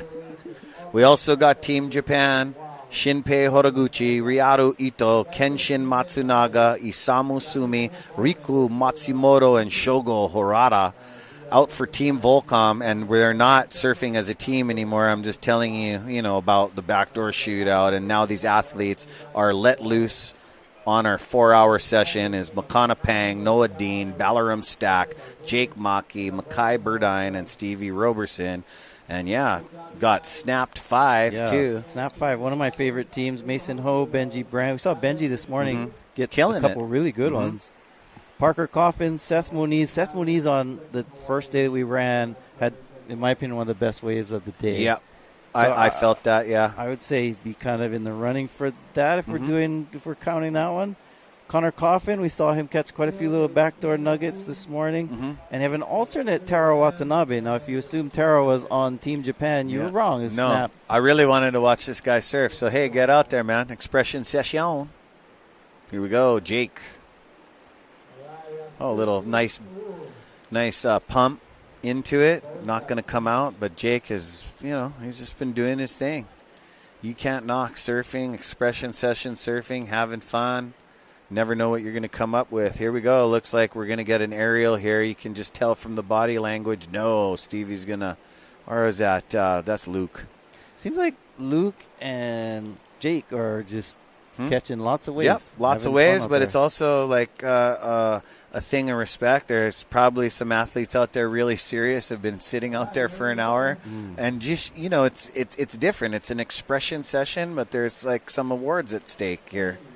Yep. Everybody wants to win the best wave overall, and here we go. Oh, Koa, here we go. The young prince, the champ from last year.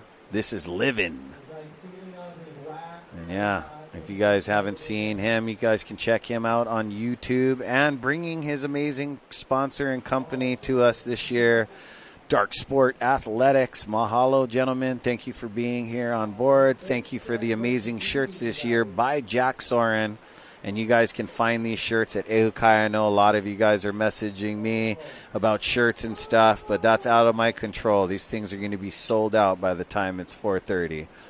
And, crazy stuff. Long sleeve, short sleeve, 2 versions. And thank you to our sponsors and our presenting sponsor, always, Elon, Keiki Beach Bungalows. And here we go. Luke again. Luke Tima wants to win this thing and stay at Keiki Beach Bungalows. Welcome to Aloha.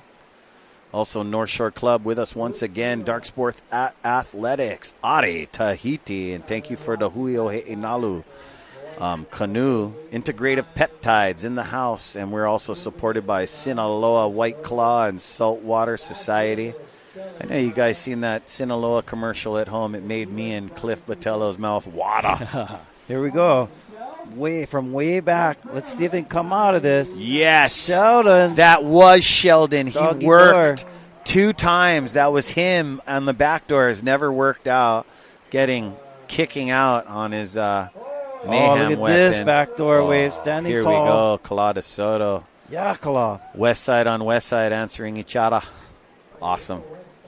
Short one for Kala, but Kala is holding. He also had, on day one, had one of the best barrels of the That day, one, too. I believe, was the biggest score, and then Seth. But, you know, it's up to the judges. You know, a lot of traveling. So cool that he's got, I mean, that wave just now is decent scoring wave. So we'll see how. And we'll see if, you know, day number 2 gets to be a part of today. Yeah, you know what I'm saying? And here's some replays for the audience here. Yeah, so Shell Doggy Door traveling from way back. He comes out He would claiming pull it. up high, huh? Isaiah, you Look at seen how that high he went? I love dismount. it. Yeah. He also had one of those. I can't tell you where it was. It's somewhere on the mainland yesterday. He pulled out of a nice one in front of my lifeguard buddy, and he was like upside down kick out like that, which is scary because Ezekiel Lau just had one of those injuries like he did from Backdoor Shootout. It was like about a month ago. You know, when you free fly out of a pipe wave, the board follows you, just boom, right in the head. Ooh. Yeah, Sheldon Paishan from the west side. Yeah. If you haven't seen the movie they made on his life, him and Mason Ho, through a doggy door, check it out. It's Wow, really true good story. stuff. And you're also on a cameo of there too. You're also I help. you're they asked me introducing. You're the host. I'm not the host, but they did ask me to talk a little Love it. history, and so I got to be part of that. So it was really cool. Him and Mason Ho worked long and hard on that one, and Alani Media. So Yeah, cool Alani stuff. them. Shout out to you guys. I know you guys are tuned in watching Shell Diesel, Doggy Door. I like to call him Shell Diesel. I've watched him come from the bottom and getting to the top. The guy's frothing. This guy sometimes underrated on how much barrels this kid gets. Well, I mean, he from showed kids. some barrels on his social media yesterday, and that's where he's saying like, Oh, on yeah, the yeah. mainland That or was whatever. like, no go over I won't there. say where that is, Yeah. but I mean, it looked like not a normal wave. You know, Oh, what I mean? yeah, It was yeah. like breaking on rocks, and he always Oh, finds brah. those waves that no one else would want to surf. Him and Mason go to spooky pooky areas where you just, you know what I mean? You got big striped goldfish, plenty rocks. Nobody wants to take it, but they turn it into magic. Yeah. And that is something, you know, with our photographers, our videographers. Shout out to you guys for making this thing happen. Just like Zone Media, the creators of Ocean Paddler TV, Hawaiian Extreme Sports, and you can also, if you guys are tuning in on YouTube, aloha YouTube, ohana, mahalo. Pumped. Beautiful. A little bit of a lull. Look at Shado. Hey, what? You got a good one. How was that one? Telling Sheldon. Like all stoked. You could tell, like, if you mic these guys up. And shout out to Mahina Maeda. We loved you being in the lineup with the microphone. I cannot believe you never drop in on one boy.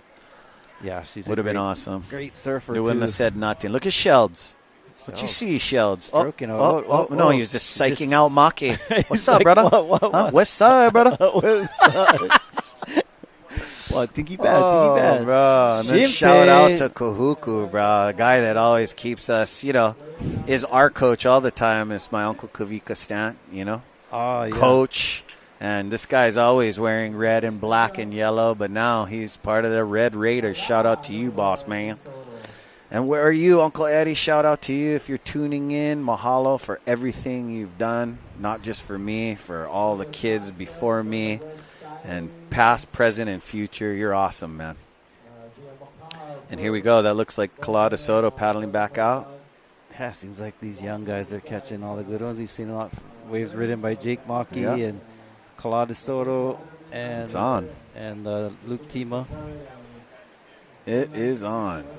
And, you know, I really loved listening to all the surfers dissect. You know, a lot of surfers are quiet when the uncles ask, hey, speak up. This is about surfers for surfers. You know, everybody has their opinions, but, you know, some people just whisper, and you don't get heard and when you're whispering. So you got to let them know.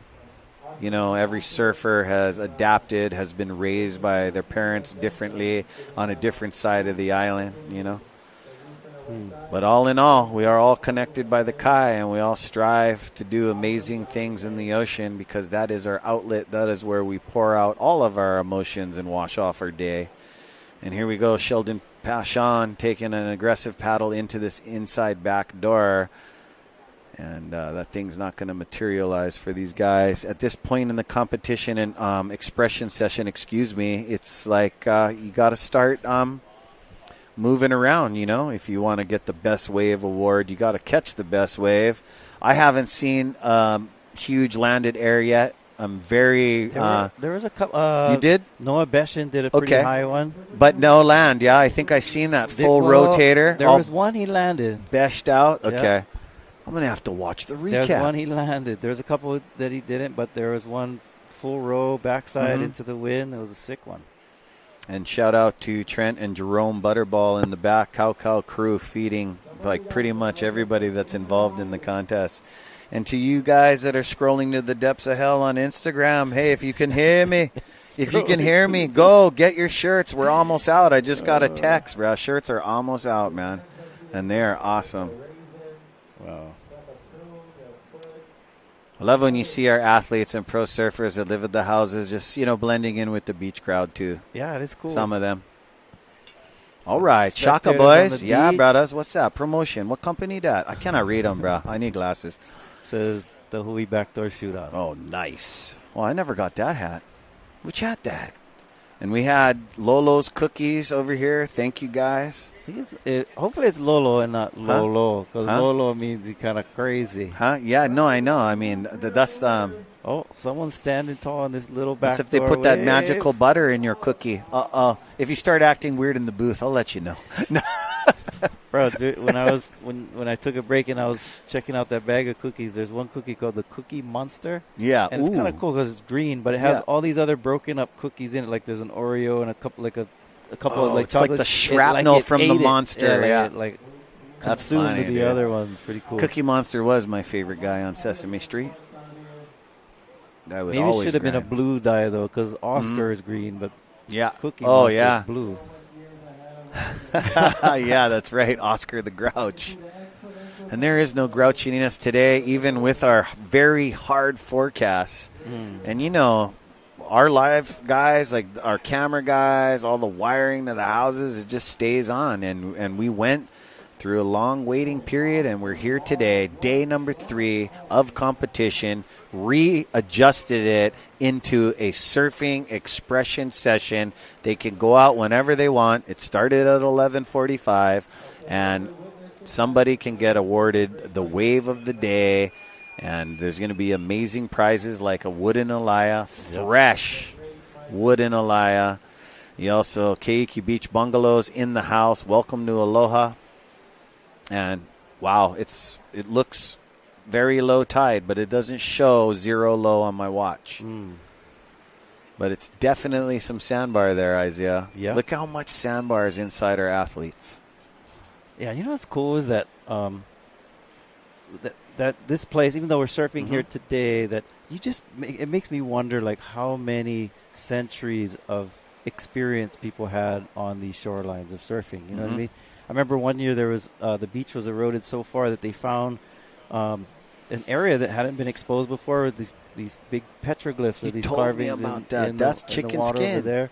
And I mean, surfing, you saw the logo of the Hui Backdoor that we've been sporting here is from one of these these petroglyphs. So in other words, Hawaiians didn't have a writing system per se, but they would still have drawings of images and stuff, and surfers were etched into these petroglyphs, and that's how the Hui has this logo. They like us in our notebook, but on that's cool.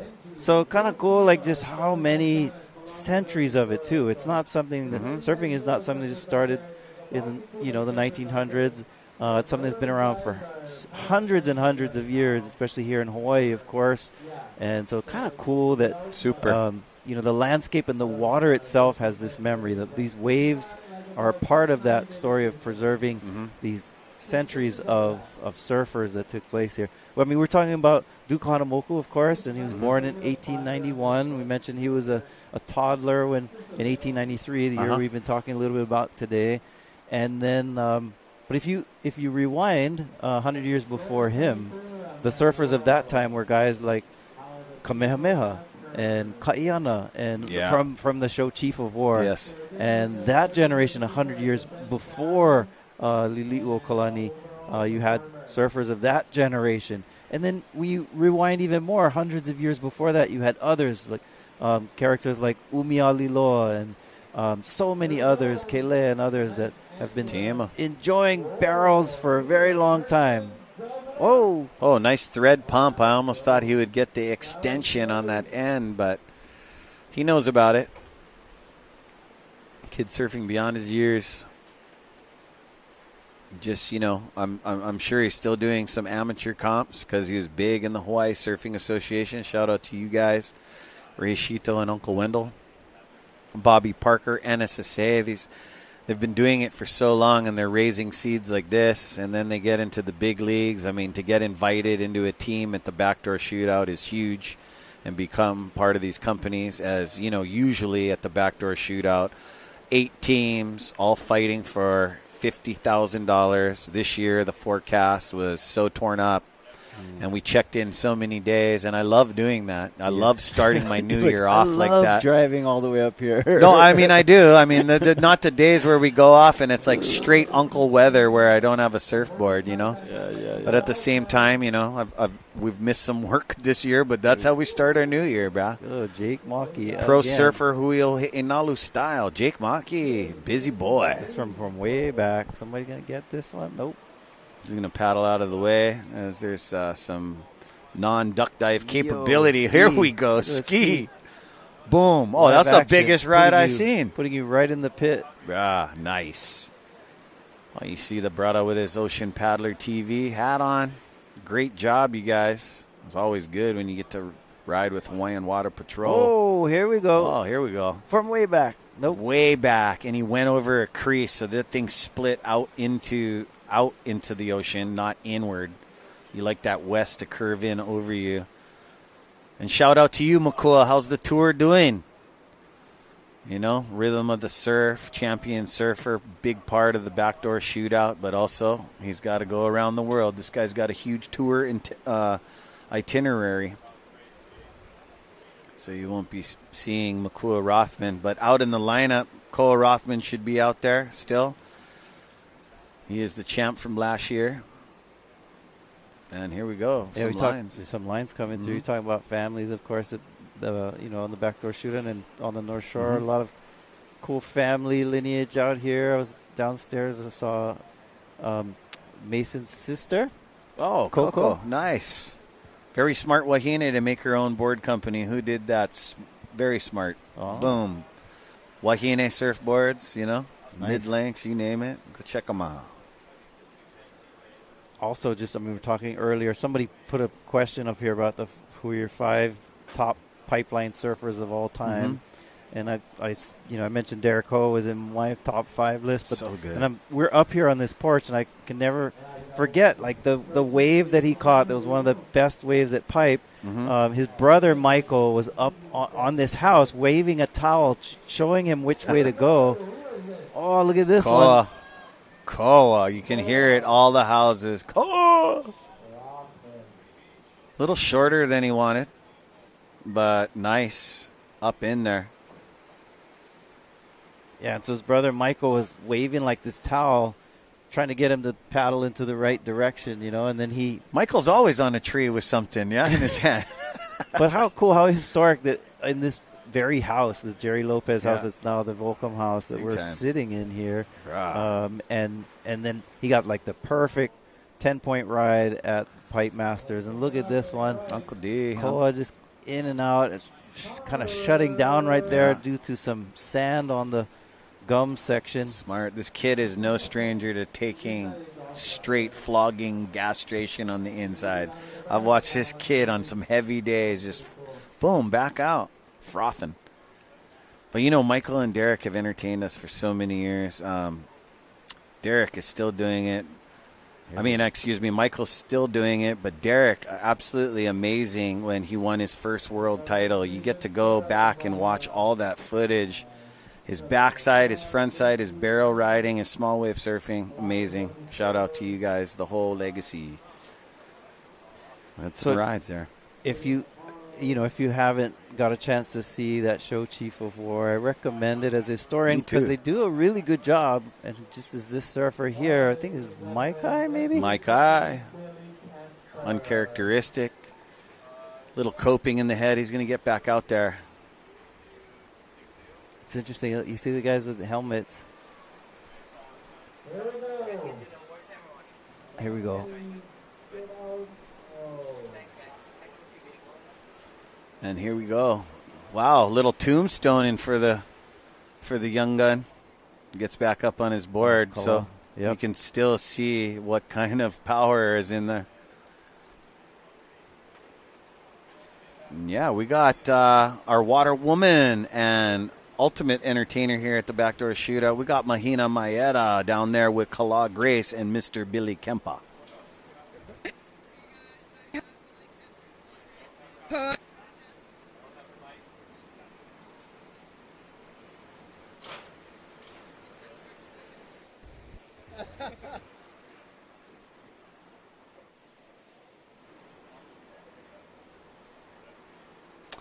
All right, we're getting that worked out. We'll figure out once we get that figured out. We'll get back to you shortly. But, yeah, definitely Kala Grace and Billy Kemper are some of the backdoor shootout standouts. We've seen Kemper in many of barrels in this event, and Kala Grace also. Kala getting a 11-point ride. Yep.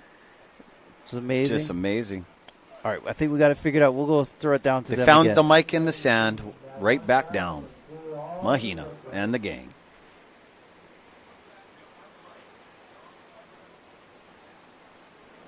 Here we go. Someone on the back door from this beautiful left drone shot.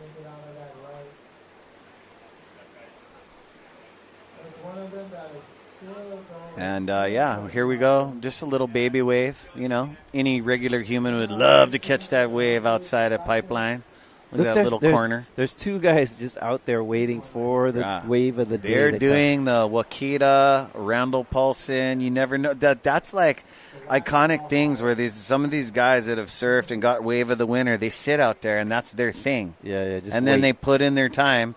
They don't see nothing. They paddle in. All it takes is one. And they're like, this is the spot where the 11-point wave comes. No, I know. I cannot just paddle in and get into the car. You know what I mean? Like, I gotta, buckle you got loose. These young ones, Kalade Soto and Luke Tima and these other Mike Kai and these Jake Maki, they're just like having the time of their lives just catching all these small ones. That's clicks to the left, though. You know what I mean? We haven't even seen any significant swell like that yet. So, But, you know, it is a building swell. Anything can happen. And we're hitting what? You know? Yeah. Approaching, gang. So with that show Chief of War on Apple TV, I really like it because it really brings our history out. And I just have one thing about that show I wasn't happy about, and I talked to the guy who created the show. Because I have questions for you after Here we this go, show. Backdoor. We'll watch this one. Oh, who dat? Looked like Tima a little bit. I'll tell you my complaint. Yeah. They never have surfing. Huh? Ooh, that's right. Like, bruh, how can you not? The Hawaiian have sledding surfing? was radical. You know, to start off with a tiger shark was radical. You know my one thing? My one thing, because I'm a Tiger Shark fan, my one complaint was like, bruh, circle Kaiana one more time. I'll see. You know what I mean? He just came right in. No, he just came right in. No, the Tiger Shark just came right in. I thought maybe the Tiger Shark would check him out a little bit more. No, I was impressed by the shark. I was like, wow, they're starting off with a Tiger Shark. But you are right. We need to get into season 2 and see some surfing. Well, right? And when I brought it up, I said, because I said it to him. So his name is Pa'a Sibit, the creator of the show. Okay. And I said, bro, what happened? He's Yeah. like, look, I wanted to stay away from the things that were very typical for people when they think of Hawaii today. So he said, there are two things I didn't want to do in season 1. He did say if they did a season 2, he would do it. But he says he didn't want it. He didn't show hula. And he didn't show surfing. Okay. And that was intentional. He says, instead, I wanted to focus on less known stuff. So he said the he'e holua, the holua sledding, was sort of that moment to shine surfing, but the land version of surfing. Interesting. So, which ended up being one of the kind of the highlights of the show was that scene where they're racing. Kamehameha and Kaiana are racing downhill on one of these massive holua sledding race tracks. And so still cool, you know. Yeah. I mean, and you know where, and it's part of surfing's heritage is that sledding. But that was radical, and that's a real sledding area.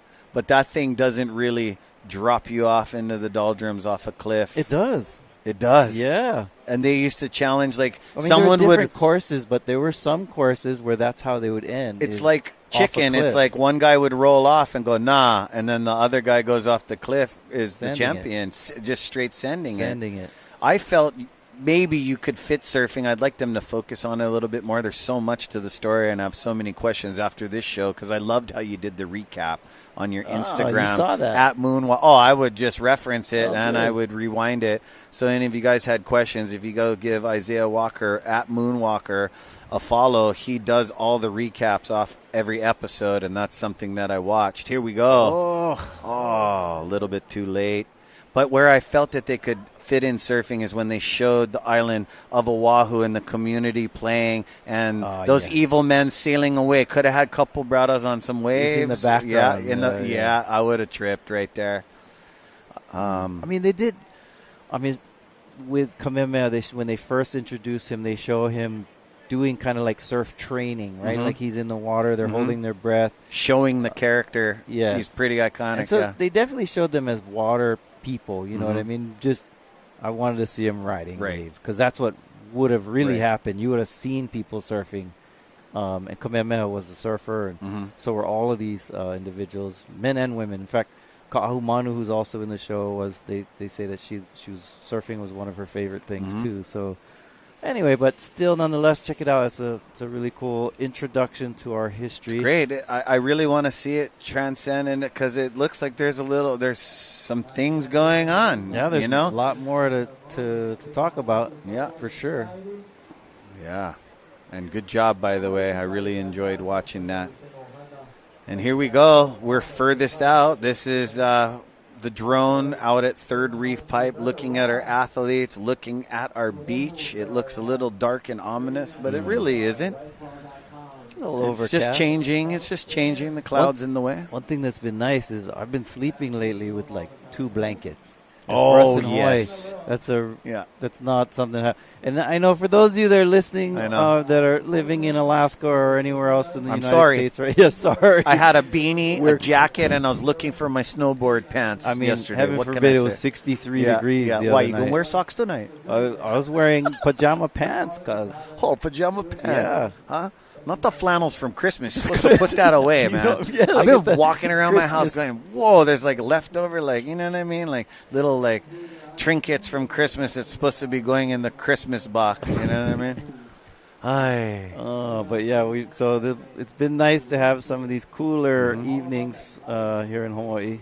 I bet you we're talking to some viewers. They're watching us live right now, and they're cleaning up their tree right now. Yeah, you. It's like 20 Little degrees. late. Mid-January, but it's okay.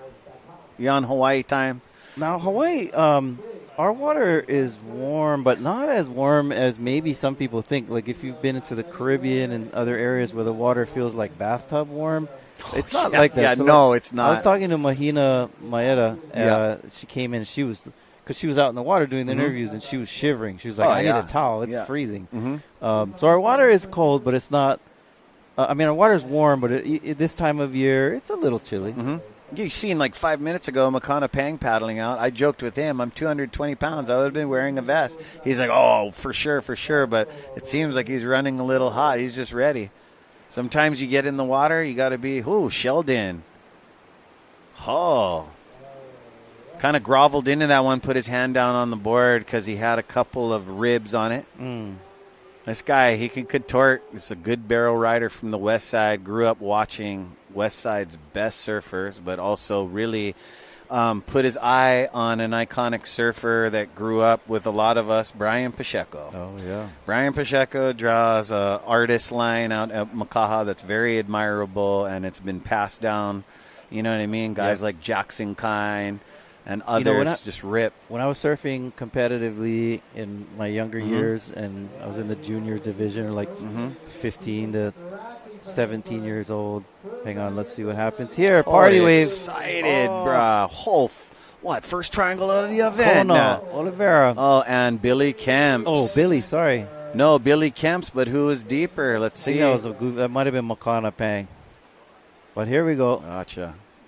Here we go. Maikai. Jake or Maikai? You know, Maikai's a little dude, but not anymore. He's getting real stocky, but this kid loves big waves and loves to carve into the lip. Well, Billy, I guess, was waiting for a while for that one. He pulled Uncle Rank right here. That does look like the gift, Makana. Yeah. Makana Pang. Pipe specialist and no stranger to backdoor, as that guy put on an amazing backside performance earlier at the 11:45 hour. He stayed out for like 2.5 hours, and he had a nice backside barrel, threaded it, and went up for that real inverted backside floater and learned. Wow, look at this one. Eject. 2 paddlers. Getting aggressive. Kala de Soto. Oh, come on. There you go. Oh, now he's got 2. Way to go. You can hear Dwayne screaming on the beach. The Chandler house. Aloha Chandlers. What's up? That's your boy, Kala de Soto. Yes, Kala. Shout out to the Ohana shop. I mean, this kid's doing really well in this He's event. got X Factor. I can't even describe what I've seen him do at Uncle Mel's Waterman Challenge Championship and at Uncle Buffalo's. It's crazy. To a piece of wood, onto a big bully board, onto his dad's canoe with his young crew, and then back on a longboard, onto a soft top. It's ridiculous. His understanding of wave riding vehicles. The repertoire. Yeah, and I mean, I know he's not too young to be in this event. That's why he is in Team the Boys, which they're all separated surfing individually. I mean, this kid, he's young. Is he still in high school? He's 18, just turned 18. And Here we go. go. Whistling. Over the falls. First over the falls I seen. And here's the swell night. Where's our 2 guys that have been waiting all day? Oh, where they paddled in to see what was going on. No, wait, here we go. Still, somebody's got to be out there. Okay, she just wouldn't show up at 4:01, bro. Wow. Look at that, bro. Okay. Oh, who's going to get this? Where's Chicken Joe? Hua, Mananalu. What, Kala? I'm going to answer back right now. Tall. Standing proud like Andy and searing out of it. Woo! Chandler residents going wild. Even though he wasn't deep, that was a vicious pocket ride. Mean, clean. Look at this one. Oh, who's this? Makana. Claiming it. Ho, Hana Ho from our edit from Zone Media. He just went, flex 'em. Yep. Maybe he was looking at Billy and go, check these biceps, boo. Bad Bill, just burn me. Nah. These guys are all friends. It happens. When they were all little kids, they would be like calling, oh, that's the third wave in the back is mine. You remember being like that? So funny. I used to say shotgun for this one. And I always tell you guys, no matter how competitive you guys are at a young amateur career and then you get older like us, bro, you admire and love all that stuff. You know, you guys have so much respect for one another when you share the skill of surfing. Nope. Nah, this is shutting down. Wow, this is who's going to do a big club sandwich reversal? This looks like a shootout set here. Yeah. Wow.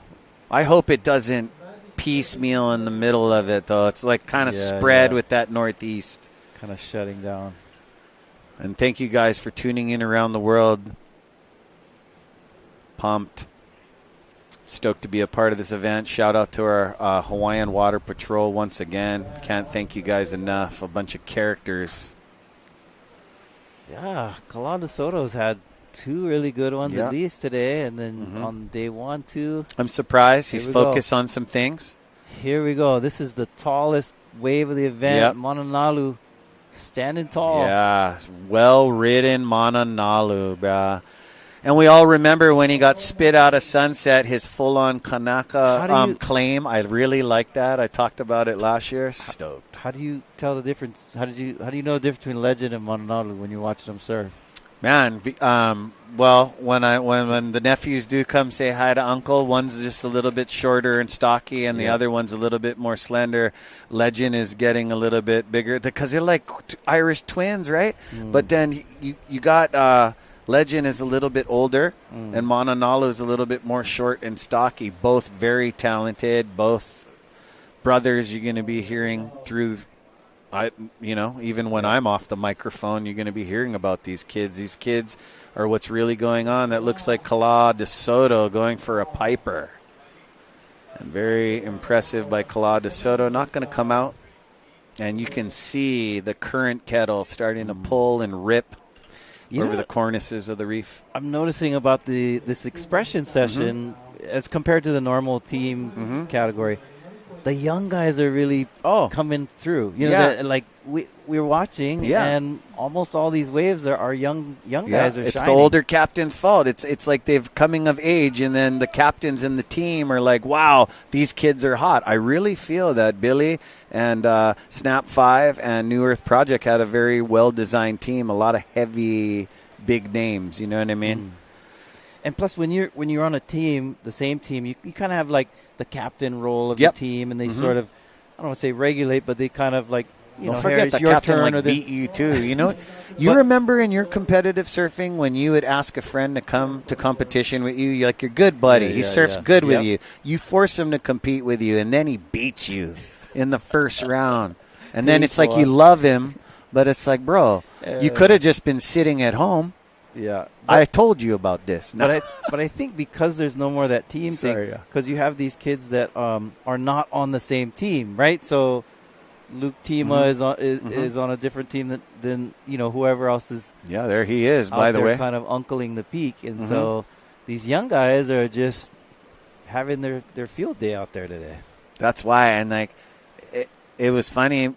Because when you're saying that, all these guys kind of moved in, and you seen two guys on the. I thought that was Shado Picaro and somebody else, and I thought and it was Mananalu stayed out there, so scored for him. I wonder if we're going to see Legend out there. I'm sure he's out there with his brother. Out there earlier. They surf a lot together, and very exciting. Part of that Ohana too, Kala Grace. See again, Tima staying busy. That was a nice barrel. Had to have like 15 waves. That was a nice little soft tap, waxing some spray off the coping there. Twist out the exit. Yeah. Here we go. It's all about flowing. Sheldon. Yeah, Shell Diesel. He's a character, for sure. And we got Through the Doggy Doors. Fun show about. Look! Almost the way he paddled, I thought he was going to haunt a hole. That means go again. What you say? There's the two guys out there. What it was? Bro, you think they're? I think they threw in the towel. They're like, okay, it's not coming. What if that is free surfers that maybe have paddled from log cabins? I heard rumor that a couple iconic guys are going to come from logs, but we'll see. More riders. Yeah. No. I don't like these real straight ones. I think Luke Tima had about he's just, you know what I mean? You never know what you're going to get. And I wonder if this kid catches cramps. These guys are frothing. You've seen J.O.B. learn what I've learned and seen surfers and watermen do is just 2 huge tablespoons of mustard, bruh. And learn to play again. I think the mustard is more effective than the pickle juice. I know a lot of people like dill pickles. You eat 2 dill pickles, take a couple big gulps of the vinegar, and you're back out there. But it does alleviate cramps. It's funny, somebody here chiming in on. I'm sorry, I'm not to change the subject abruptly, but was Go looking ahead. at the chat here. Anyone doing football on one TV and the shootout on another? Oh, they gotta be, right? I'm sure that's Who's what playing? Rocky's doing. Oh, yep. Oh, Rock. Guaranteed. What you doing, Rock? Can you hear me? Well, his team Luke. just fell out. There's Luke. Beautiful job, Luke. Round of applause to you, brother. And saying that we're also been raised by a lot of iconic football hammers, and they also surf. That's also coming back, guys. Here we go. Somebody flying down the Kala line. Kala De Soto again. Whoa, is he coming out of this one? Brah. Very close. Very close. I was just ready to give that man. Dangerous thread needle. What's funny, though, is football and surfing aren't your typical combos. They're you know what I mean?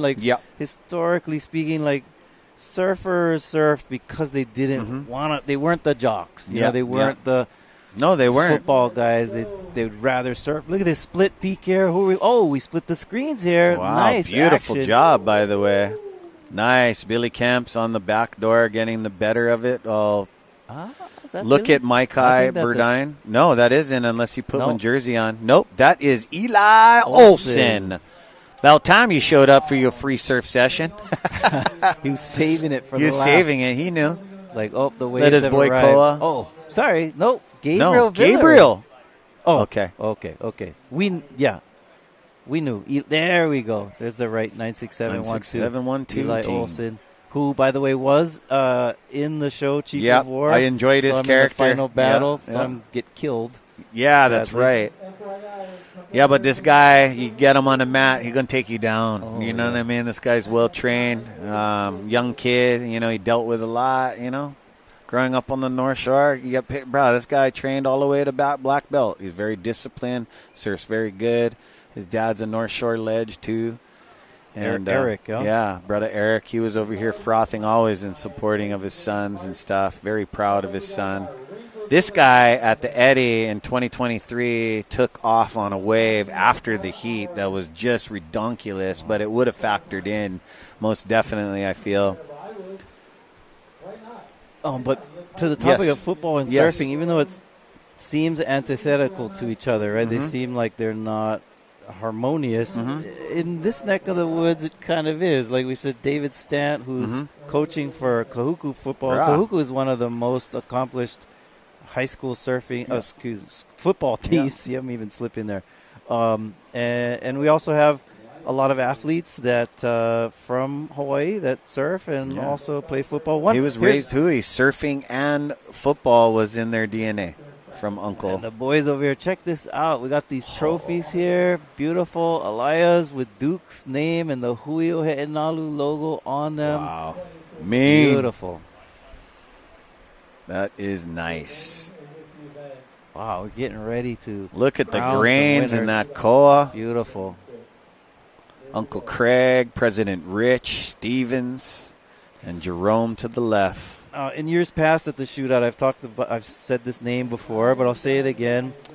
John Henry Wise. John Henry Wise was a Hawaiian, and he was close friends with Prince Jonah Kuhio. And he was in part of that group that planned to restore the Queen back to power by force. He was also a very good football player, and he played under a guy named Coach Heisman. And so that at became Oberlin the College, Heisman. became the Heisman Trophy named after the coach there. And John Henry Wise was one of the stars, and they won the national championship. Rich history. Here's legend. Boom. Ooh. The thing spat and just sucked him over. Kind of breathed the backwashy a little bit. Wow. Yeah, so that's some awesome. Connection there. I also was raised, my dad was a beach boy, but football player with UH, you know. And then we took a little break from Hawaii, and he went up there and coached BC Lions up there in Canadian football. So I got some of my gift of gab from the locker room, listening to professional football players talk it up. Well, as we're winding down, we've got about 15 minutes left of Backdoor Shootout. We're going to check out one of the best waves of the day so far, Mananalu Chandler. Bing. Standing tall. We're going to take a quick break and come back with the last remaining minutes of the expression session here at Pipeline. Stay tuned, gang.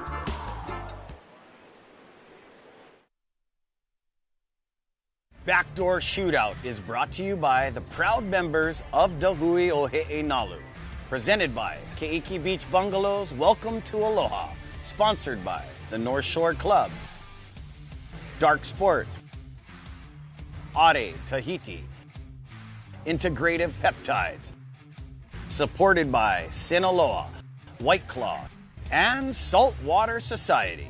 This live broadcast is produced by Zone Media, creators of Ocean Paddler TV, Hawaiian Extreme Sports TV, and In the Zone.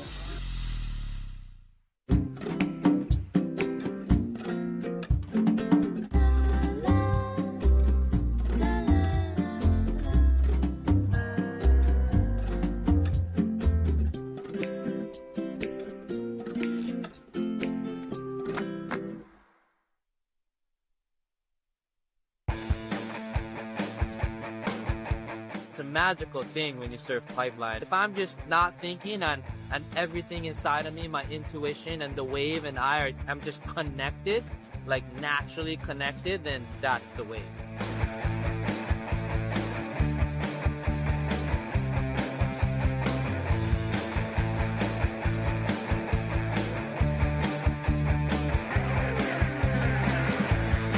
Just kind of, it starts getting better and better and better year after year. The longer you surf pipeline, the better waves you get.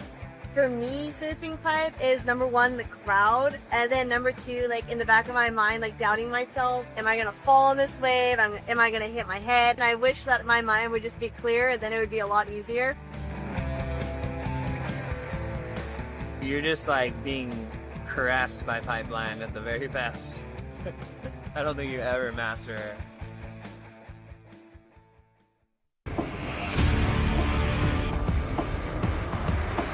Allow us to help you grow your events by reaching Hawaii's giant outdoor sports and ocean enthusiast demographic. Zone Media specializes in social media content production and distribution, drone and video production, cutting-edge live productions, and more. With over 25 years leading Hawaii's action sports market, give us a call at 808-343-3310.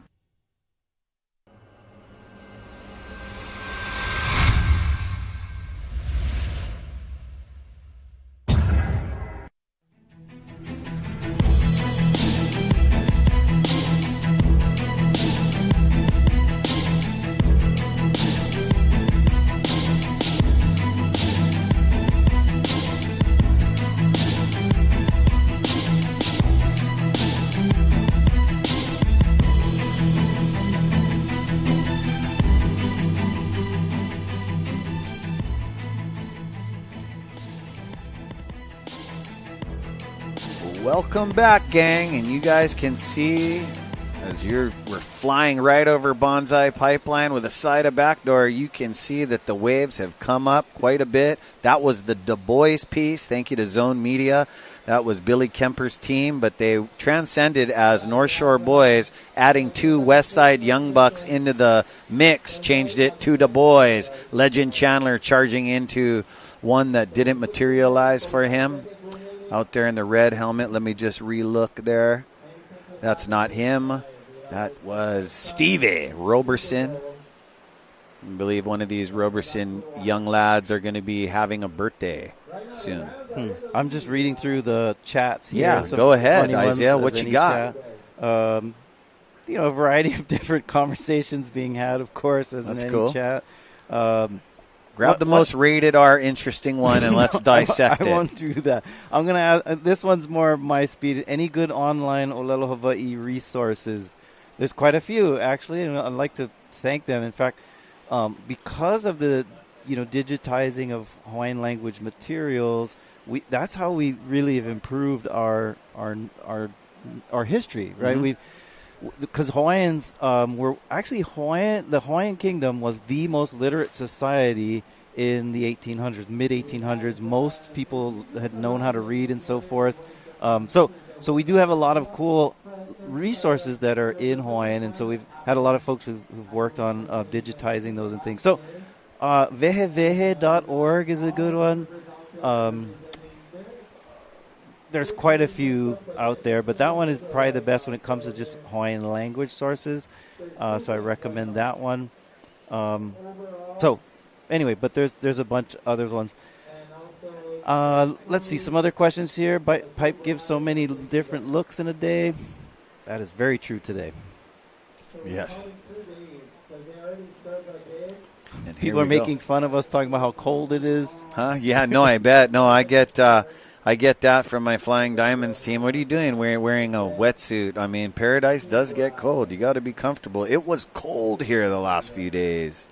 Somebody's talking about eating King Hawaiian sweetbread while watching the Backdoor Shootout. It's amazing. King Hawaiian sweetbread. You can do all different versions. Make pork sliders with the Kalua pig. Which apparently was originally from Hilo, Mm-hmm. where it started, and really it's probably coming from called Portuguese sweetbread. Ah, that's right, with the Portuguese soup. All right. And yeah, what we're looking for in our amazing backdoor shootout is not the shootout. It's an expression session. If you guys are just tuning in, we had to change, renegotiate, buy surfers for the surfers, see what they wanted to do with the playing field and the not so good forecast we had at hand. I know years of doing the backdoor shootout, we got, 4 to 6, rises up to 8 to 10, sometimes 12 to 15. And this year we just had too much northeast, and it just wasn't happening. So we are looking in this expression session for, the all-around best wave. And, Keiki Beach Bungalows presents Welcome to Aloha. Yeah, we are here. Mahalo to all of our sponsors and to all the volunteers and all the folks who come to make this event work. And we've been here for a couple weeks now. Yeah, it's how we start our New Year's. It's awesome. Coming and checking it out. And like you said, Ezra, it was pretty tough weather this year. We had some angles of swells and so forth. We were cold, for real. But we still had, 3 days, two half days, and then today where we ran the event. So we're making it happen. Nonetheless, still blessed and grateful for the opportunity we have to be here this year at the shootout. Big time. Hui Backdoor, bringing it to you live, guys, and thank you so much for, even though we just got to day number 3 through our whole forecast, well, we're super blessed as we got our expression session coming to an end here, and we're going to be looking for stuff like, the biggest wave, the overall performance, the longest barrel, the biggest air, and the best combinations. So we still got 2 athletes all the way out, well, 1 way out deep.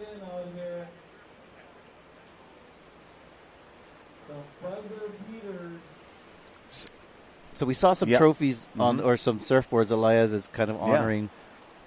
We have what categories are we looking at? We're looking for the best wave, the best tube ride, and overall. Yeah, overall through everything, and Oh, traveling! Wow, he was traveling. I'm not too sure if other free surfers know that it's coming to an end, but they're going to definitely start, coming into the lineup. Because we've had some difficult onshore breezes, and it's so cool to see that amount of crowd out at Pipeline. Not the usual amount of crowd, but just the world's best, the people that have put in their time. And thank you guys from around the world for joining us. So we're here on the north shore of Oahu, the island of Oahu, and we're looking out there. Look how beautiful we have these squalls and beautiful sun and rain that makes our place called the Rainbow State, because we have so much of this beautiful liquid sunshine looking toward Mount Ka'ala, which is our it's pouring over there. Peak over there on the west side. That's the Waianae mountain ranges, and then we are here at Ko'olauloa, which is at the foot of the Ko'olau mountain ranges. So beautiful landscape we've got here on Oahu. Where, by the way, that's the final battle in the show, Chief of War. If they kept the episodes going, it would conclude here on Oahu. And here we go. Jake Maki on a heavy one. Can he come out? Unfortunately, that's too much sandbar right there. Shoots. If he doggy door it, speed floater. But Jake has been just ripping. This is his second session of the expression session. Earlier, before he paddled out, I saw him put his leash on his nice new board, and I was kind of admiring the board, checking it out. And didn't last long. How easy come, easy goes. Oh, he's yeah, riding a completely different board. I just hope he never snuggled it. You know what I mean? Like, you just, you think you're going to be with your board for a little while. But if you're a pipe surfer, no. You cannot get too attached. You got to have plenty ladies.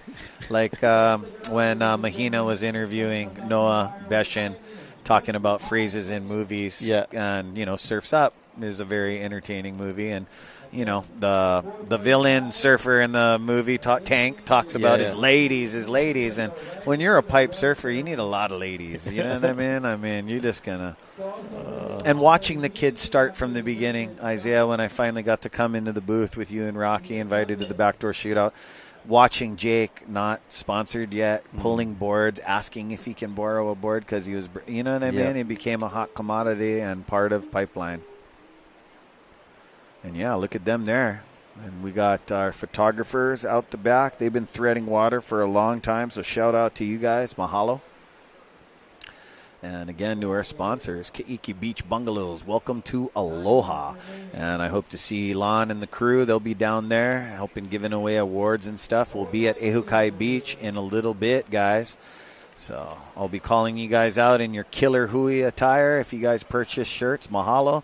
North Shore Club, Dark Sport, Athletics in the house, Are Tahiti, Integrative Peptides, supported by Sinaloa, White Claw, Saltwater Society. This live broadcast is produced by Zone Media, creators of Ocean Paddler TV, Hawaiian Extreme Sports TV, and we are always in the zone with the crew. Excellent job, everyone, and some more beautiful drone footage for you right here. You can also see that a lot of people joining us on the beach today. Mm-hmm. It's a beautiful weekend here. It's a Big 3-day weekend. Well, Yep. so we're celebrating a long weekend. People are out here. I have a cruising. day off tomorrow. That's radical. No, sure they're going to love that. Like, bro, you haven't been to work at all lately. Huh? No, I mean, it's a state holiday tomorrow. Yeah. So, I'm going surfing. I mean, I hope so. I hope these conditions, just keep getting better.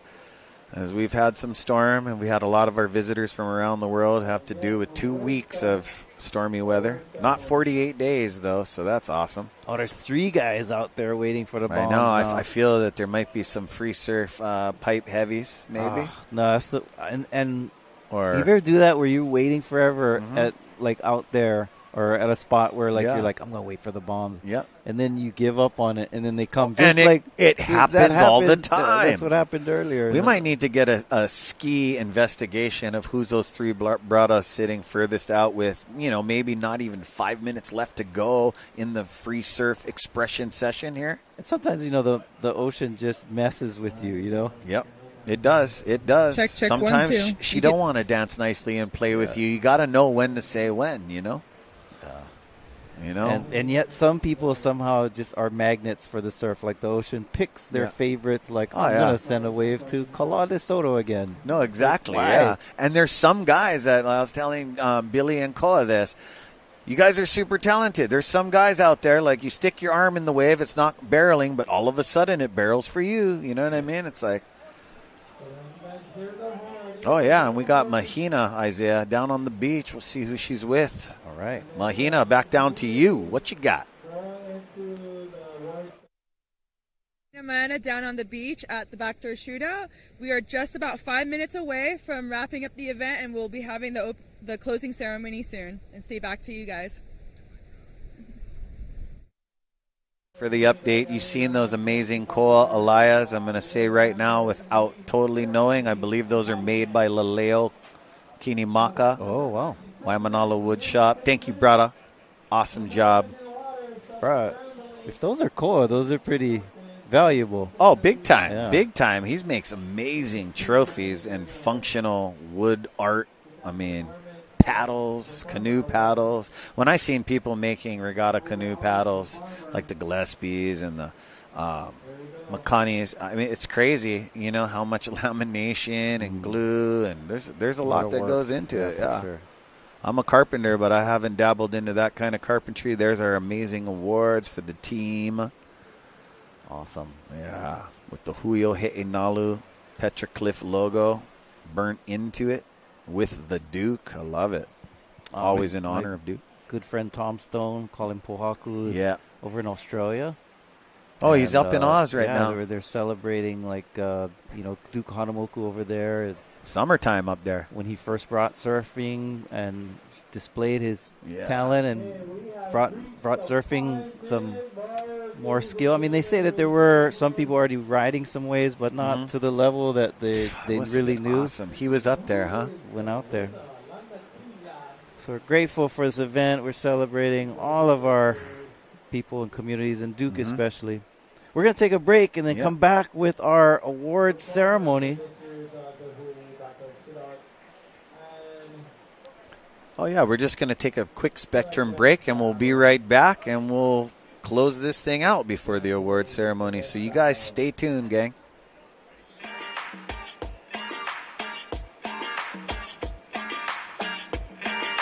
Who's that? Ilocano.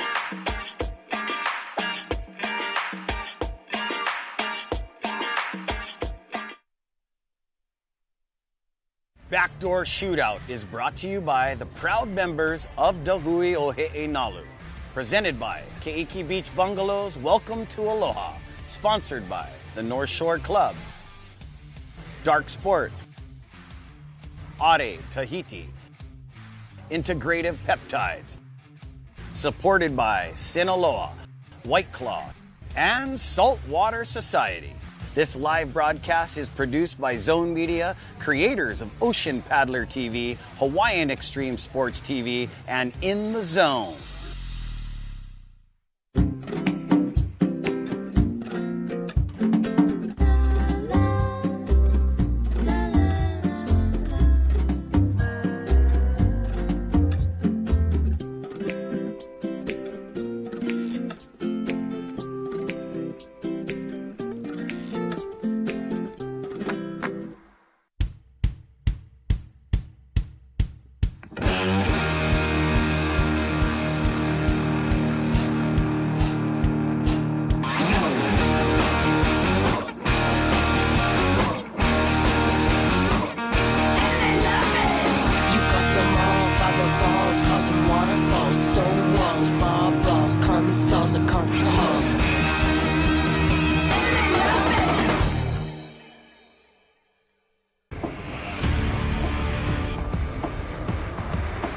Allow us to help you grow your events by reaching Hawaii's giant outdoor sports and ocean enthusiast demographic. Zone Media specializes in social media content production and distribution, drone and video production, cutting-edge live productions, and more. With over 25 years leading Hawaii's action sports market, give us a call at 808-343-3310.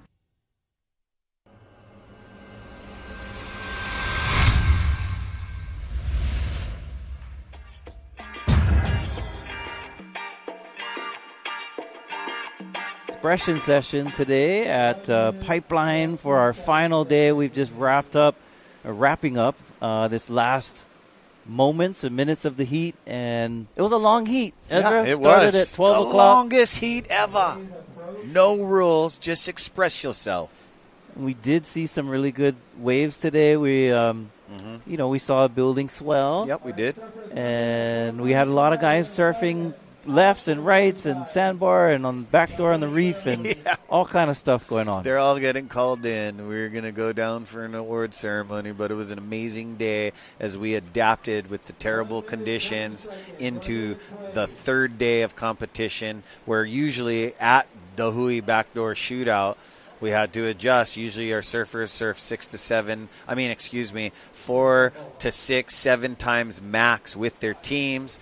They had to meet up as a team this morning and nonstop negotiate and talk story and have meetings until we felt that the waves were, good enough for competition to connect with day 2. So we had to split them up, and they're all individually surfing. Yeah, and at the Backdoor Shootout, it's all about the heaviest waves and not single elimination advancement. So we want to make sure that we get the best days, and today was a fun day, and it worked out pretty well.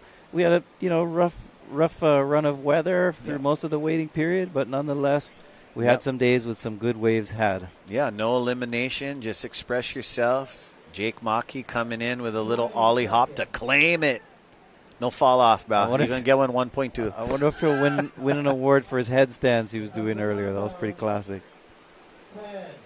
But yeah, here we go, coming in. 7, 6, 5, 4, 3, 2, 1. Yeah, beautiful day on the North Shore.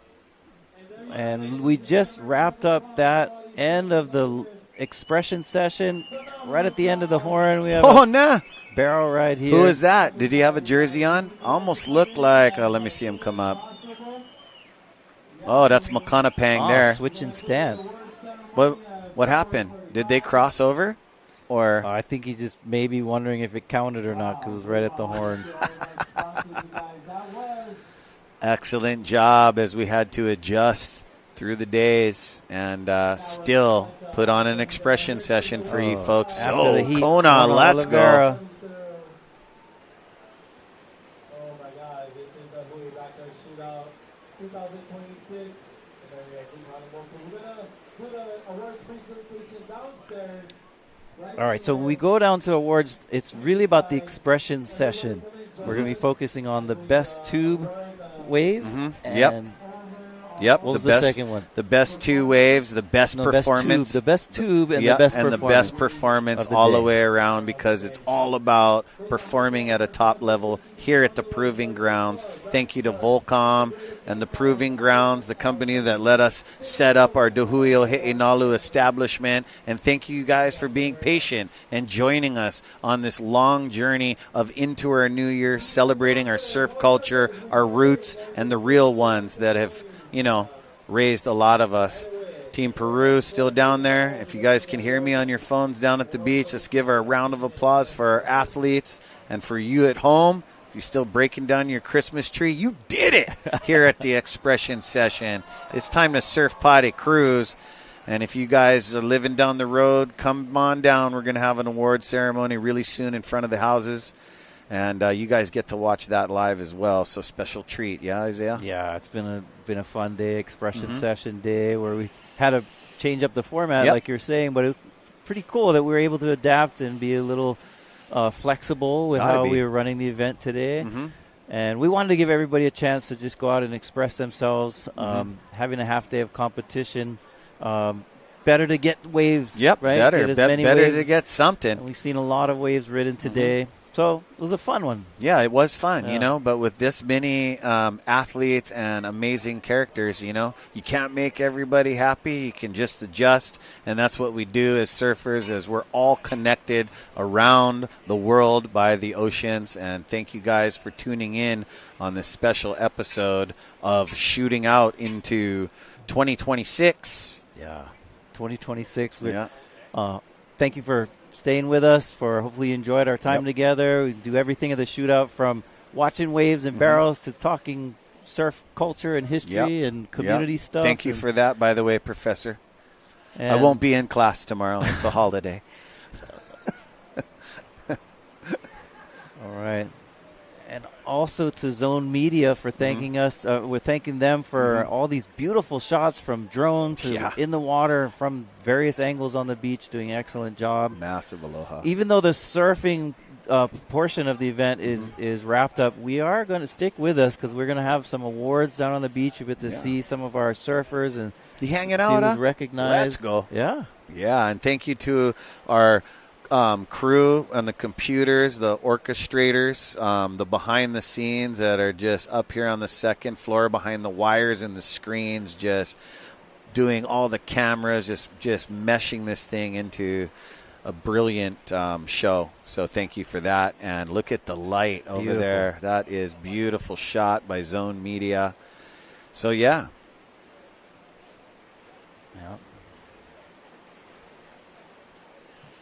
And so really quick before we tune out, Surfline gave us an amazing piece on what it is to get a wave here at Mother Pipeline. Stay tuned.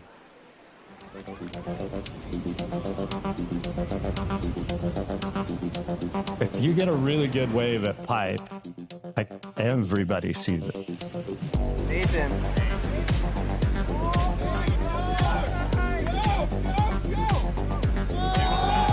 It's like this gladiator pit, you know?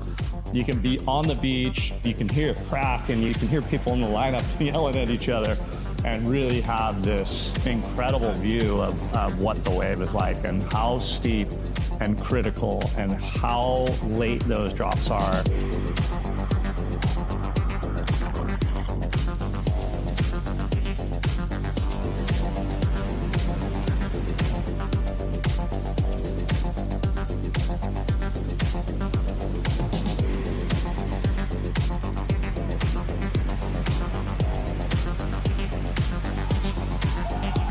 Dropping into a wave at Pipeline is, I guess the best way you could kind of explain it is you end up with this like very like heavy moment of free fall.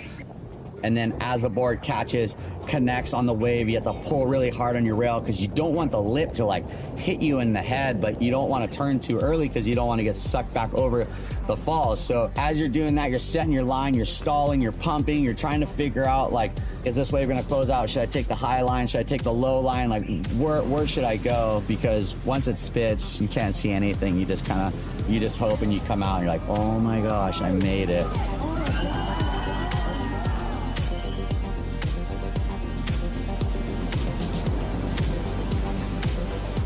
Sometimes, man, just pipeline just takes over your mind. It's so wild, it's so violent, and just so beautiful all at the same time.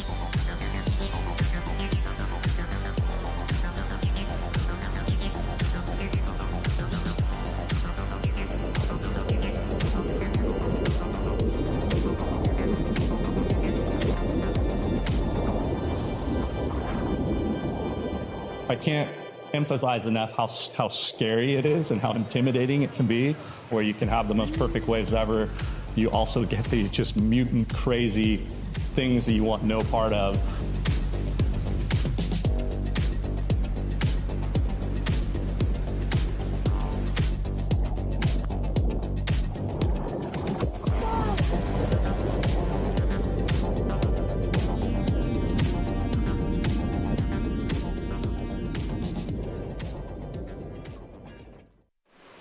Wow, that was some cool footage and from Surfline of how pipeline breaks and how terrifying yet beautiful it is. Oh yeah, it is. The mechanics of pipeline, getting a wave at a pipeline, just being a surfer, the dynamic is relentless. Like, there's so much that goes into surfing, and then you're surfing at pipeline with the world's best, your favorites. It just adds to the breathing, everything. So and I love how he described. He said that it's very difficult to convey how steep it actually is and how powerful and how scary it actually is, because we're sitting from the comfort of our chairs watching it. But when you're in the water and you're in person and you see how steep it is when you're looking down it, it's a whole different story. Yeah, and you're saturated by the ocean. That's why as a surfer, you got to make the connection with the ocean first, because this place doesn't fool around, It takes the best of the best. It doesn't need to be a big day. Yeah. So, very stoked to be a part of this event. Very stoked that we're going, into the evening hour, and where's all the free surfers? I can't believe it. They've been watching amazing surfing all day. It's like everybody's going to be joining us right in front of the two pipe houses. So again, there they are coming up the beach. If you guys are on your phones, there's Eli. Yeah, Eli Olsen.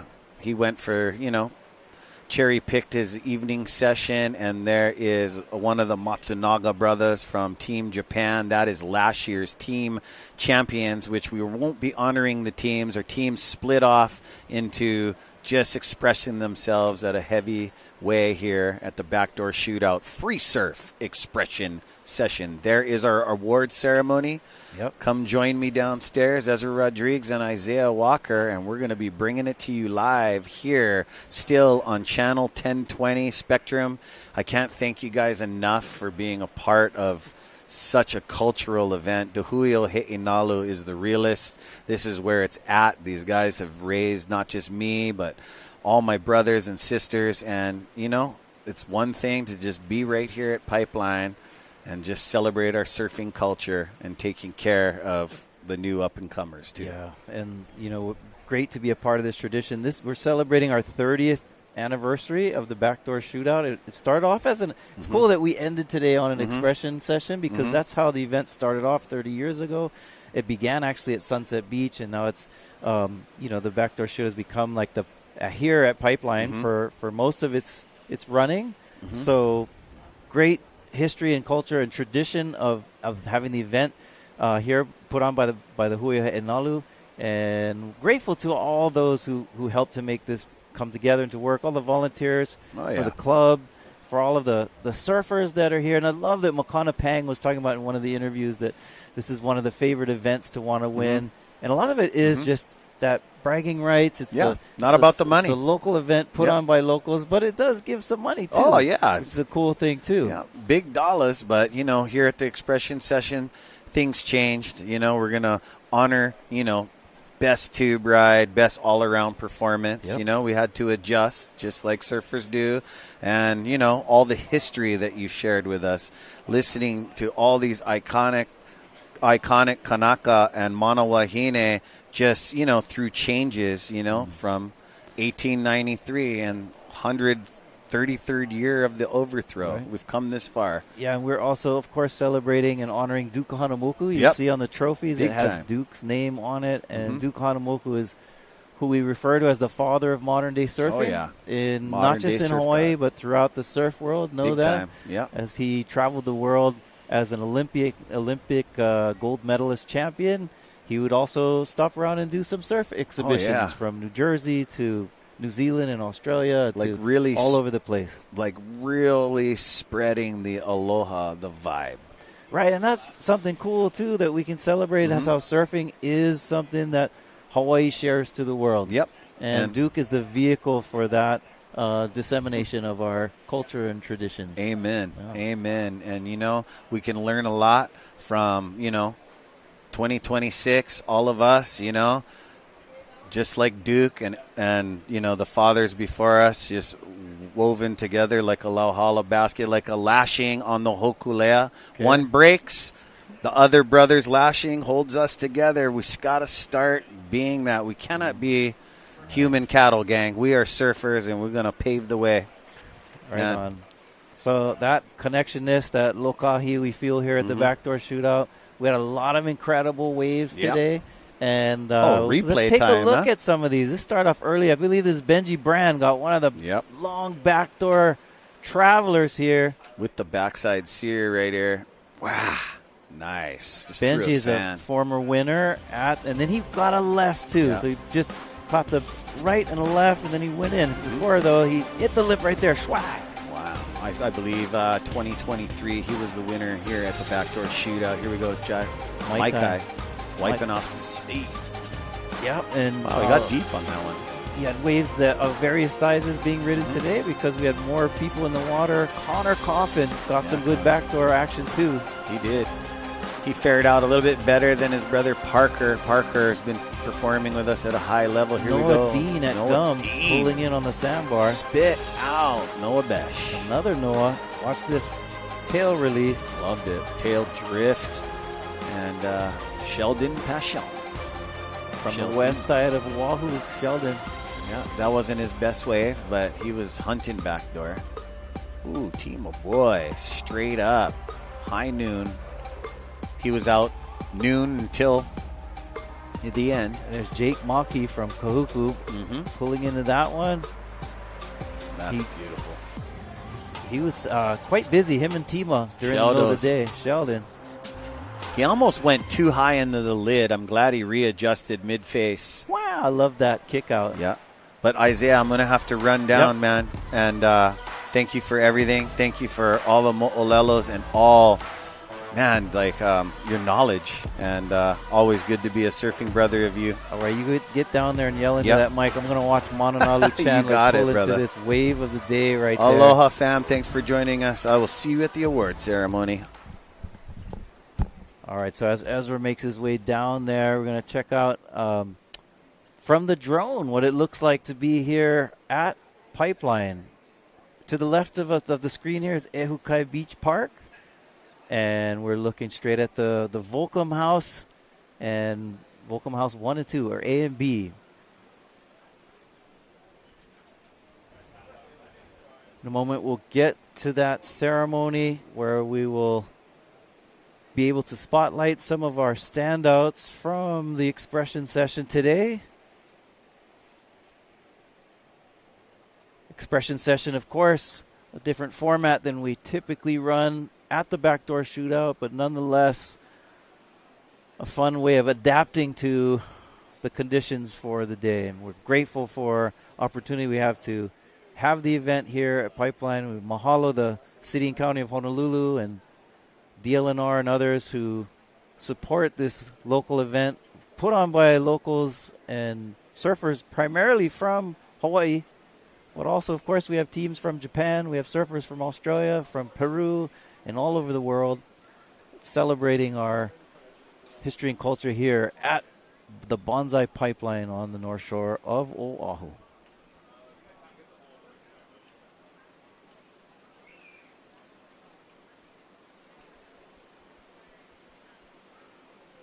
Beautiful drone shots showing of the location here where we're at on the beach. You can see the 3-story home there is the house that we are currently speaking to you from on the second floor of that patio there. Been a real privilege to be a part of working here. And this house has some beautiful stories of history of Jerry Lopez, one of the OGs of our sport that showed us how to surf at Pipeline. His house, formerly Jerry Lopez's place. A lot of events and community and a lot of celebration of time here on the North Shore at these locations straight in front of Pipeline.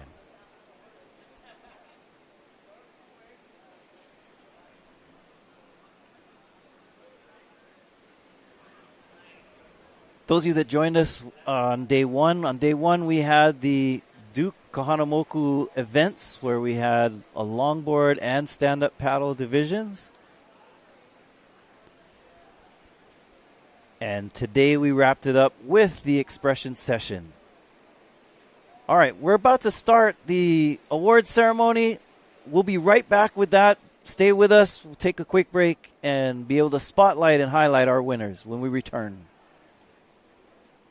The 2026 Hui Backdoor Shootout is brought to you by the proud members of Hui Nalu. Presented by Keiki Beach Bungalows, Welcome to Aloha. Sponsored by the North Shore Club, Dark Sport, Ade Tahiti, Integrative Peptides. Supported by Sinaloa, White Claw, and Saltwater Society. This live broadcast is produced by Zone Media, creators of Ocean Paddler TV, Hawaiian Extreme Sports TV, and In the Zone.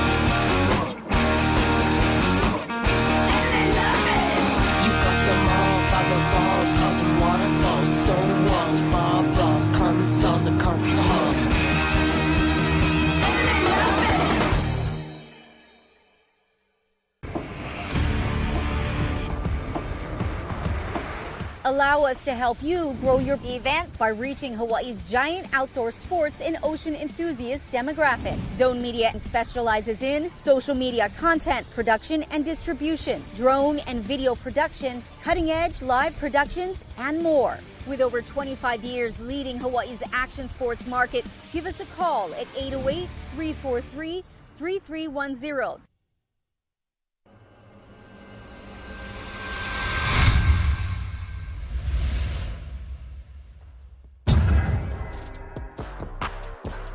We're about to start the award ceremony for the expression session today here at Bonsai Pipeline. It was a beautiful day. We had a lot of cool moments out there, and we have Iolani Adams here, who's normally down there on the beach yelling at everybody and getting the crowd all hyped up.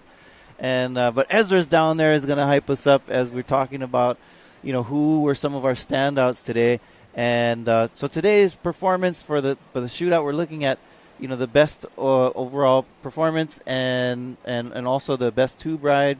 Anything stick out in your mind today from some favorites? I had the privilege of seeing all the scores and being side by side some with inside knowledge. Yeah, the judges. I cannot reveal it right now. Yeah. But it's so darn close. It's so darn close, and it's so awesome to see the when I see all the judges talking about every score. It's not like, they're secretive or whatever. So all the scores are like pretty consistent. Okay. And it's always it's always an awesome thing when you see like the surfers out there trying to outperform each other, and I'm looking at the scores at the same time. So I wasn't in the judges' booth or anything like that, but for my recollection, I think there are a lot of young guys that were shining today. We saw Kala de Soto get quite a few good ones in the morning, and then even toward the end, Mananalu Chandler just got one of the bigger, taller waves of the day.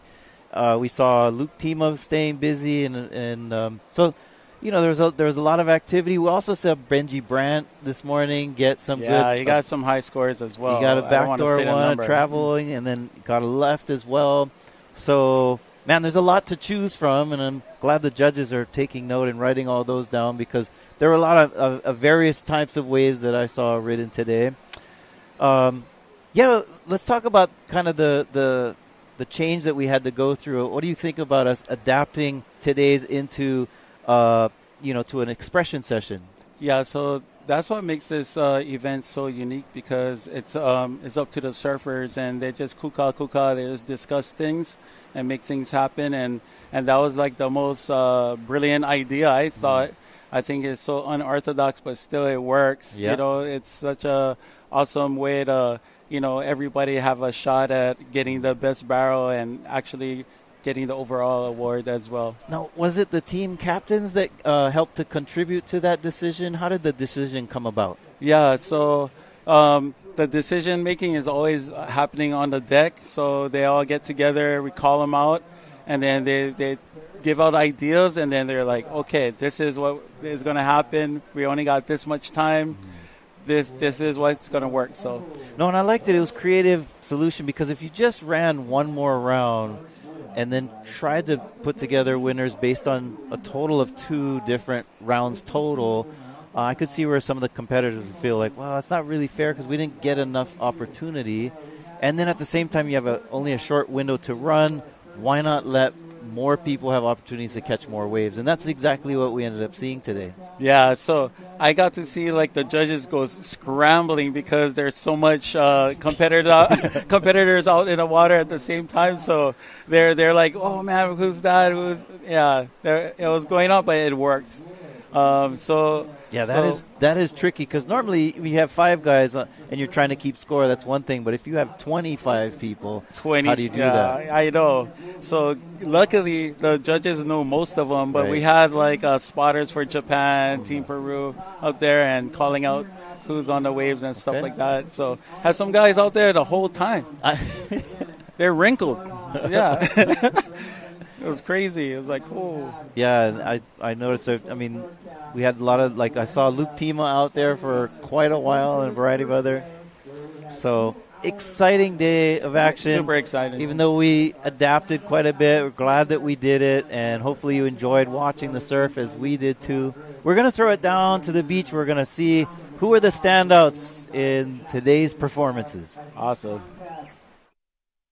Differently scored from any other event, this contest, you can get a 1 to a 10, 5 being an average score, but we leave room for the absolute, almost impossible, where you could get an 11 and a 12-point ride, okay? So we went into day number 2, first round of the main event, and we got some good waves, and guys got some beautiful waves through the back door, scoring some 7s and 8s. And today, with the Hui Backdoor and all the best of the best, guys, not just from around the world that get invited here, but the guys that day in, day out, blood in, blood out, surf this place, not just for being a pro surfer, making money and getting in the magazines, but because they were forged by the Pacific, the harness, the energy, right out in front of me, right here at the Bonsai Pipeline that had a lot of backdoor, but it wasn't our usual big bombing backdoor. So I'd like to thank you guys for being patient. I'd like to thank all you surfers for getting involved, because we had many meetings on the deck trying to find out how you athletes want to do this and handle it this year.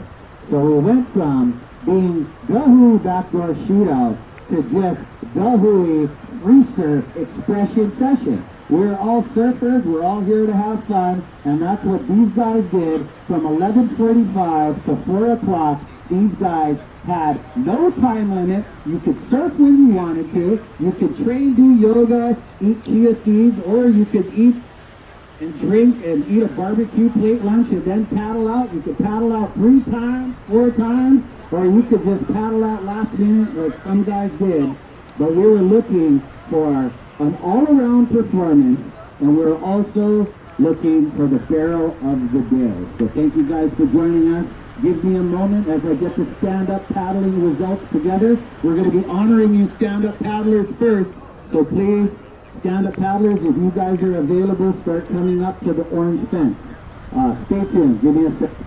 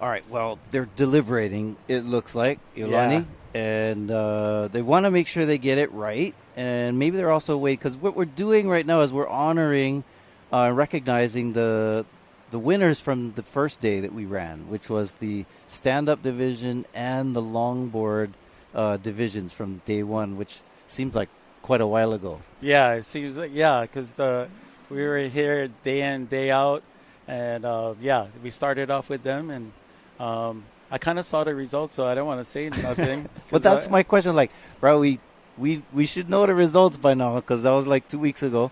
Yeah. So they're still, maybe they're trying to round up the surfers, make sure that they're there. But we are here, of course, and as they're doing that, do you have any memories of that day with the stand up and longboard? Yeah, there were a bunch of young ones, and then what stood out to me is the Makaha people. Yeah. All right, I think we're going. We're going back down there, and now they have the results. 22 degree, and this has become an art of Hawaiians here. As you can stand tall, paddle out. You don't just get an amazing exercise, but your balance and core becomes super strong. And these guys are invited into the Hui Backdoor Shootout because they are the best of the best. And these guys are all here. Please, I hope you're here. Sebastian Gomez, Max Torres, James Haynes, Clayton Everline MD, Anthony Maltese, and Jose Gomez, okay? And this year, in 6th place, and we love him. He is a part of our Ohana, always taking care of us, and always his brother's keeper, Clayton Everline MD! Come on over, brother Clayton. Love having you, guys. And this guy was charging 4-foot closeouts onto the gnarly sandbar because, you know what? The sand didn't move for us, but as water people, we're going to play in it anyway. This guy did it up and probably caught more waves than anybody, having fun, taking care of Ohana, and loving his friends. Give it up for Clayton Everline MD! Okay, in 5th place. And this guy has been, Clayton, come over here by me. to the left over here by Mahina Mayada. No worries, she no bite, but she can rip this girl, I'll tell you. We really loved, if you guys go on the replay, we really loved the Zone Media Ocean Paddler TV with Mahina Mayada in the lineup asking the surfers all kind of questions, because if you don't know this interviewer, she surfs top-notch level and put you in combination situations real fast. In the 5th place, and this guy has been really close to winning this thing. Outstanding, does a mean switch dance, usually picks the back door, had some pipe waves this year, is Mr. Zane Sage! And if you're not here, if you have a family member, please let us know, and we will make sure that we get your trophy to you. Thank you very much. Okay, in 4th place. And this guy, I really enjoyed watching him, hard charger, and father of the world champion of stand-up paddling is Mr. Jose Gomez! Not sure if you guys had to fly out. I know we got a long waiting period, so Jose Gomez, and right in the beginning, maybe 10, 15 minutes, the guy had a hip injury from charging through back door. So shout out to you, Jose Gomez, into the top 3, last year's champion. And this guy was on his way to winning the thing. He had some great double grabs with his hand and the paddle in the water, got a nice form on his goofy foot. That's when your right leg is forward on the board and your left leg is back on the tail. Mr. Anthony Maltese, are you present? Anthony Maltese, last year's champion, getting 3rd place this year. Mr. MD stands alone. Very important you show up to the Hui Backdoor award ceremony, huh? Let's go. Okay, in 3rd place, 2nd place, excuse me, is 2nd place, the young gun, Sebastian Gomez! Oh yeah, he can collect it for dad. This guy, radical surfing. Love watching you surf. How many years now you been surfing with us in the stand-up? 3rd year. Good job. Let's give it up for the young gun. Okay, and this guy started off the final, and he got kind of to win the final in the early stages of getting a clean, quick barrel with a big snap by a stand-up paddling, landing out on the flat. Super radical, super critical. This year's champion is Max Torres! No worry, Max. I take your paddle. Don't take on the kaha. Don't go back. Huh? Yes, sir.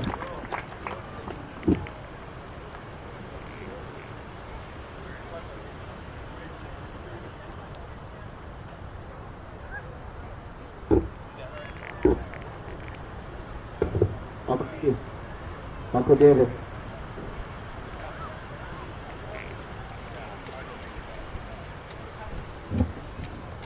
And yeah, you guys, right here, let's give a big round of applause for Max Torres.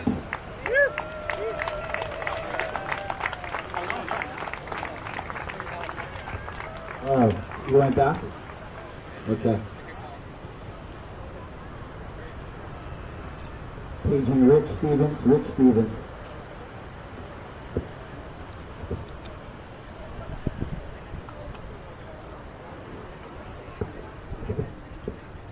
Yeah, guys, thank you.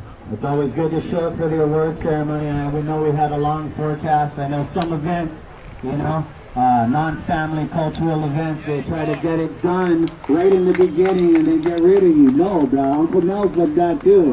Come Sunday and get your stuff, because you just, you just put it on. You guys are a part of our surfing culture.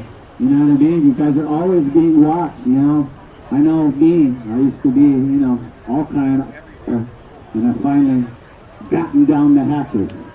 So you guys stay tuned. We got Cisco went on the beach. All right, Lono rocking.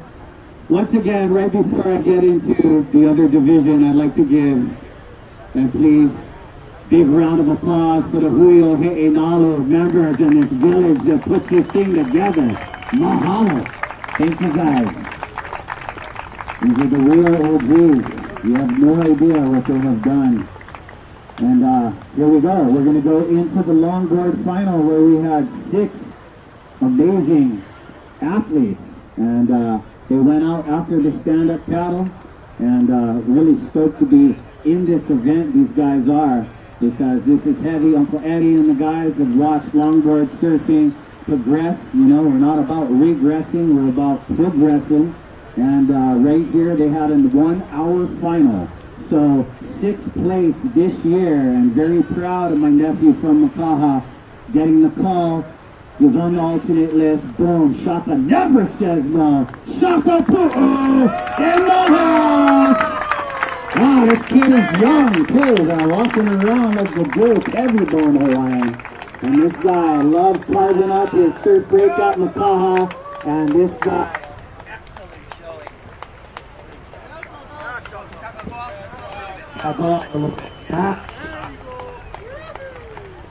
Shaka Pu'u in the house. Okay, in 5th place.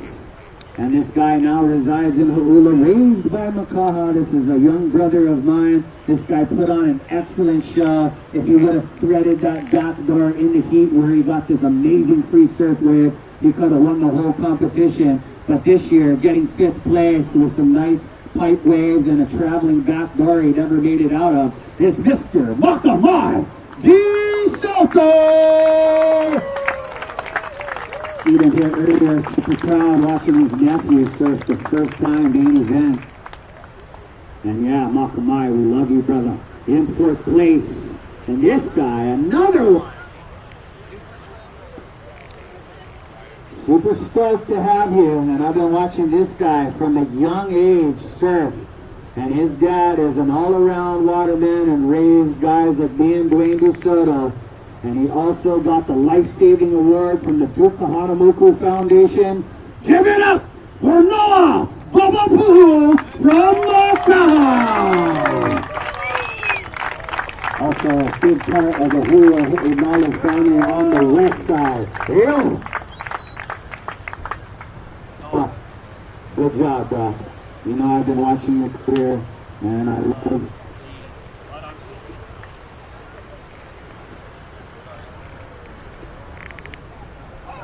Sorry, cord.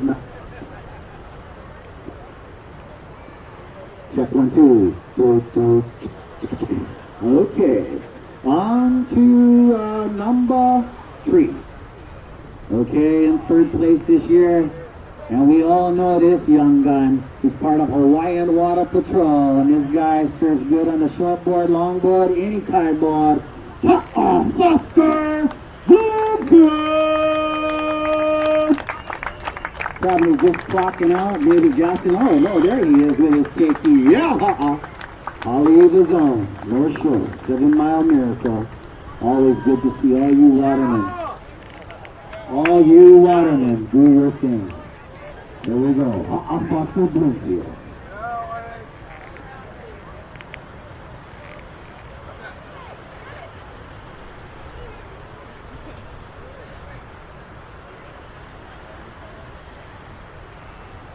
Okay, top 2.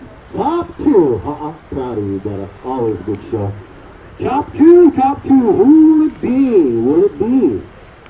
Hawaiian Water Patrol's Pomai Ho'opili or Big Island Freddy Hui in 2nd place. And this guy had some amazing pocket rides and a backdoor barrel, but always styling, always surfing with power is Mr. 2nd place this year. And stoked to have you. Ready! Hui! Big part of the Hui. And yeah, Freddie. Good stuff, way to go, man. I always see Freddie, you know, get invited, do his thing, and then adjust. Always, Freddie, good job.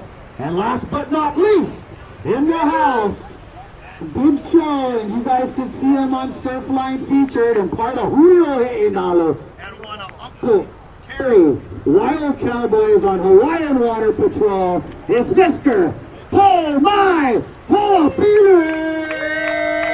Probably The guy that had the most fun of the whole event and all the events we do. This guy is always positive, and this guy walks every day doing his Hawaiian roots and culture. Come on, Ho'opili.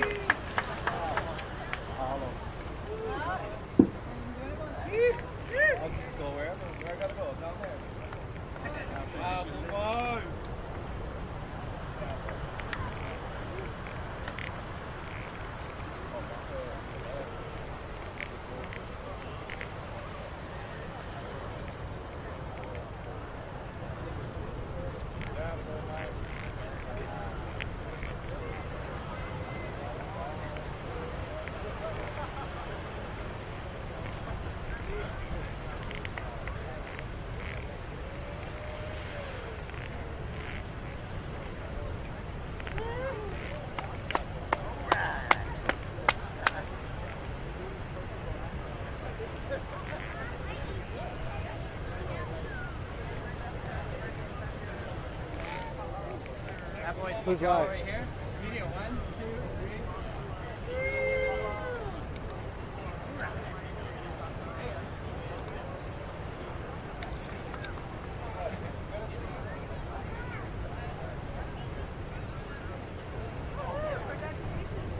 3. Sorry, the cord doesn't go that far, but I would like to get a, let's let the winner right here.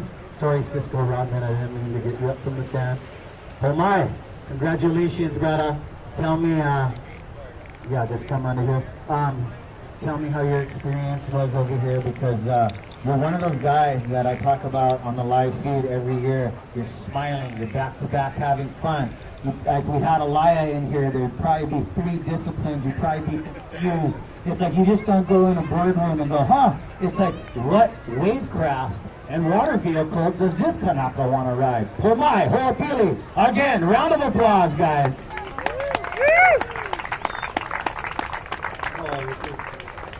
This is pretty nice. Pulling off a win at home. Grew up right down the road, so to me this means a lot. Wow, man, having 6 people in your heat at Pipeline is pretty unreal. And as I was telling the boys when they paddled out, for me this was a really special heat because you don't get 6 Kanaka in the water at any given time, at any different spot, you know. When we paddle out there, we're the minority now. So to have 6 Kanaka out there with me at this spot felt really powerful, and I'm really stoked to be out there with every single one of these guys. Every single one of these guys could have won this competition, so I just went out there and had fun, just tried whatever, catch what I could catch, and I got blessed with some good ones, and so be it.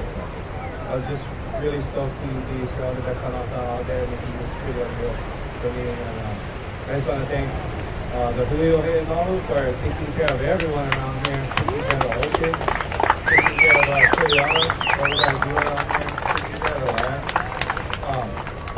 It's just huge for us to have a homegrown competition like this with a bunch of different disciplines in it right here at Pipeline.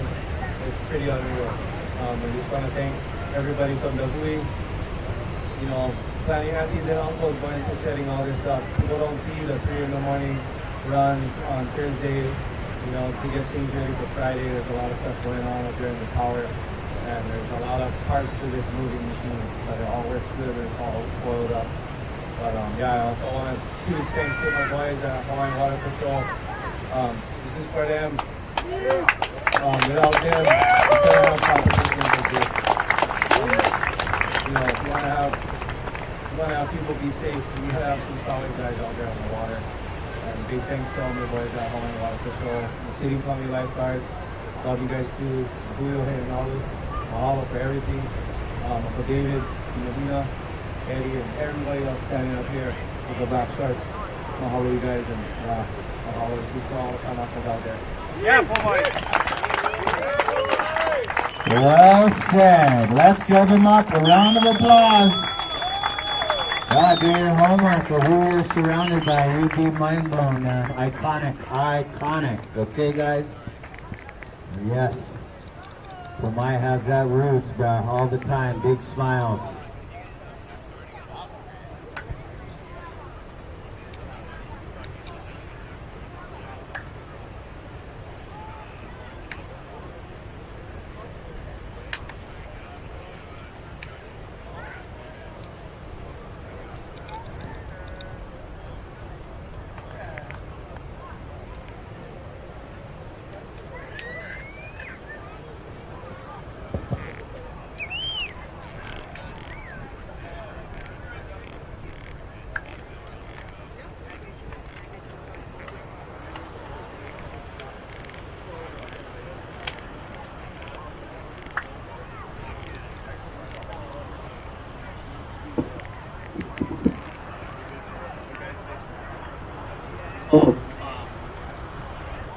Pomai?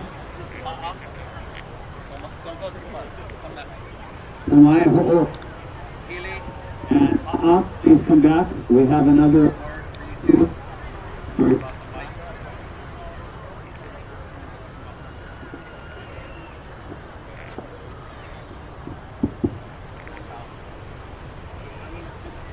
Thank you guys.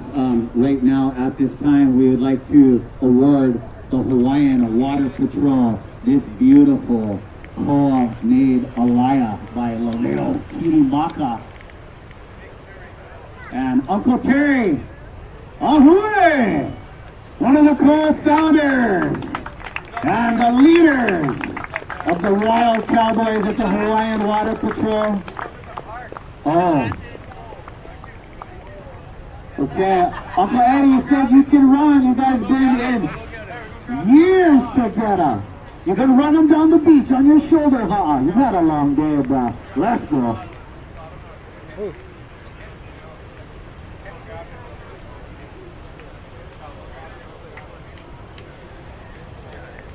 Okay.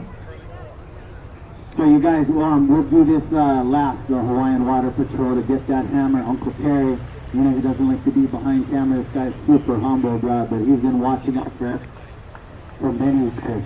Huh? Okay, so on to the main event, guys. And like I told you guys, even on the live feed with me, Rocky, Cliff Patello, and Isaiah Walker, we talked about the Hui Backdoor Shootout. This is a premier cultural event with big waves, big obtuse barrels getting spit out or not spit out at all, okay? Big, massive, since 1996. This is our 30th year anniversary, okay? And now we've had to deal with the scary forecast and the different angles and so much sand being in these guys' home break and their back door that we had to change it into a free surfing expression session, okay? Because we got one day with some nice backdoor, not as big as we'd want it, and then we ended the day on this amazing Sunday just giving our surfers a free surf battle royale whenever you want to surf, whenever, how long you want to surf. All we were asking is for best performance and of overall both days and best tube for overall both days, okay? Expression session. So, tied for second place this year. And these guys are heavy hitters. And they got a lot of scores on the board today. Is Mr. Shado Takaro and Benji Brand. Tied for second place. Shado Takaro, North Shore, originally from the Big Island, and Benji Brand, originally from South Africa, have been surfing with us for many years. Where you brought us stay. Shado P and Benji Brand tied for second place here at this year's Backdoor Shootout with the free surf expression session. Free stay, oh God, man. Amazing performance, threading the needle in the back door with a searing backside chunky carve, and then a nice, beautiful pipe wave with a beautiful fins-free frontside snap. Okay, I absolutely love that. You guys can watch the replays. And yeah, so Benji, do you know Shado P? Because he was an outstanding competitor last year. I'd hate to move on. Shado, you stay outside. Give me a wave. All right.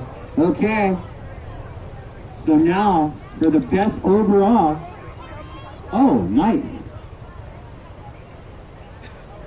Okay, so we'll take a slight pause, and yeah. So Benji, hold strong. There's Kavika Foster and Uncle Terry Ahui. Thank you guys for coming. You were requested by the boss. Huh? Okay, whole team, please come up, please. Hawaiian Water Patrol. Let's give them a round of applause. You watch them on TV from around the world. These are the guys. They got off. What you say is, you know, get amphibious chorus. These guys deal every day with risk assessment. They live it. Every time they adapt into a different situation to save a life. They are the most selfless human beings in the world, as they are always got their eye on you. Savita Foster, Uncle Terry, Kamalani. Mr. Lau in the house. All the boys from the party. Good job, you guys. Love to honor you guys. And that is an automatic bang. Aloha gang. Uncle Terry, congratulations. Thank you guys for everything you do. Come on, an excellent performance, boss. Still smiling.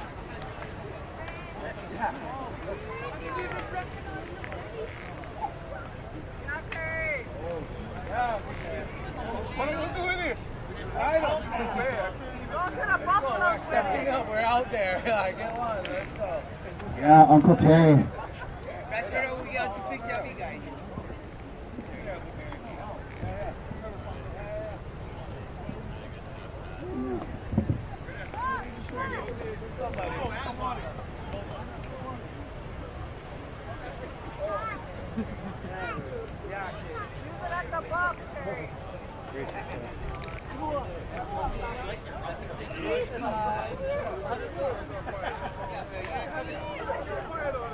Hello. Aloha. And I'm glad Terry's here because he's the only person I do with me. Thank you for playing. One more thing, Uncle Mel Poole.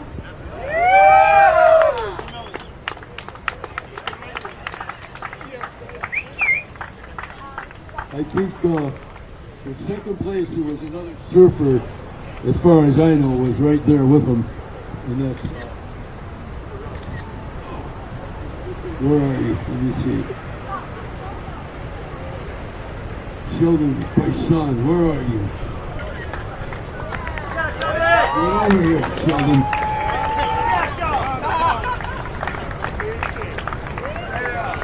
Back there sneaking around, huh? We got up here did a really good job. They're all tied for second place. There could only be one winner. We had to get creative and call this an expression session. You know, it's like, even though the waves aren't good enough to run a shootout, it's got to be bigger, nastier. It's got to be fight. We got creative and we came up with a winner of the expression session and the best barrel of the contest. His name is Kala Isono.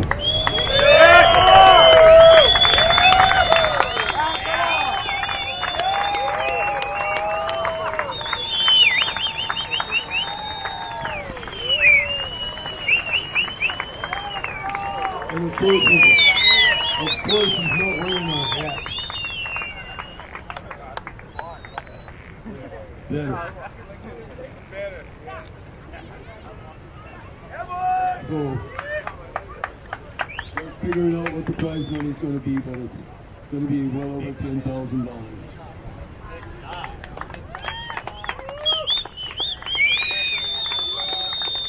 I want to thank some of the members that made this possible every year.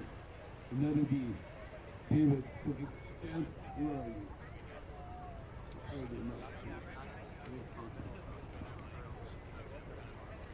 Rich Stevenson. Rich, is that a shy? Rich, get up. Come on, Rich. Ina, Stranger. All the other people in our club that make this possible.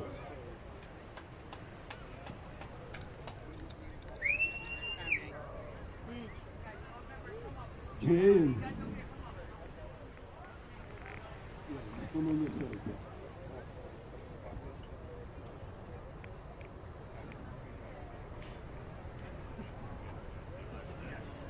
And where's some of the women that make this possible? Right there.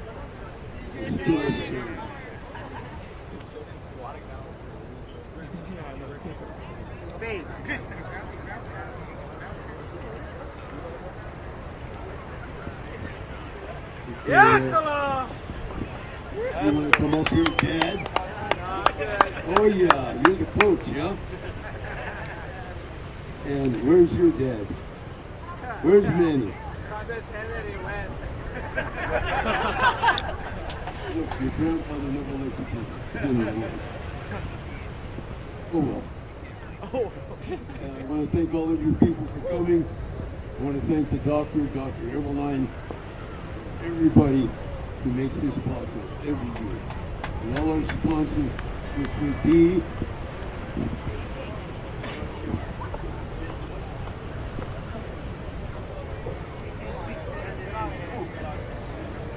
and to our sponsors once again, always presenting Keiki Beach Bungalows, Are Tahiti, North Shore Club, Dark Sport Athletics here for the first time this year. Thank you, brothers, for coming. Sinaloa, Ocean Paddler TV, Hawaiian Extreme Sports, mahalo. Spectrum TV, mahalo, brothers, for being with us. Saltwater Society, we couldn't thank any of you guys enough. Keep it flowing. There's a lot of amazing things in the pipeline for Hui Backdoor. I'd just like to honor our sponsors. So you guys, make sure you guys check us out on Spectrum, all the replays if you're just joining us. And back to my Uncle Eddie. Yeah, we need Trent up here who makes all the food for this. Where is he? Where's Trent? Trent! Oh! And Jack Soren, what you doing behind the fence, brother? Let's go. Shout out Ember Soren. And this guy's dad, amazing. From the days, you guys, get educated. Find some amazing things on YouTube. And, you know, roots and culture. The roots run super deep here with the Hui Backdoor.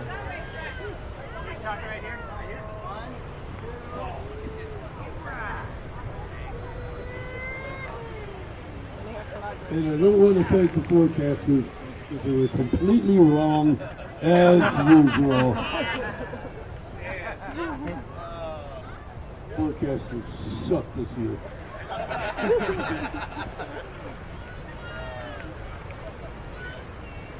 Anyway, I want to thank all you folks for being here on behalf of all of us. What are you doing down there, Dad? Get over here by your boy. Come on. Speech, Lala. Speech.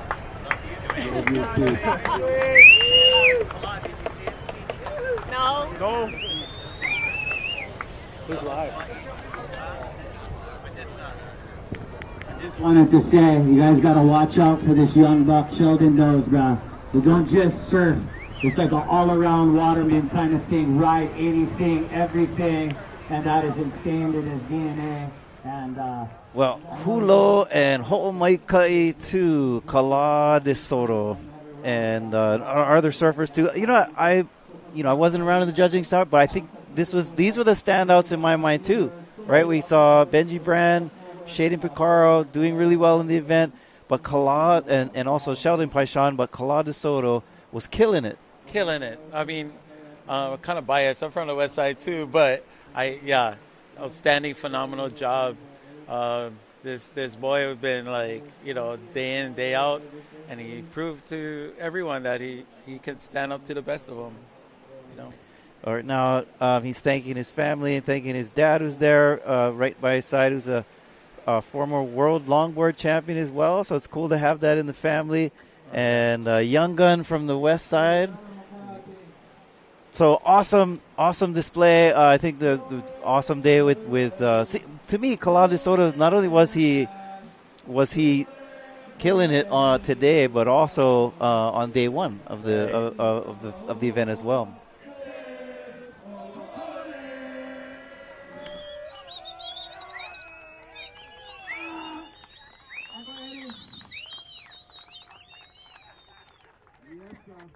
Awesome performances, and thank you so much for being with us. We will see you next year at Backdoor Shootout 2027. Let's do it. Thank you, guys. Thank you, mahalo anui. Thank you to the Hui. Thank you to all of our sponsors and for being with us, for you, the viewers. Aloha and ahui ho. Ahui ho.